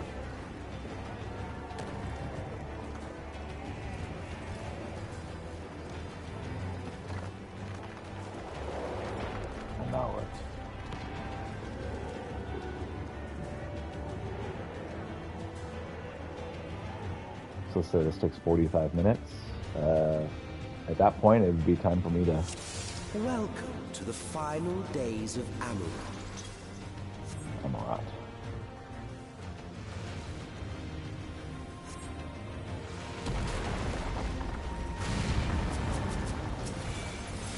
The fabric of our star began to fray, and the unchecked energies of creation begat malformed beasts.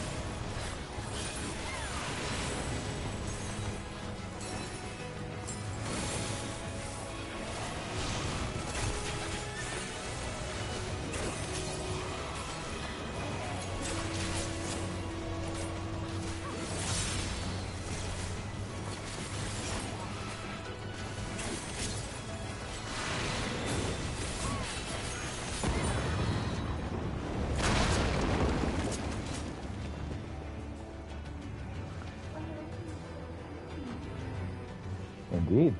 Corythius is here with me. Wife says hello, Corythius. Now we're actually moving at the correct speed. Sorry about that. Haven't played Dancer in a while, so I keep forgetting that, oh, I am in charge of making us go fast. Yeah.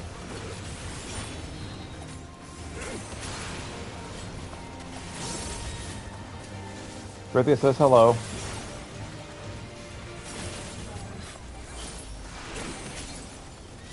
Wife expressed joy that you said hello.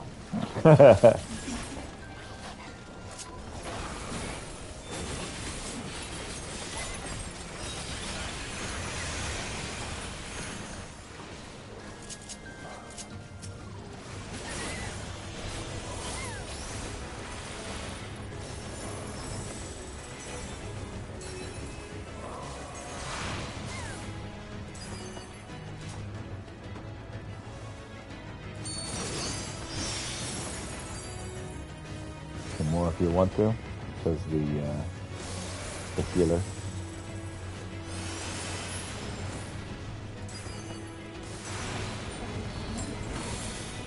As I say, honestly trying to remember this dungeon.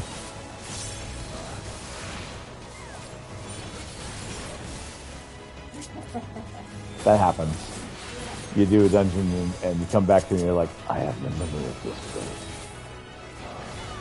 Wind doesn't smell so foul over there.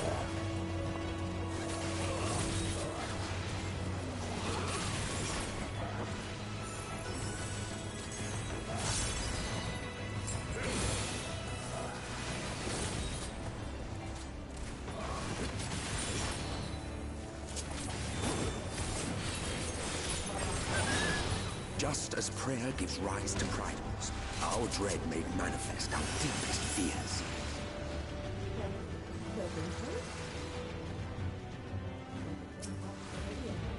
What's this? Ooh. That was powerful. This boss is AoE heavy.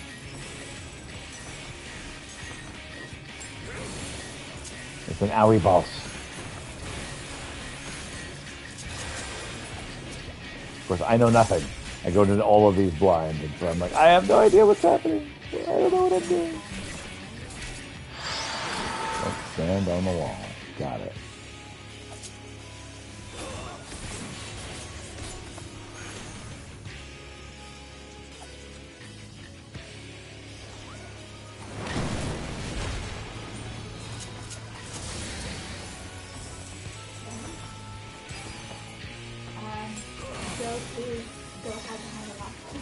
Thank you.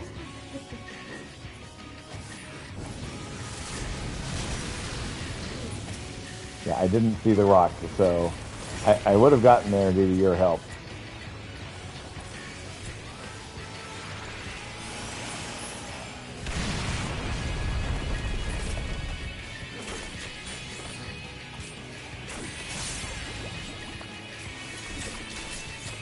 Thank you, wife. I was thanking you. I was like, I only half said what I was saying. Finish the idea.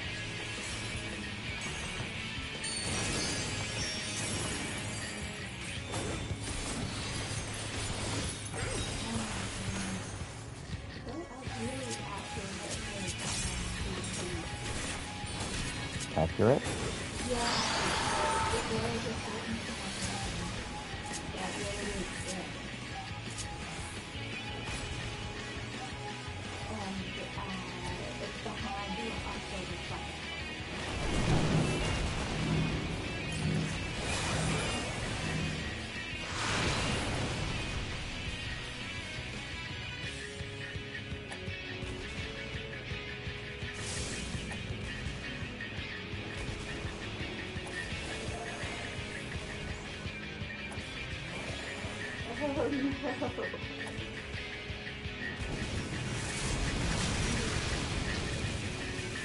Just in case, exactly.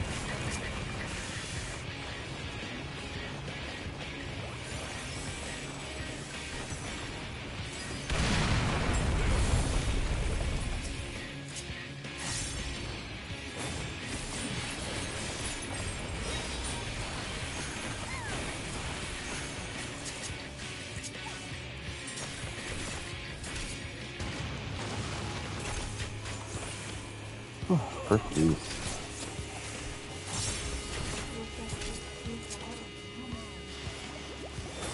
This guy is AoE heavy. The person who called it that was right on his description.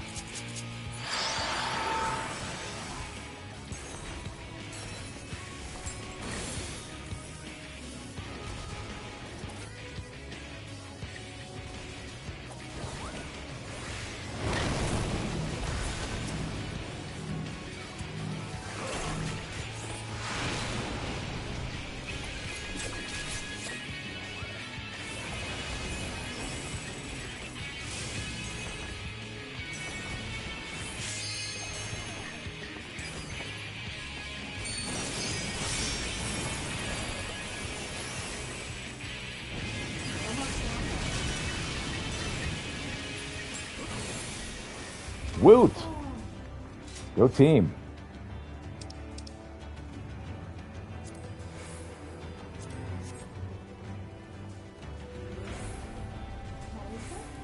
Yeah, thank you. Any and all help you're providing is appreciated. Thank you, dear. You're doing great.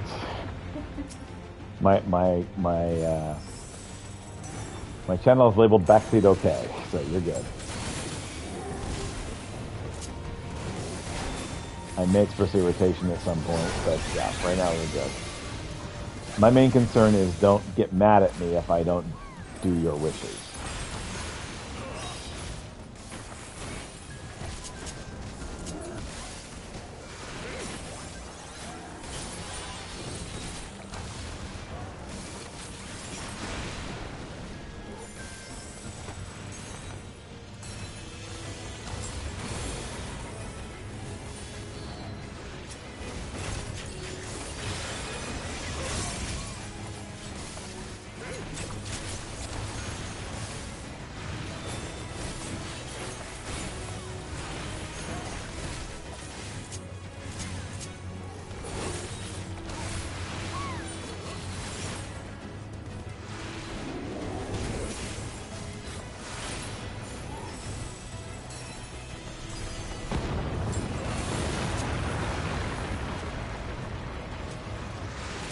The land buckled. The cities burned. The waters ran red with blood.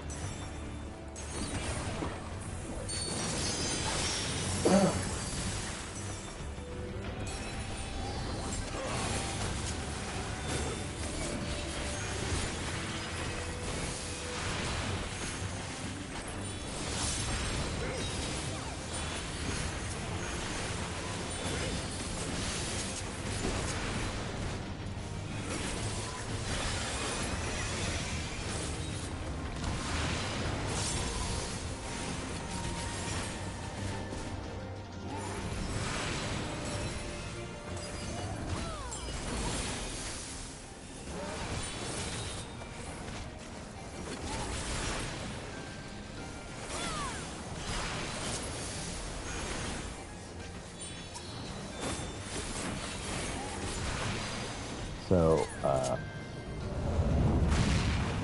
the Heidelin and her main enemy, whose name I've forgotten, that battle was all just a big, I can feel the rust going away. Good. LOL. But that was a civil war amongst the Assyrians.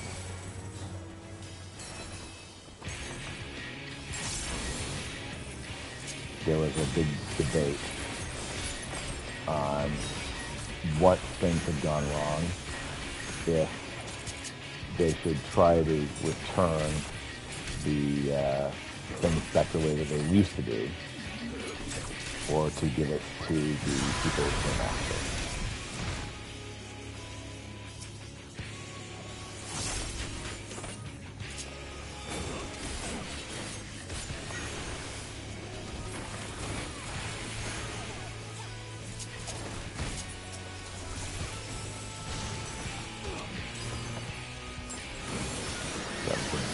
knowledge that they had.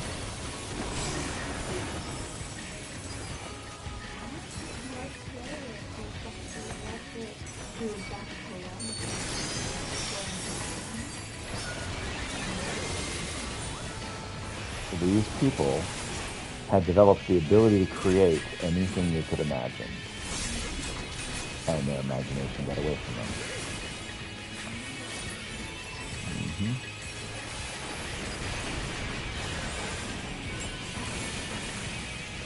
They started bringing nightmares to life.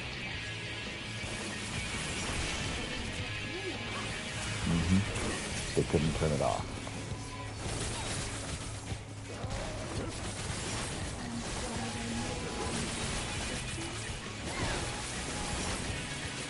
Basically, they needed something that could create and control stuff outside of them, an AI, if you will.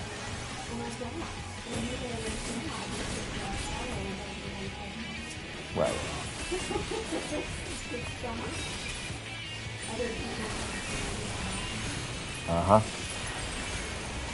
Their nightmares had all gotten so out of hand.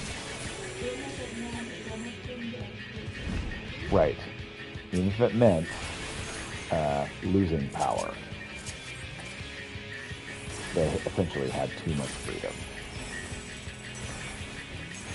And that freedom was causing them to kill each other. By accident.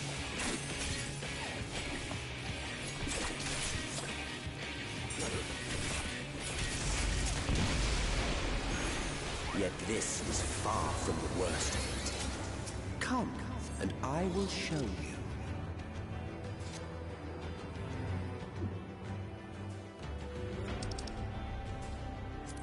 Just a little further. And you will see the end of a world.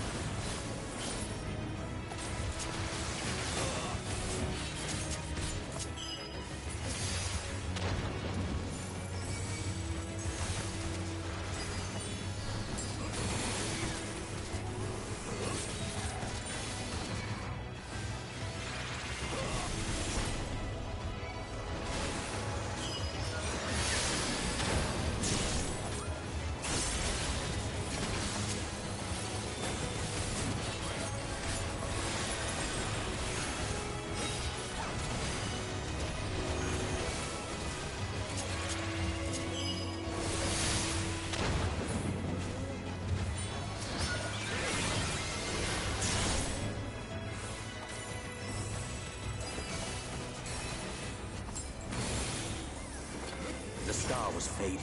We saw we had to weave its laws anew.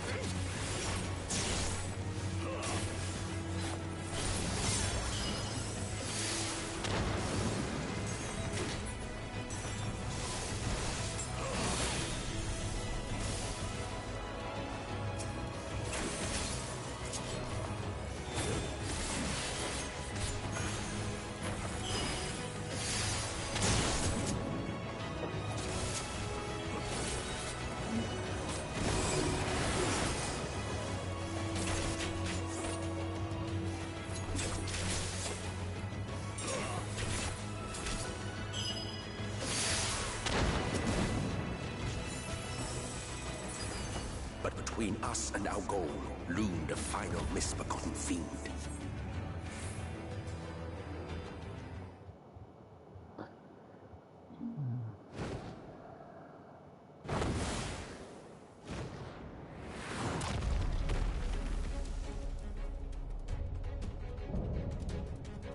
Clinic riddle.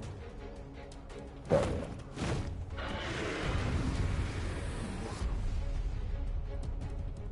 This is an odd fight. Awesome. I like odd. Kind of remember it? As long as it's not like a freaking puzzle.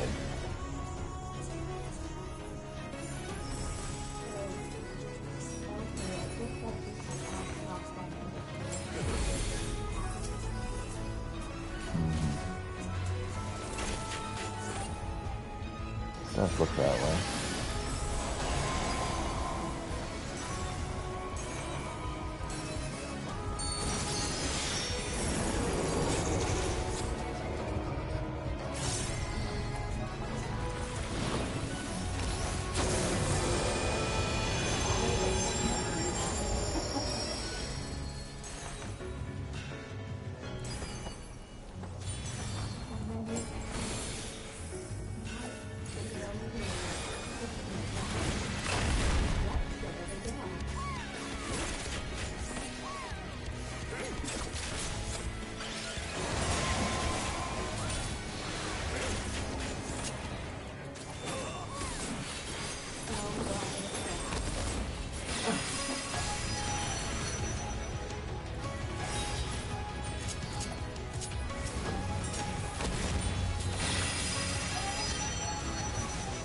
Oh, I was standing right in it.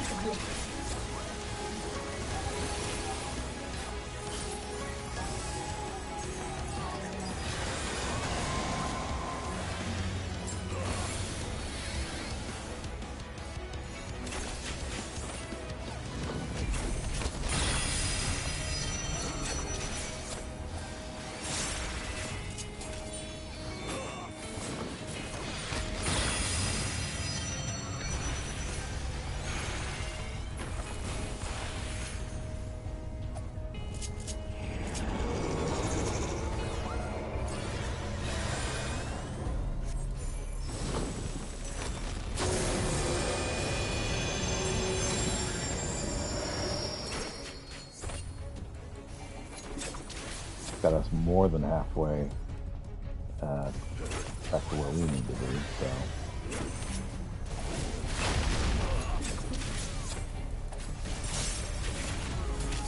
Yeah, this is a race we're losing.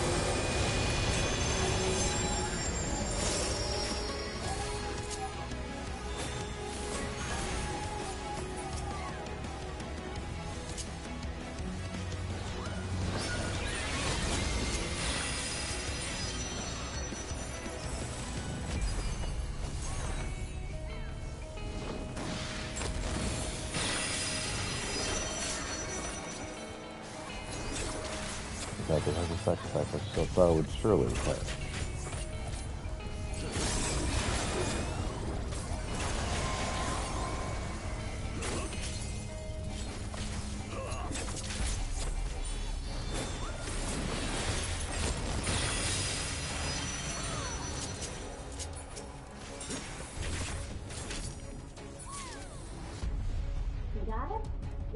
Got him.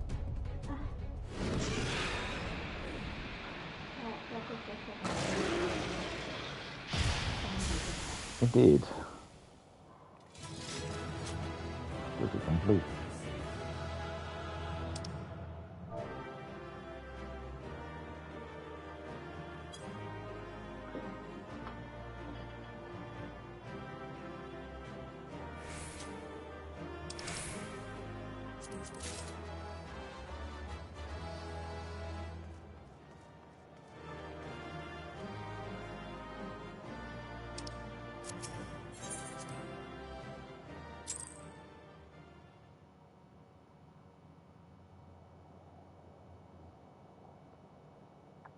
Time for cutscene.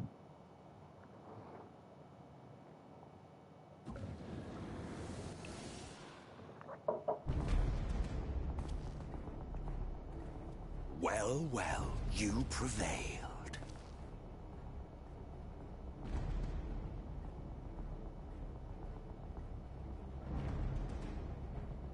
Nevertheless...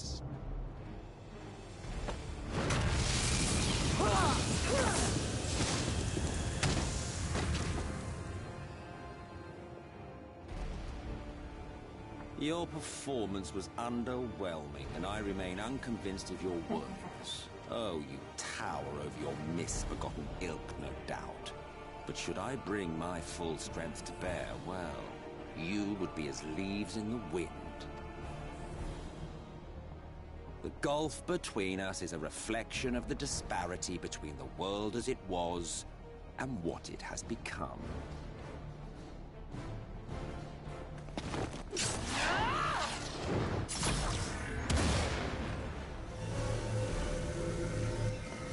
Did like that use of the red maid spell there. Our worlds may not live up to your lofty standards, but they are our worlds, our homes, full of life and love and hope. And we won't stand by and let you destroy them!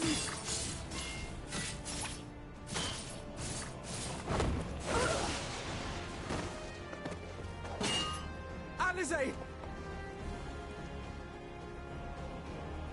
You are a mistake.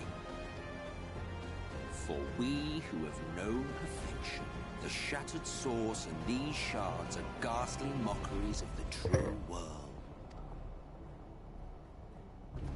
The ephemeral lives you exalt are pale imitations, utterly devoid of meaning.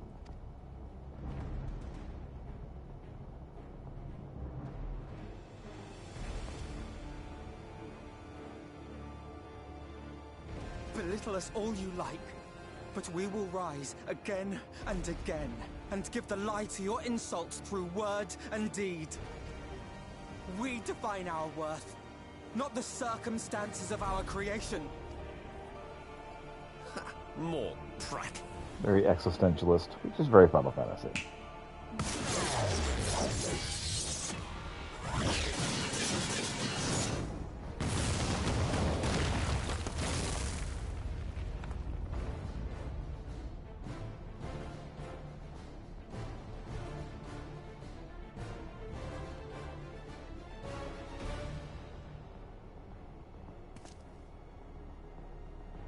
Fool. Who are you? No one. Nothing. Once I have reclaimed my heritage, my first act will be to expunge your stain from history's weave.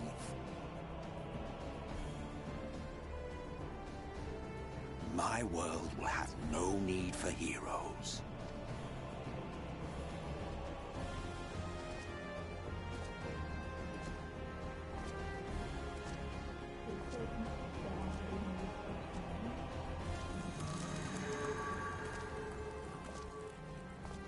Still fighting the good fight.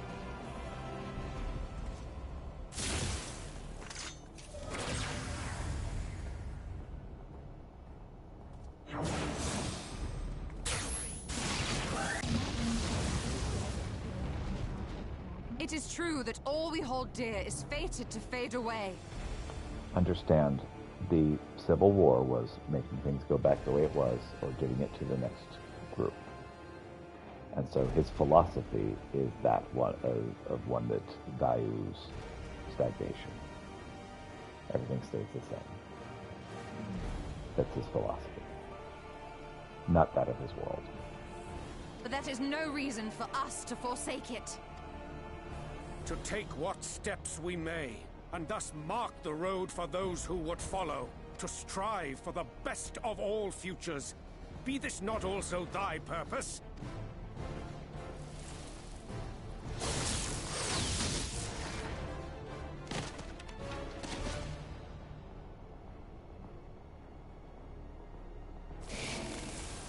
Do not presume to speak of my future.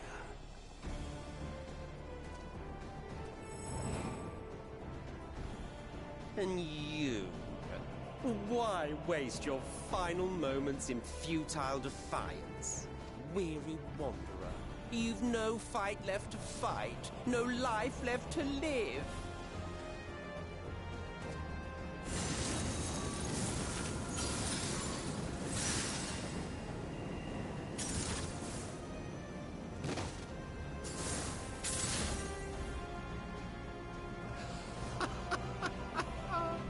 You see, the light will not be denied. Surrender to your fate, and let the transformation take you. Rise up in madness and fury. Devour the vermin infesting the land which is rightfully ours.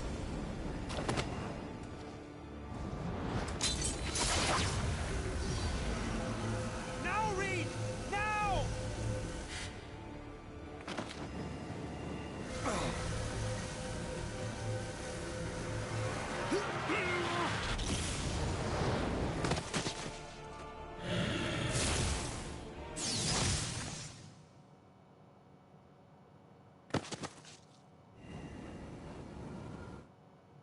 Fight it.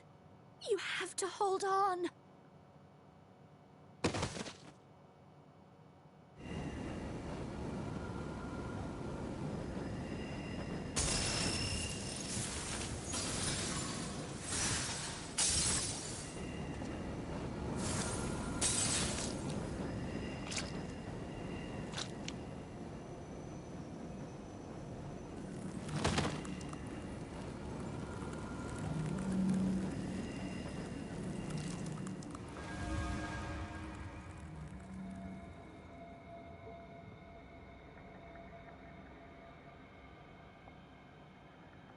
Time to join with a compatriot? Become an uber being? If you had the strength to take another step, could you do it? Could you save our worlds?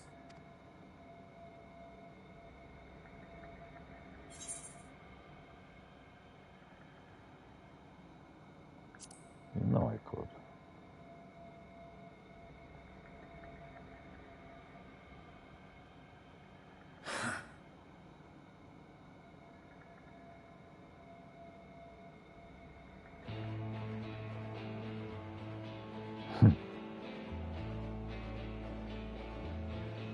Take it. We fight as one.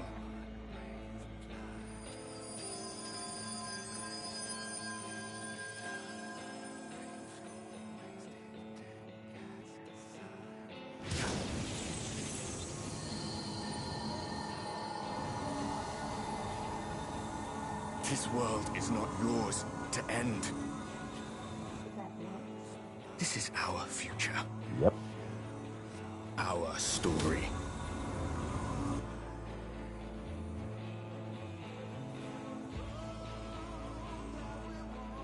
No, it can't be.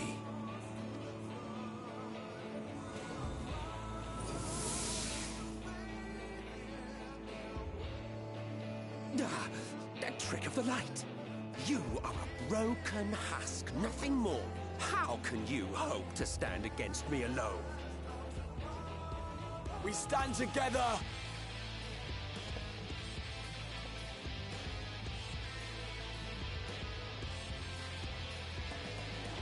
How... I'm surprised you can stand at all.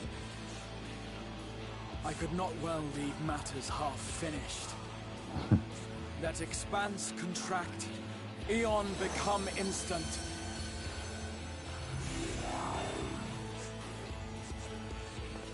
Champions from beyond the rift, heed my call!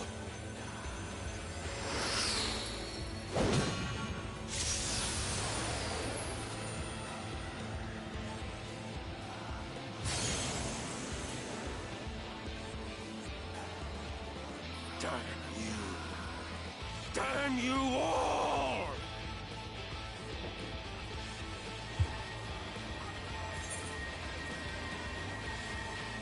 It ends this stage, one way or another.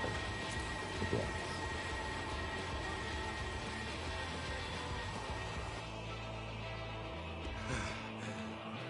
Very well. Let us proceed to your final judgment. The victor shall write the tale, and the vanquished become its villain.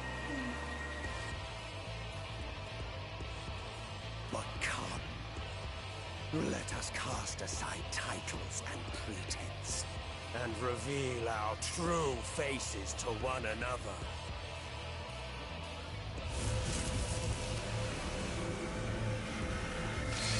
I am Hades, he who shall awaken our brethren from their dark slumber.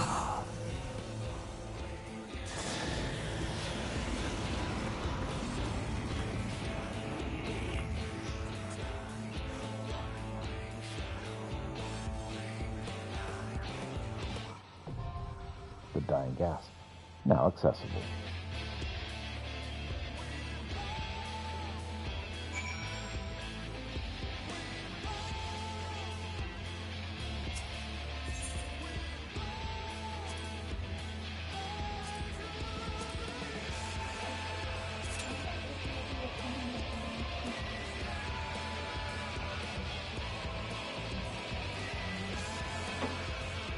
Possibly. Again, the battle of light versus dark is a civil war amongst the Alcians themselves.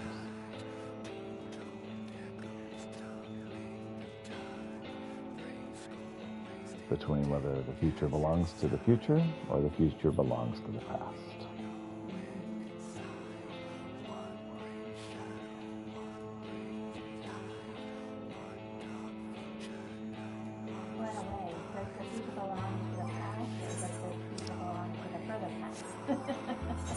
Yeah, either acceptable.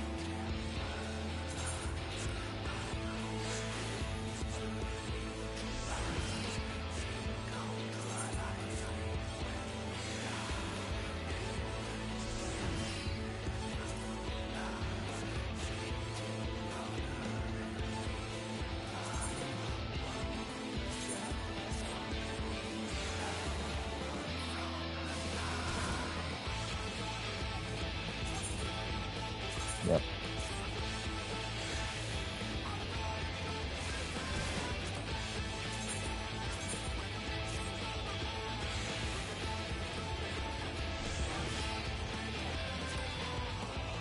Uh-oh.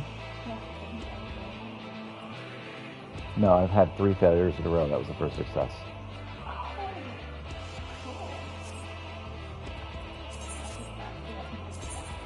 Nope. Red means extra. At this stage, huh? Mm-hmm. Average wait time 10 minutes. Right now, the music. Pretty good.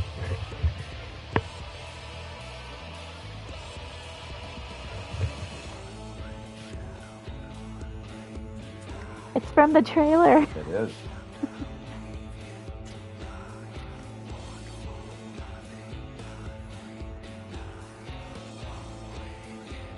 Cortez is definitely one of the best songs in the game. Yes.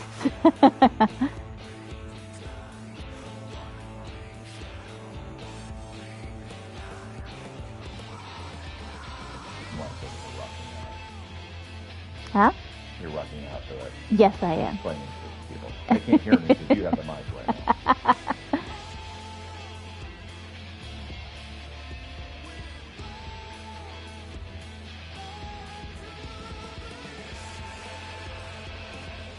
Anyway, I wanted to share the music with you.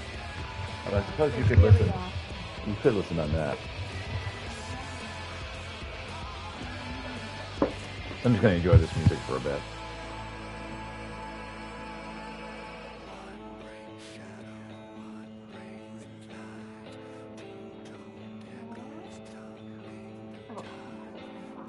That does make it easier.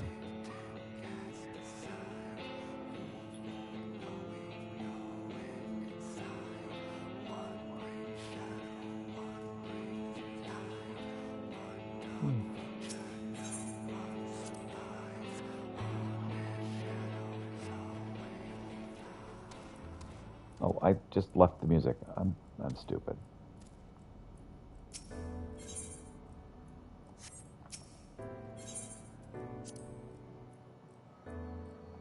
Sorry. Here's the music. Starting over. Yes. Thank you. You're welcome, Laura.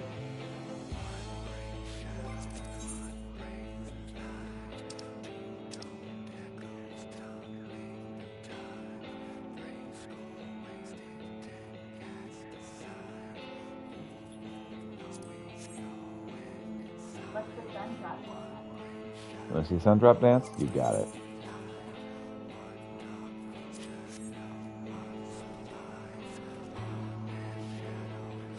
Oh, it's that one. Uh-huh. Some other dances you can pick from. Slow dance.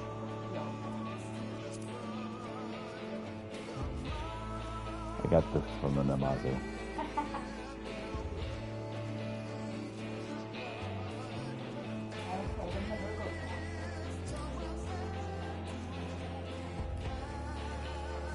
I do the move dance with you a lot.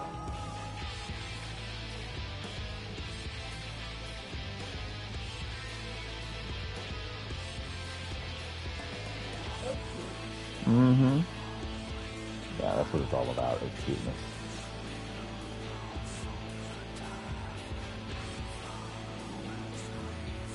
Of course, there's this one.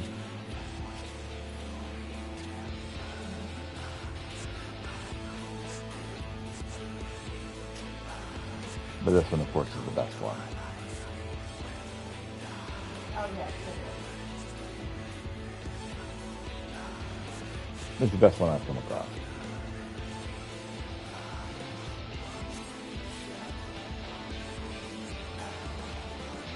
There's maximum silliness. Generally, you only dance when you're looking for silly.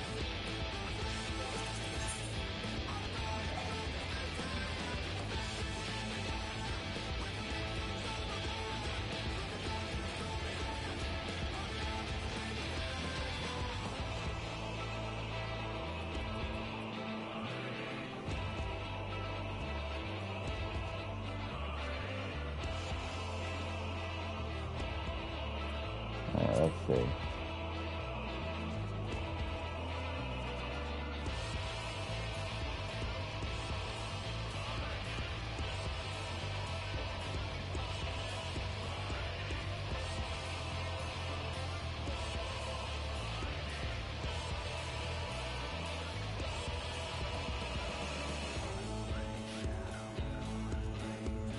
And of course, there's this one.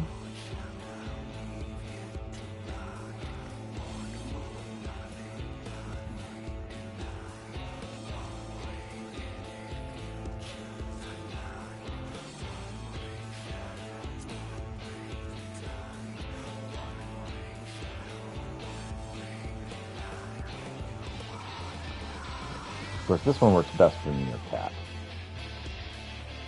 But the tail also stands at attention. And then there's this bad boy.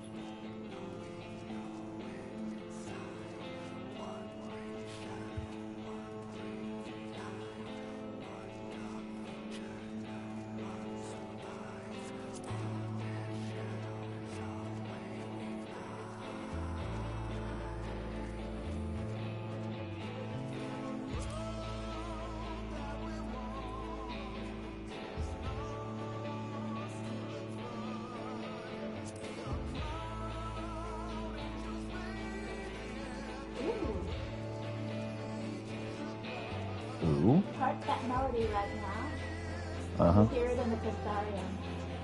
Uh-huh.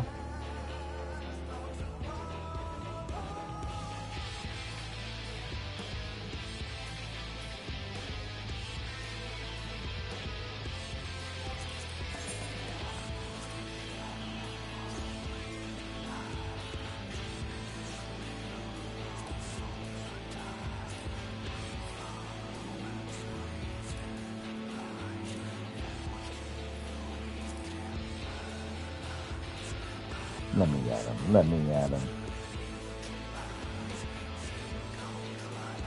Actually, you know what? I need now.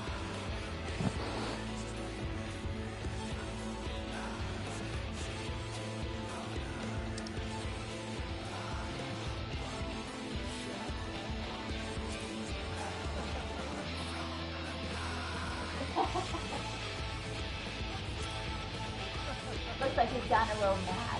Oh, yeah.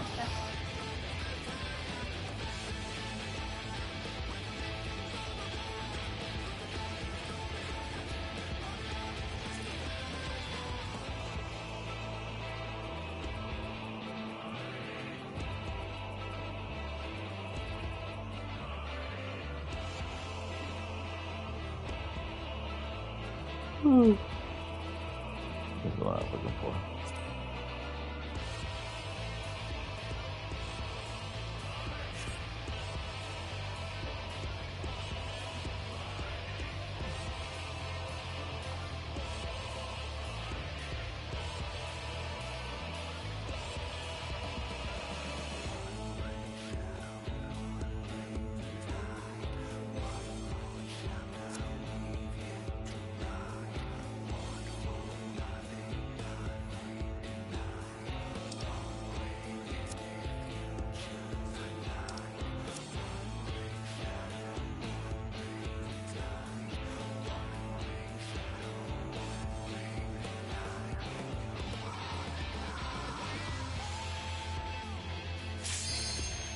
Let's do it.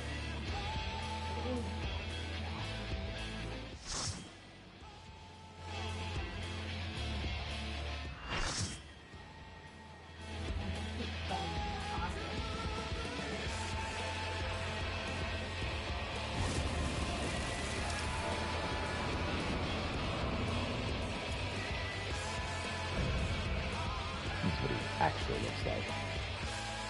Show your vaunted strength, and I shall expose the lie of your fragmented existence.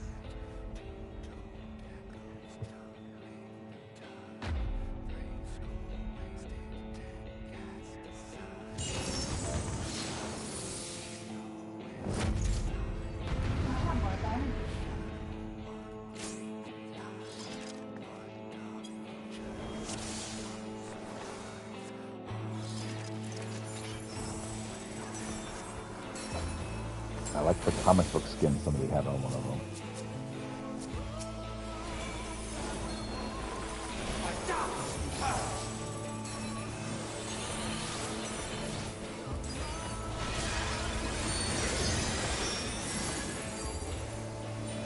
dangerous rays.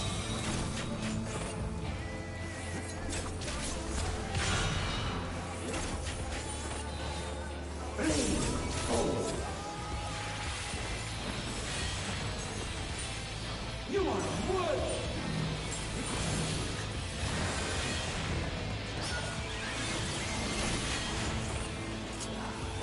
You're taking my command.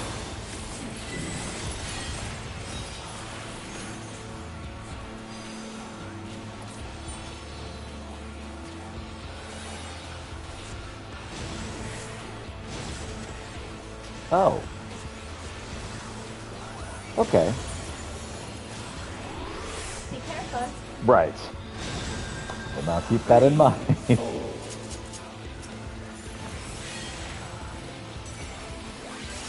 and scatter.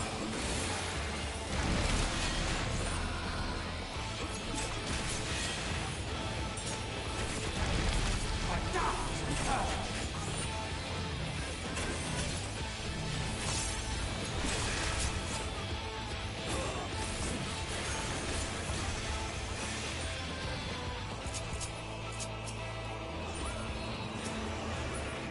Uh-oh. What's happening?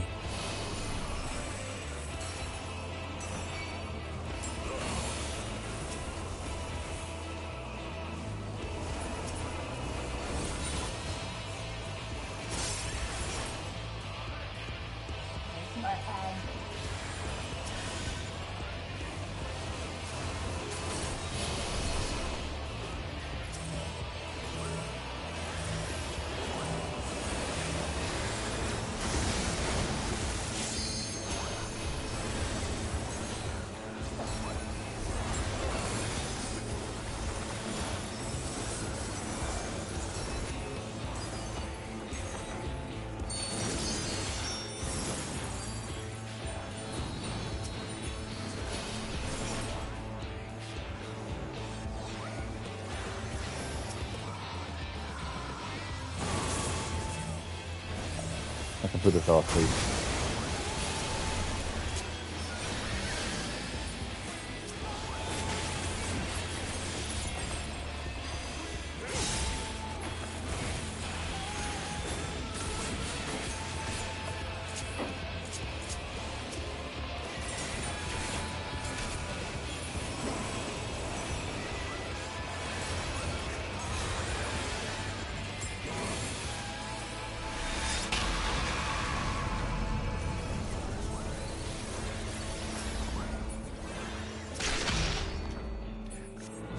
I am stifled by this vessel of flesh.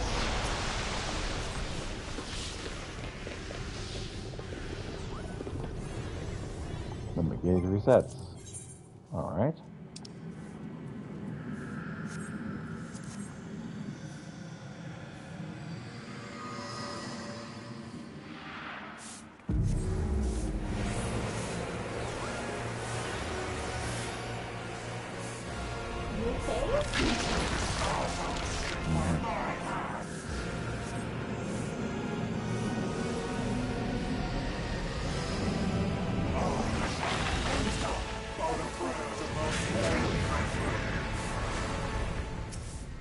Behold, a sorcerer of hell, tremble before me.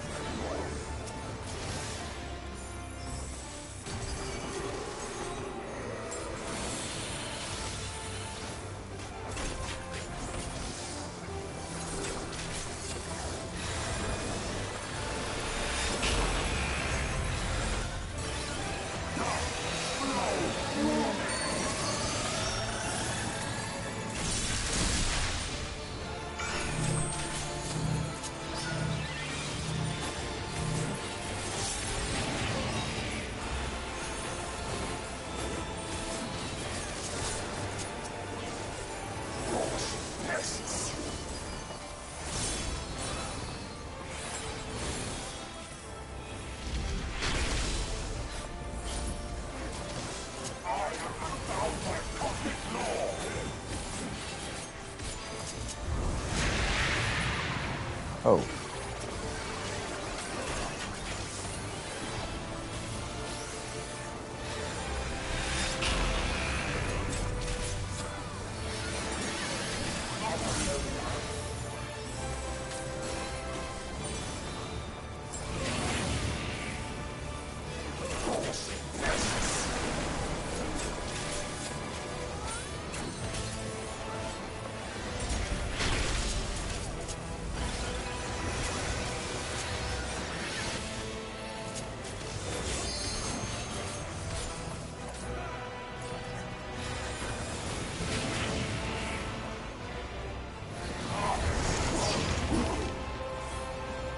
Ruh-roh. Imperial Jail.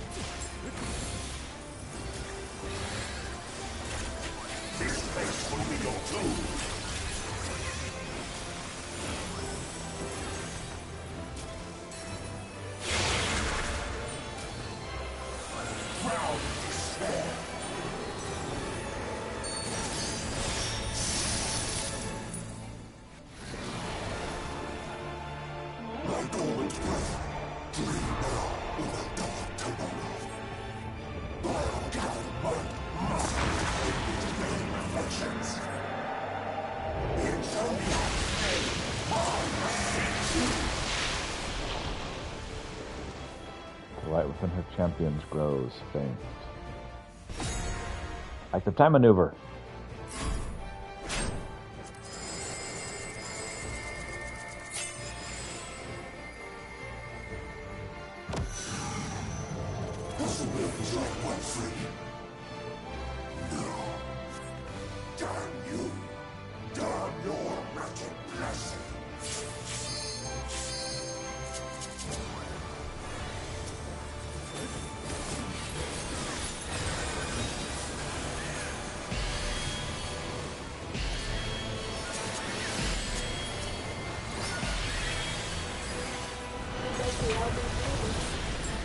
I would assume that needs to be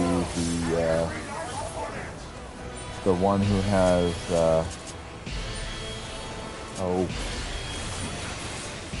melee.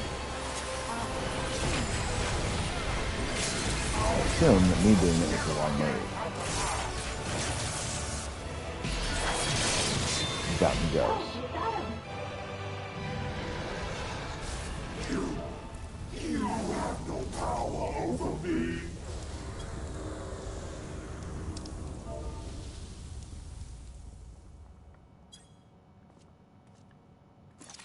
Duty complete.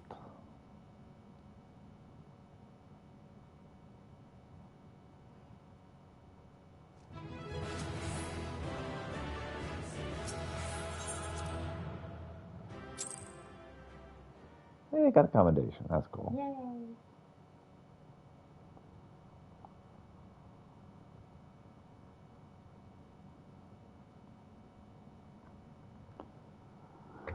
Okay, how are they going to resolve this?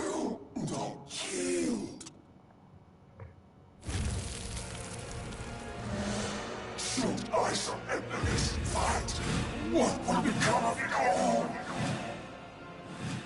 What will become of our dreams? Our desire?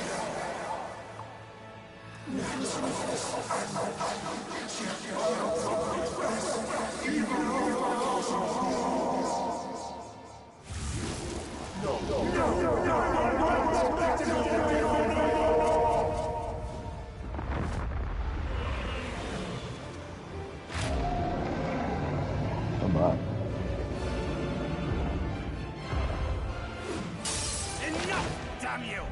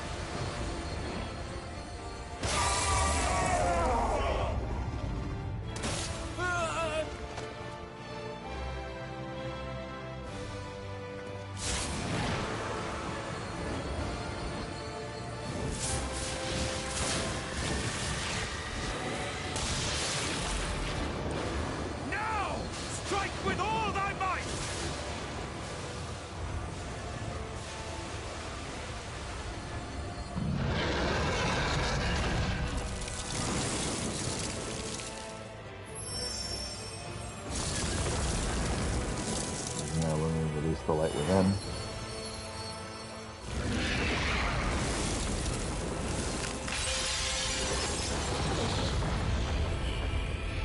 Kitty says hello.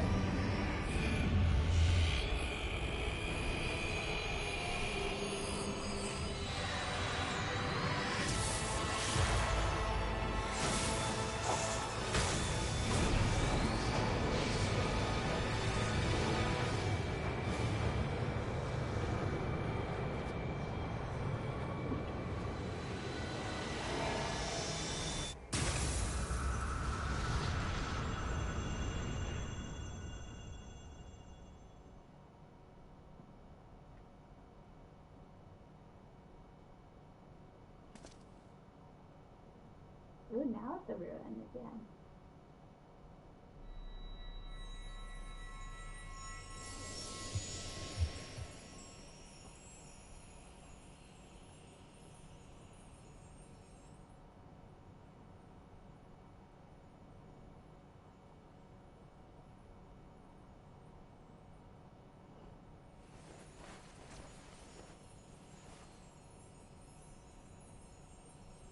Remember. Remember us.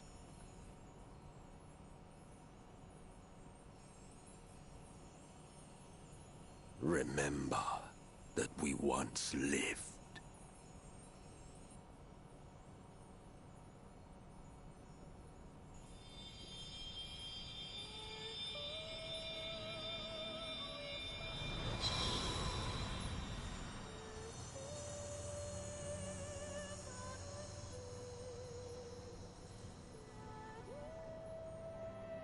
You got the position so that you can reach him.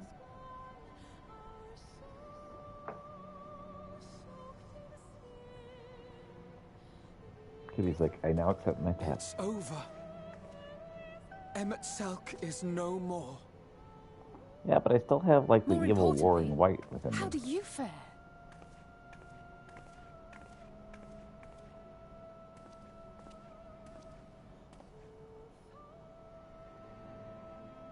What dost thou see?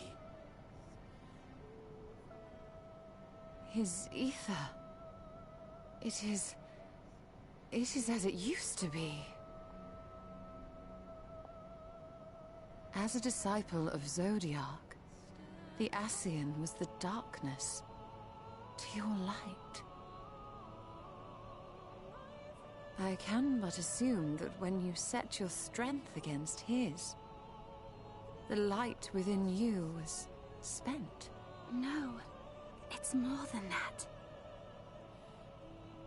Under the strain of that incredible flood of ether, your soul had begun to break apart. Yet now it seems somehow restored.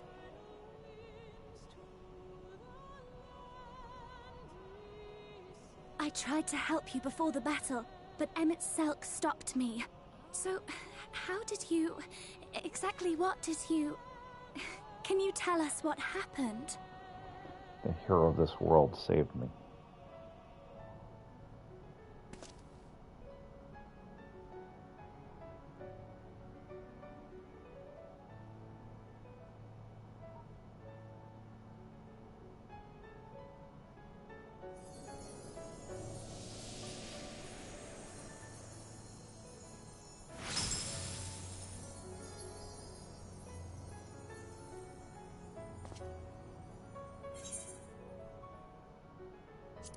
Healed from the hero of this world.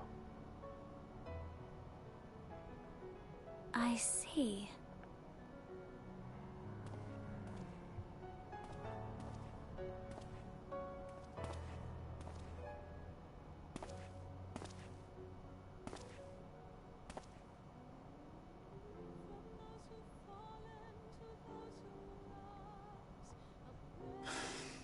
Where to start? I believe I owe you all an apology. And you, most especially.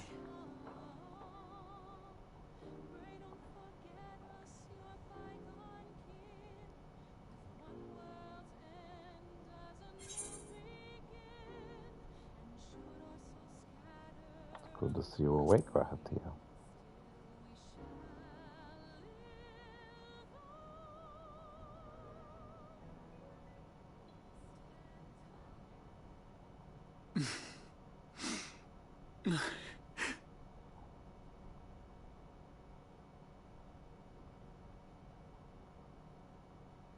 Well, 'tis good to be awake.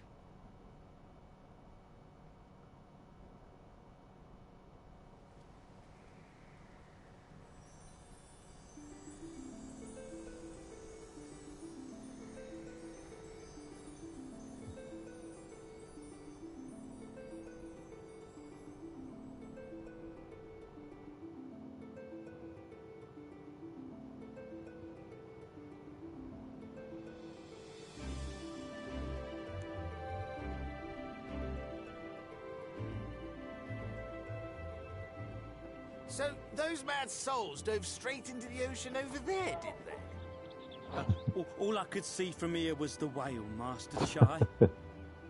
'Twas surely Alphino and those friends of his. They did something heroic, mark my words. You need only look up there for proof of that.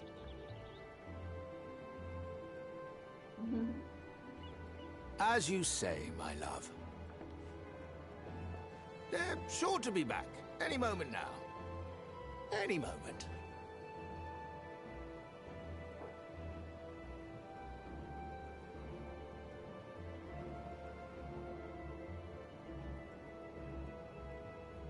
They are coming back, aren't they?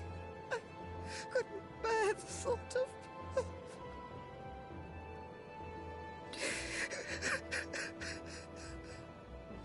There, dear. Everything will be all right.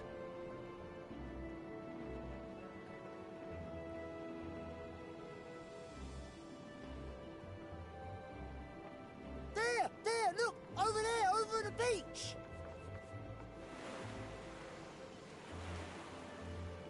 Oh, finally credits. And here we are.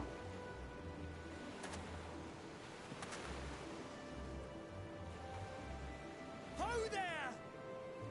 What did you call me? Greetings! You all right? Welcome back!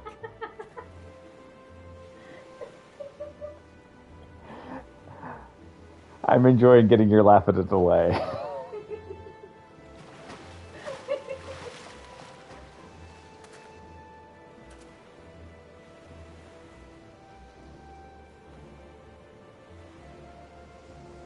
I didn't think we'd be swimming the whole way back. Heavens. Heavens. Take me. Alphino! Oh, hells.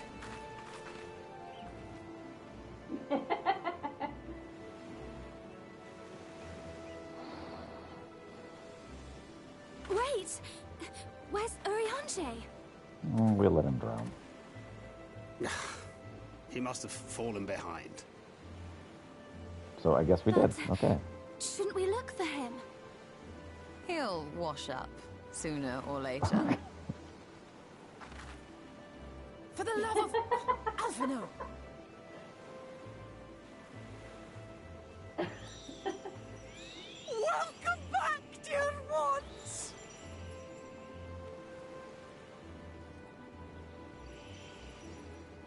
And thus did salvation come to the first.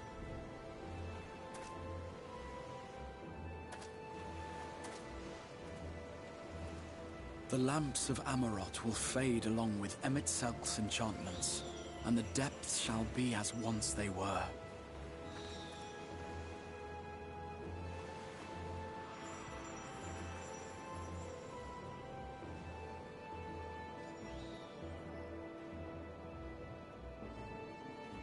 Mount Gulg will one day fall, and the Talos below yield to wind and rain.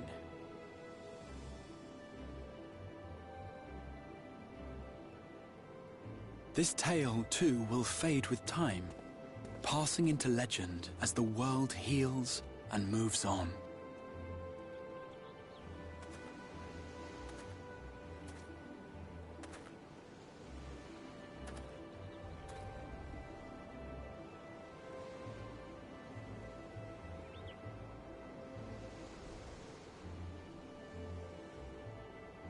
nevertheless. Alphinaud is still down for the count. Yes, he is.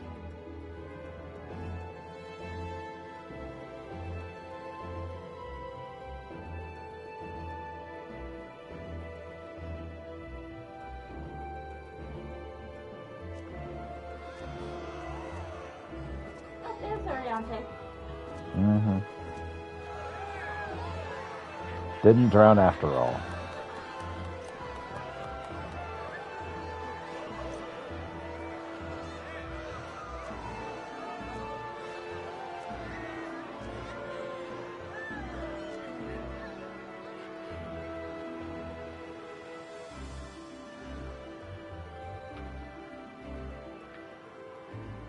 You don't need to take a bath, man.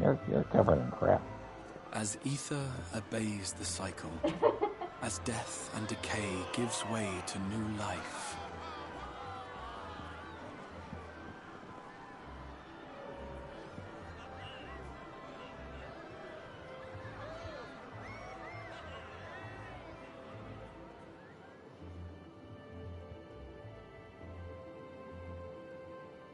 so too do the memories we share inspire others to rise to greatness.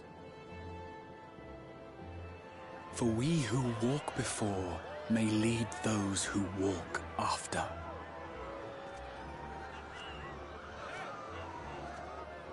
Your road goes ever on, as does your story, as does your legacy.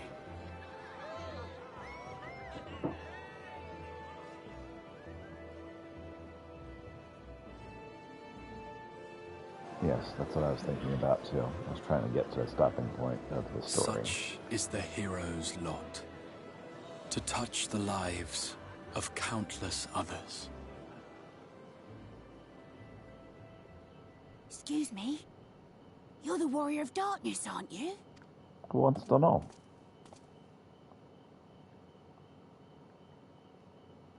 Where are you from, really? And how did you get to be so strong? I did 100 push-ups every day and 100 sit-ups every day. Ain't the secret, actually. Like One Punch Man? Yes. And here we have the final credits with music.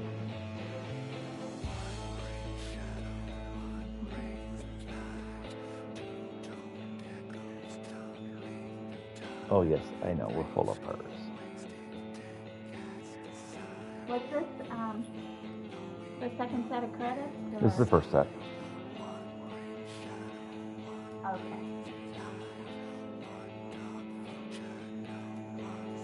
Oh, I like that. Mm-hmm. It's so beautiful.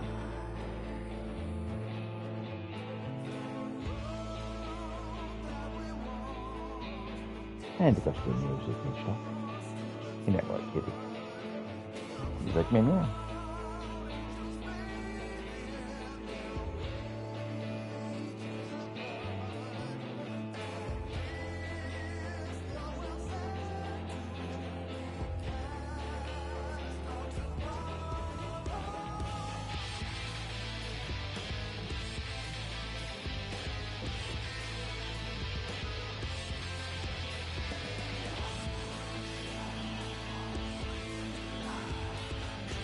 Alright, well, I'm gonna look at food.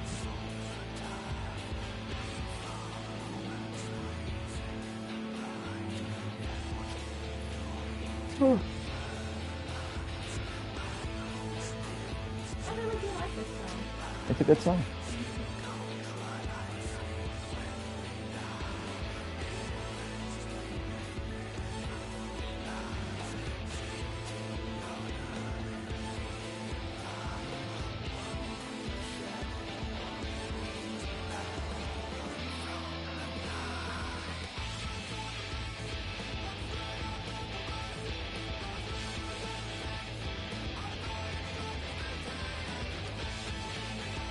This is the one which they didn't have.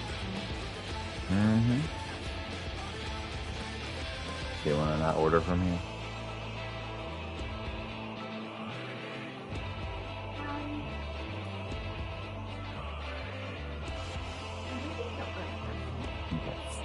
I've taken up the lead since you were kind of not doing anything. You like started to order and then you stopped. I'm like, no, I need food. Oh yeah, I can't decide. I want to do it. Choose what you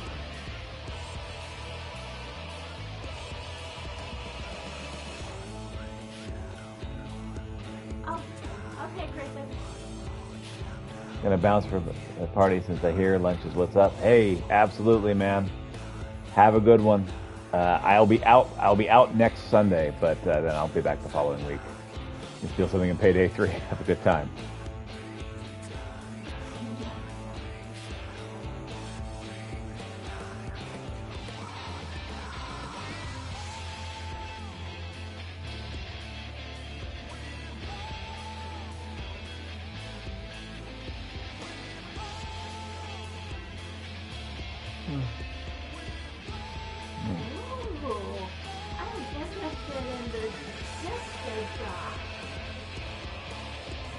I'm wondering what that would take for us. I do want to do this one. And this drink. So have a good one with you.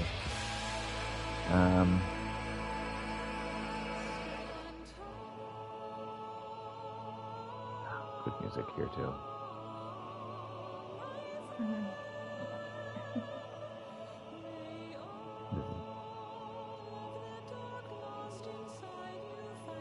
That's the one I want right there. Add to cart. Peace.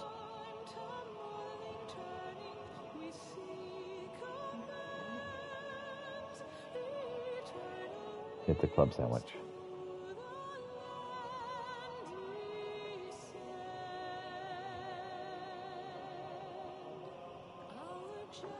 So yeah, I like this one. I have to say I like Heavensward better. If I took the raids from before this game with this, then this one get close to Heavensward, because I really didn't like the raids leading into Heavensward, and I really loved the raids heading into this one, particularly the ones that are like, Final Fantasy Tactics inspired. But yeah, this is it's good. I really liked the twist about time and all of that, but Heavensward is just so freaking good.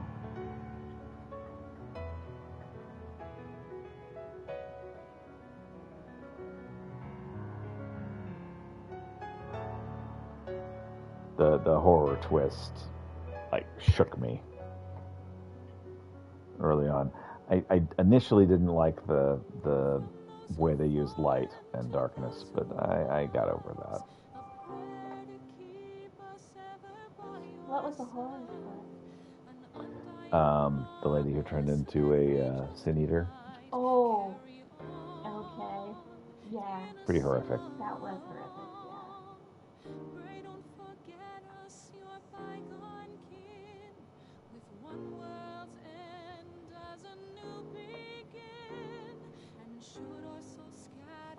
Kitty says meow.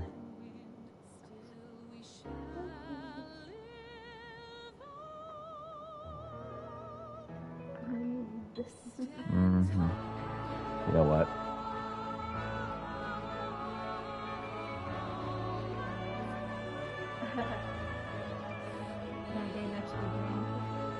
Yeah.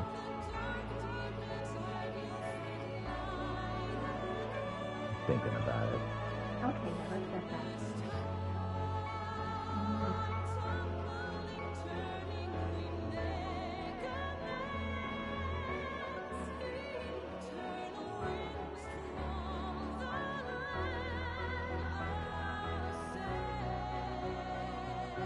Oh, actually, like that. And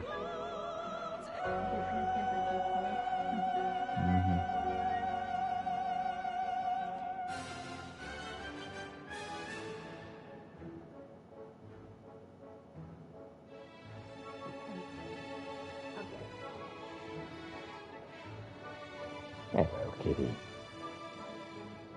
You're a sweetie kitty, ain't you? Yeah, I just had a craving. Yeah, it's okay.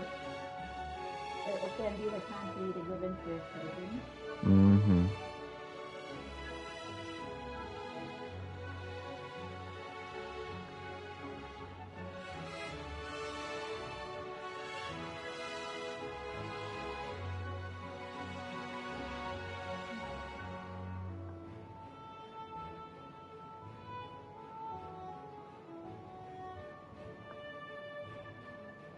You still have like 10 minutes, over 10 minutes to make your decision, so there's no rush.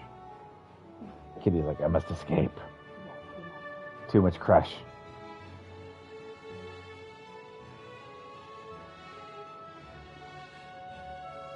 It's Titania.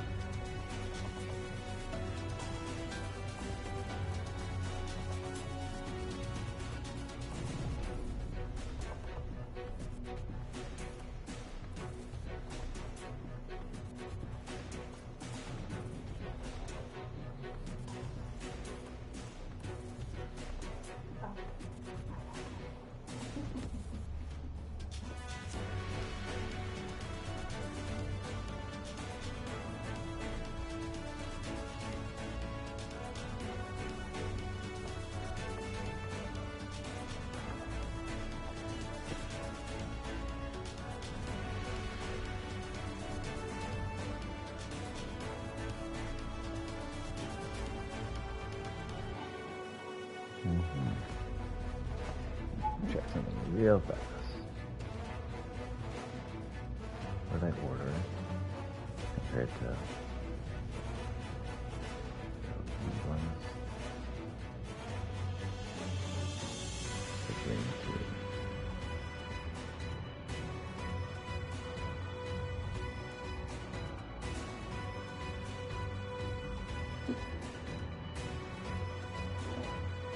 I actually want this one instead.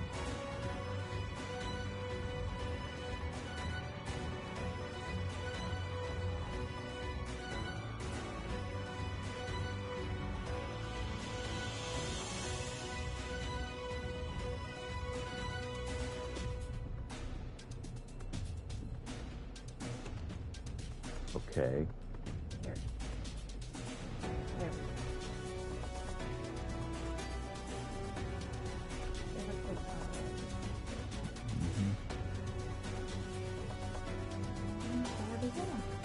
All right.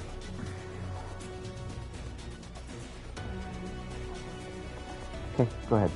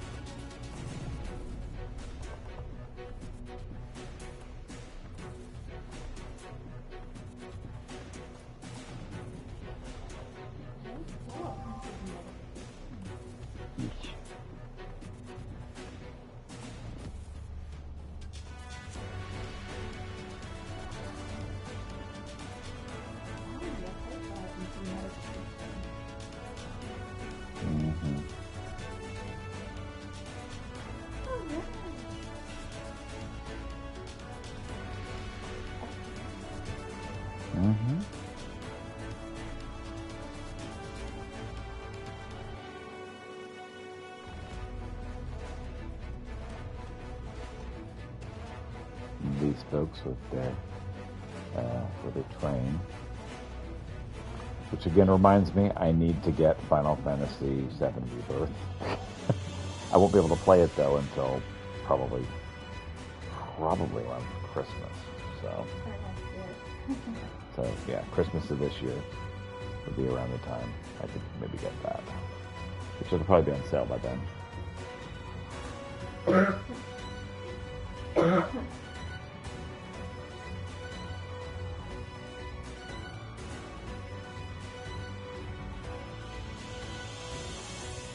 Those the guys that are just leaning into the Catman look.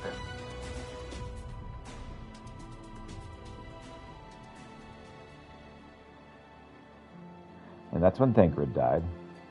Really? And the game was like, just kidding. But I mean, it went through all of the, this is the end for Thancred, like, tropes. Including fading to black. And then later it's just like, he just walks up there, it's like, hi, how you guys doing? Really? Really, game? All he did was lose his stamina. It's okay. It's all good. Oh. This is a scene that I had there. Mm-hmm. That's Minfilia and her Miniphilia. Yeah. It looks sweet. It was a sweet moment. Yeah, both of those scenes were a section and you were sleeping.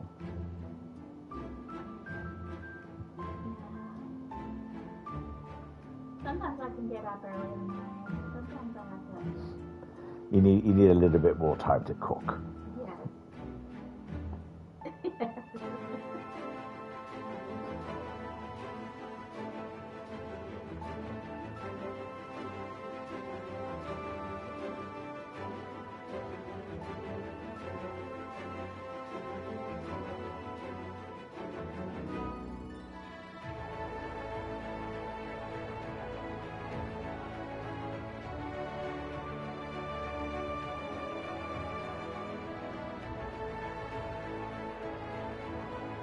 These two started off terribly, and then they had great character development. Yep, yep.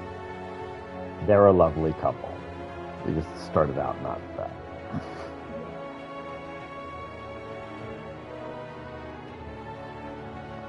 Your introduction to them was them at their worst. Yes.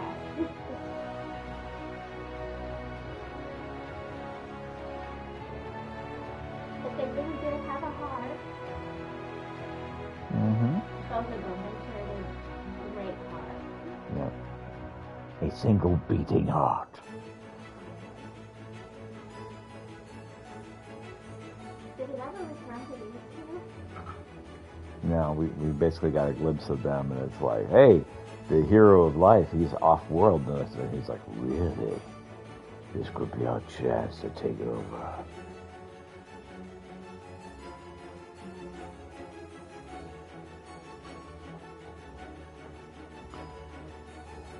There's not Glug. Glug.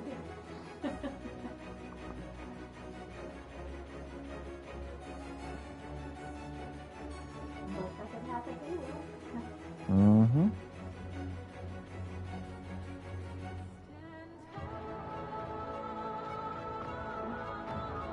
There is Fat Man's final form.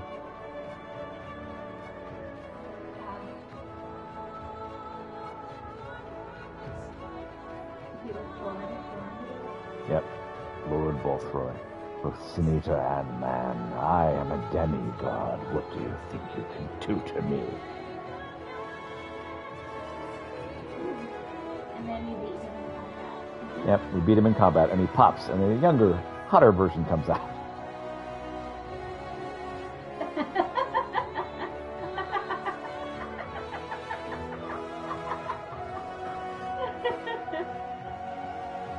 Well, and then you had to beat that one up? Yep, we beat that one, and he's like, what? This is impossible.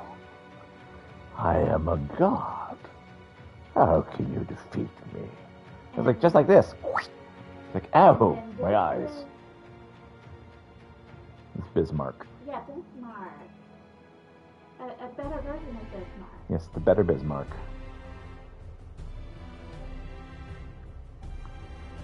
And this is us under the sea, under the sea. Darling, it's better. Hey, where'd all the water go?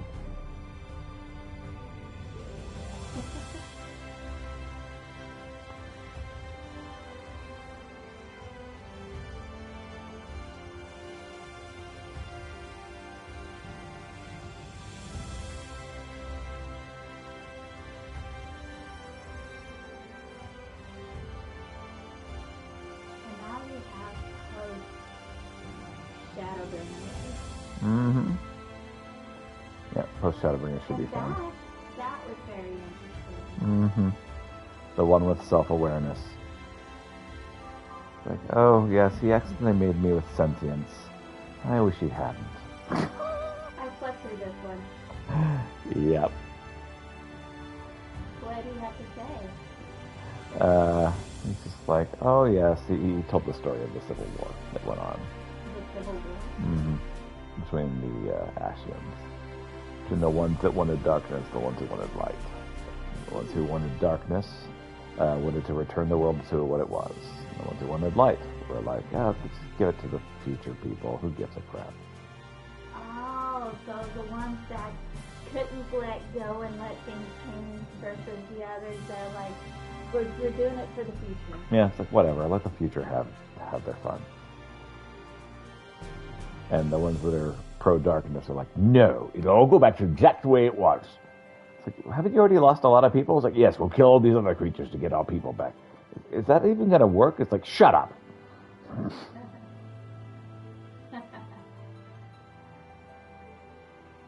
And he didn't get turned into a spaniard. He did not. His companions did. That's correct. The rest of his companions sacrificed themselves to stop the flood with Minfilia. Oh. But she's like, no, your time is not now. You'll get a chance to save the day. It's not this step. So she's outside of time. Yes. Minfilia then sacrificed herself to give miniature Philia a real life and a new name, Rin.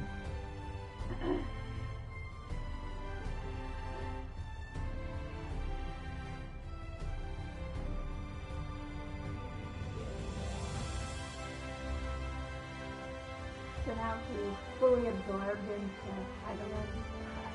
One would assume. They just kind of gloss over a lot in this game. Again, we saw her fade to black also, about the same time that, what's-his-name faded to black. And then he was fine. And it was like, oh, is she fine? It's like, no.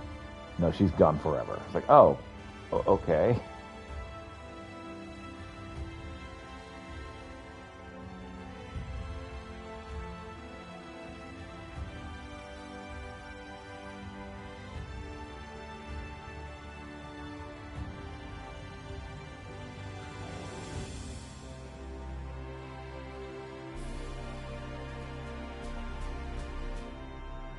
Squeenix lived. Is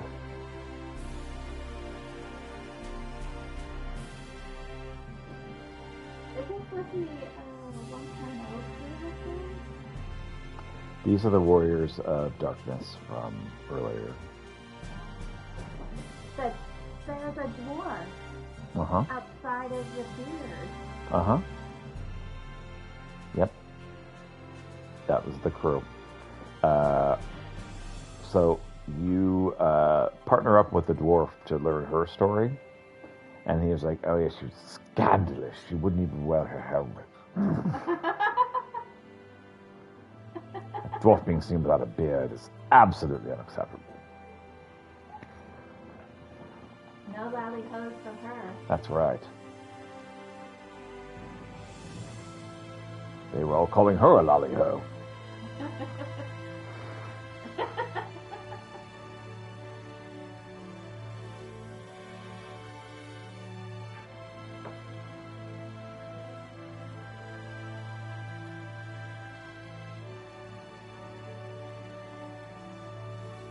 Sweet woman.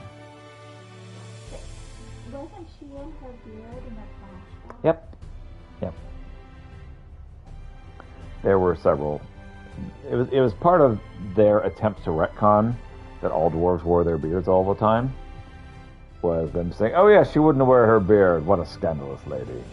And then, like every other cutscene, you see her and she's in a beard.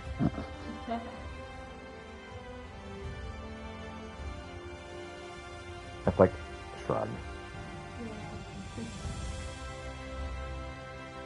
But they're really all just Yep. And the beard is part of their outfit.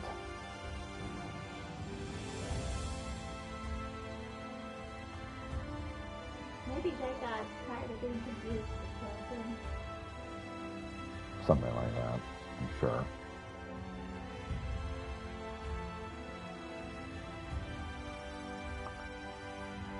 And it's playing with the fact that, you know, dwarves in fantasy all have beards.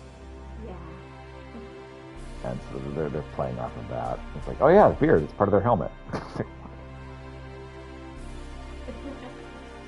And they all have to wear them, the men and the women. What? And now you can't tell the difference. Well, dwarves obviously can tell the difference between each other, but like the rest of us, no.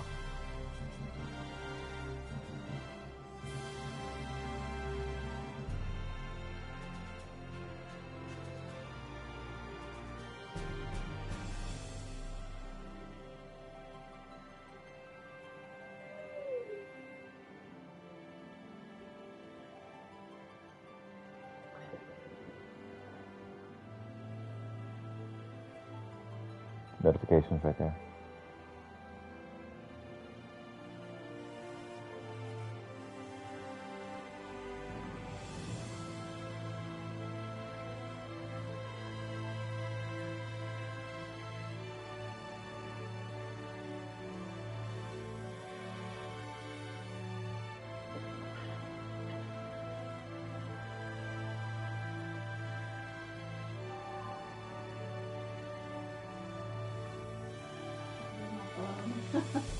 Mm-hmm.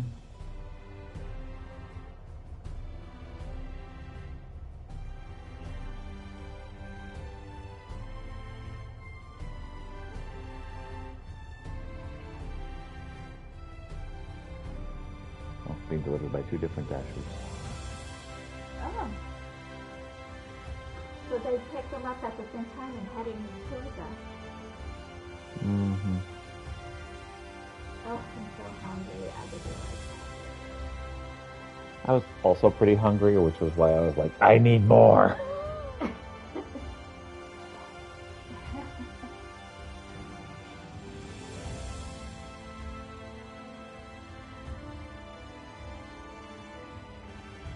Casting and talent services provided by the Help Network. Help. Help. And the TO is Chet. Yep. Hello, I'm Enterprise. How can I help you? Sorry, I was looking for the actual starship. Well, they can't speak, silly.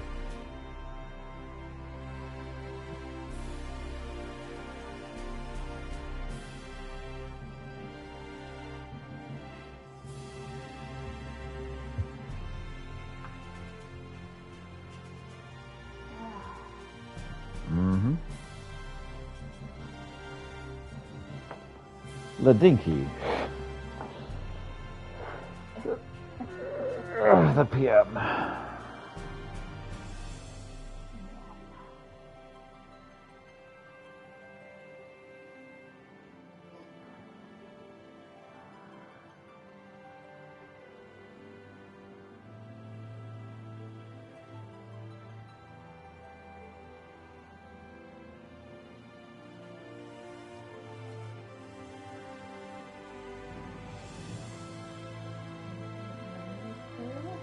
Mm-hmm.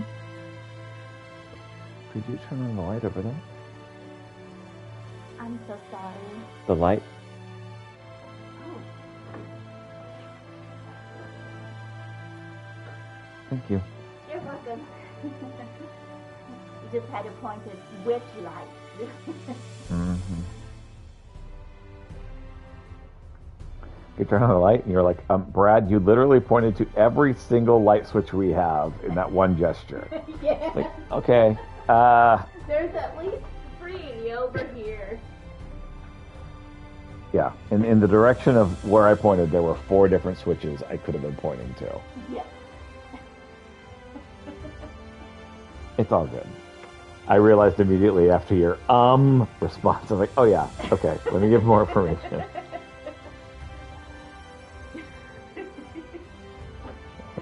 It's like, I don't want to be a jerk, but I have no idea what you're pointing at.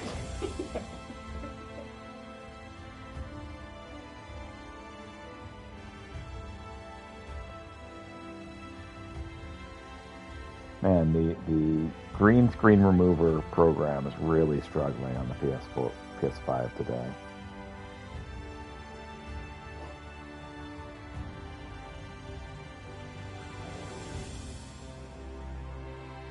Stephanie Spenley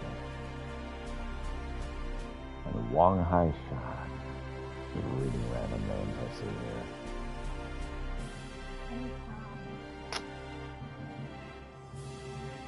Hazirul Ifwit.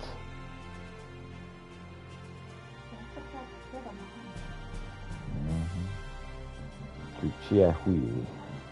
A fun one. IT team. Apple Chow Yi Han. Cool. Someone named Apple. That is awesome. Sure, that's their American name. Finance Alvin Chin Yun Shan. Alvin Sean. Got it. Yep. Anime.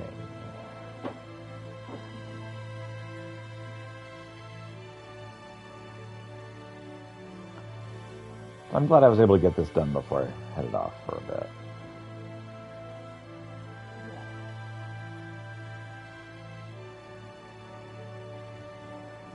I get to watch you go through the major battles. Yep. Wolf Whisper. Well, that's a fun name. My wolf wouldn't even talk, and his is whispering. Let's see. LQA Service Delivery Manager, Basil Rally.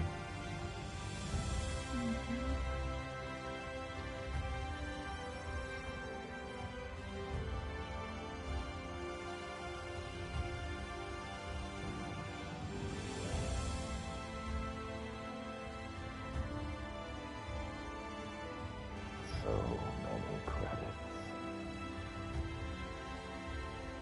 Oh, cool.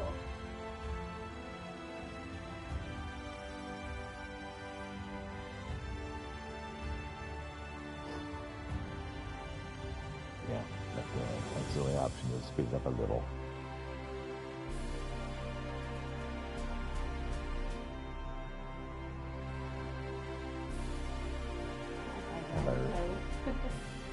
I'm tired. Beat video. NVIDIA GameWorks. 2018.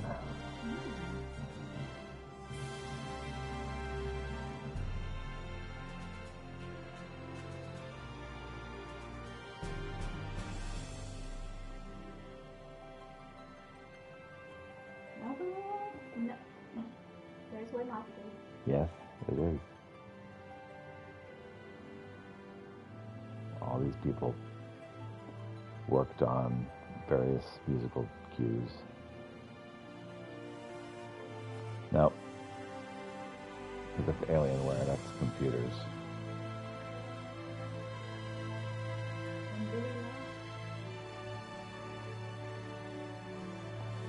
And Taro Watanabe.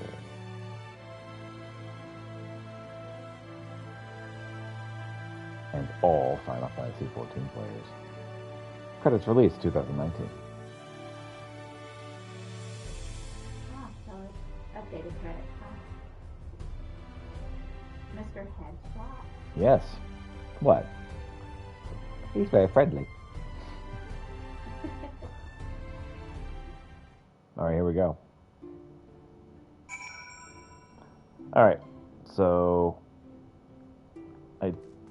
okay, so Shadowbringer, speak with the Crystal Exarch. I can click on that when I return. So that'll be after the trip. All right, so that's going to be it. Thank you so much for watching. I hope you have a wonderful day.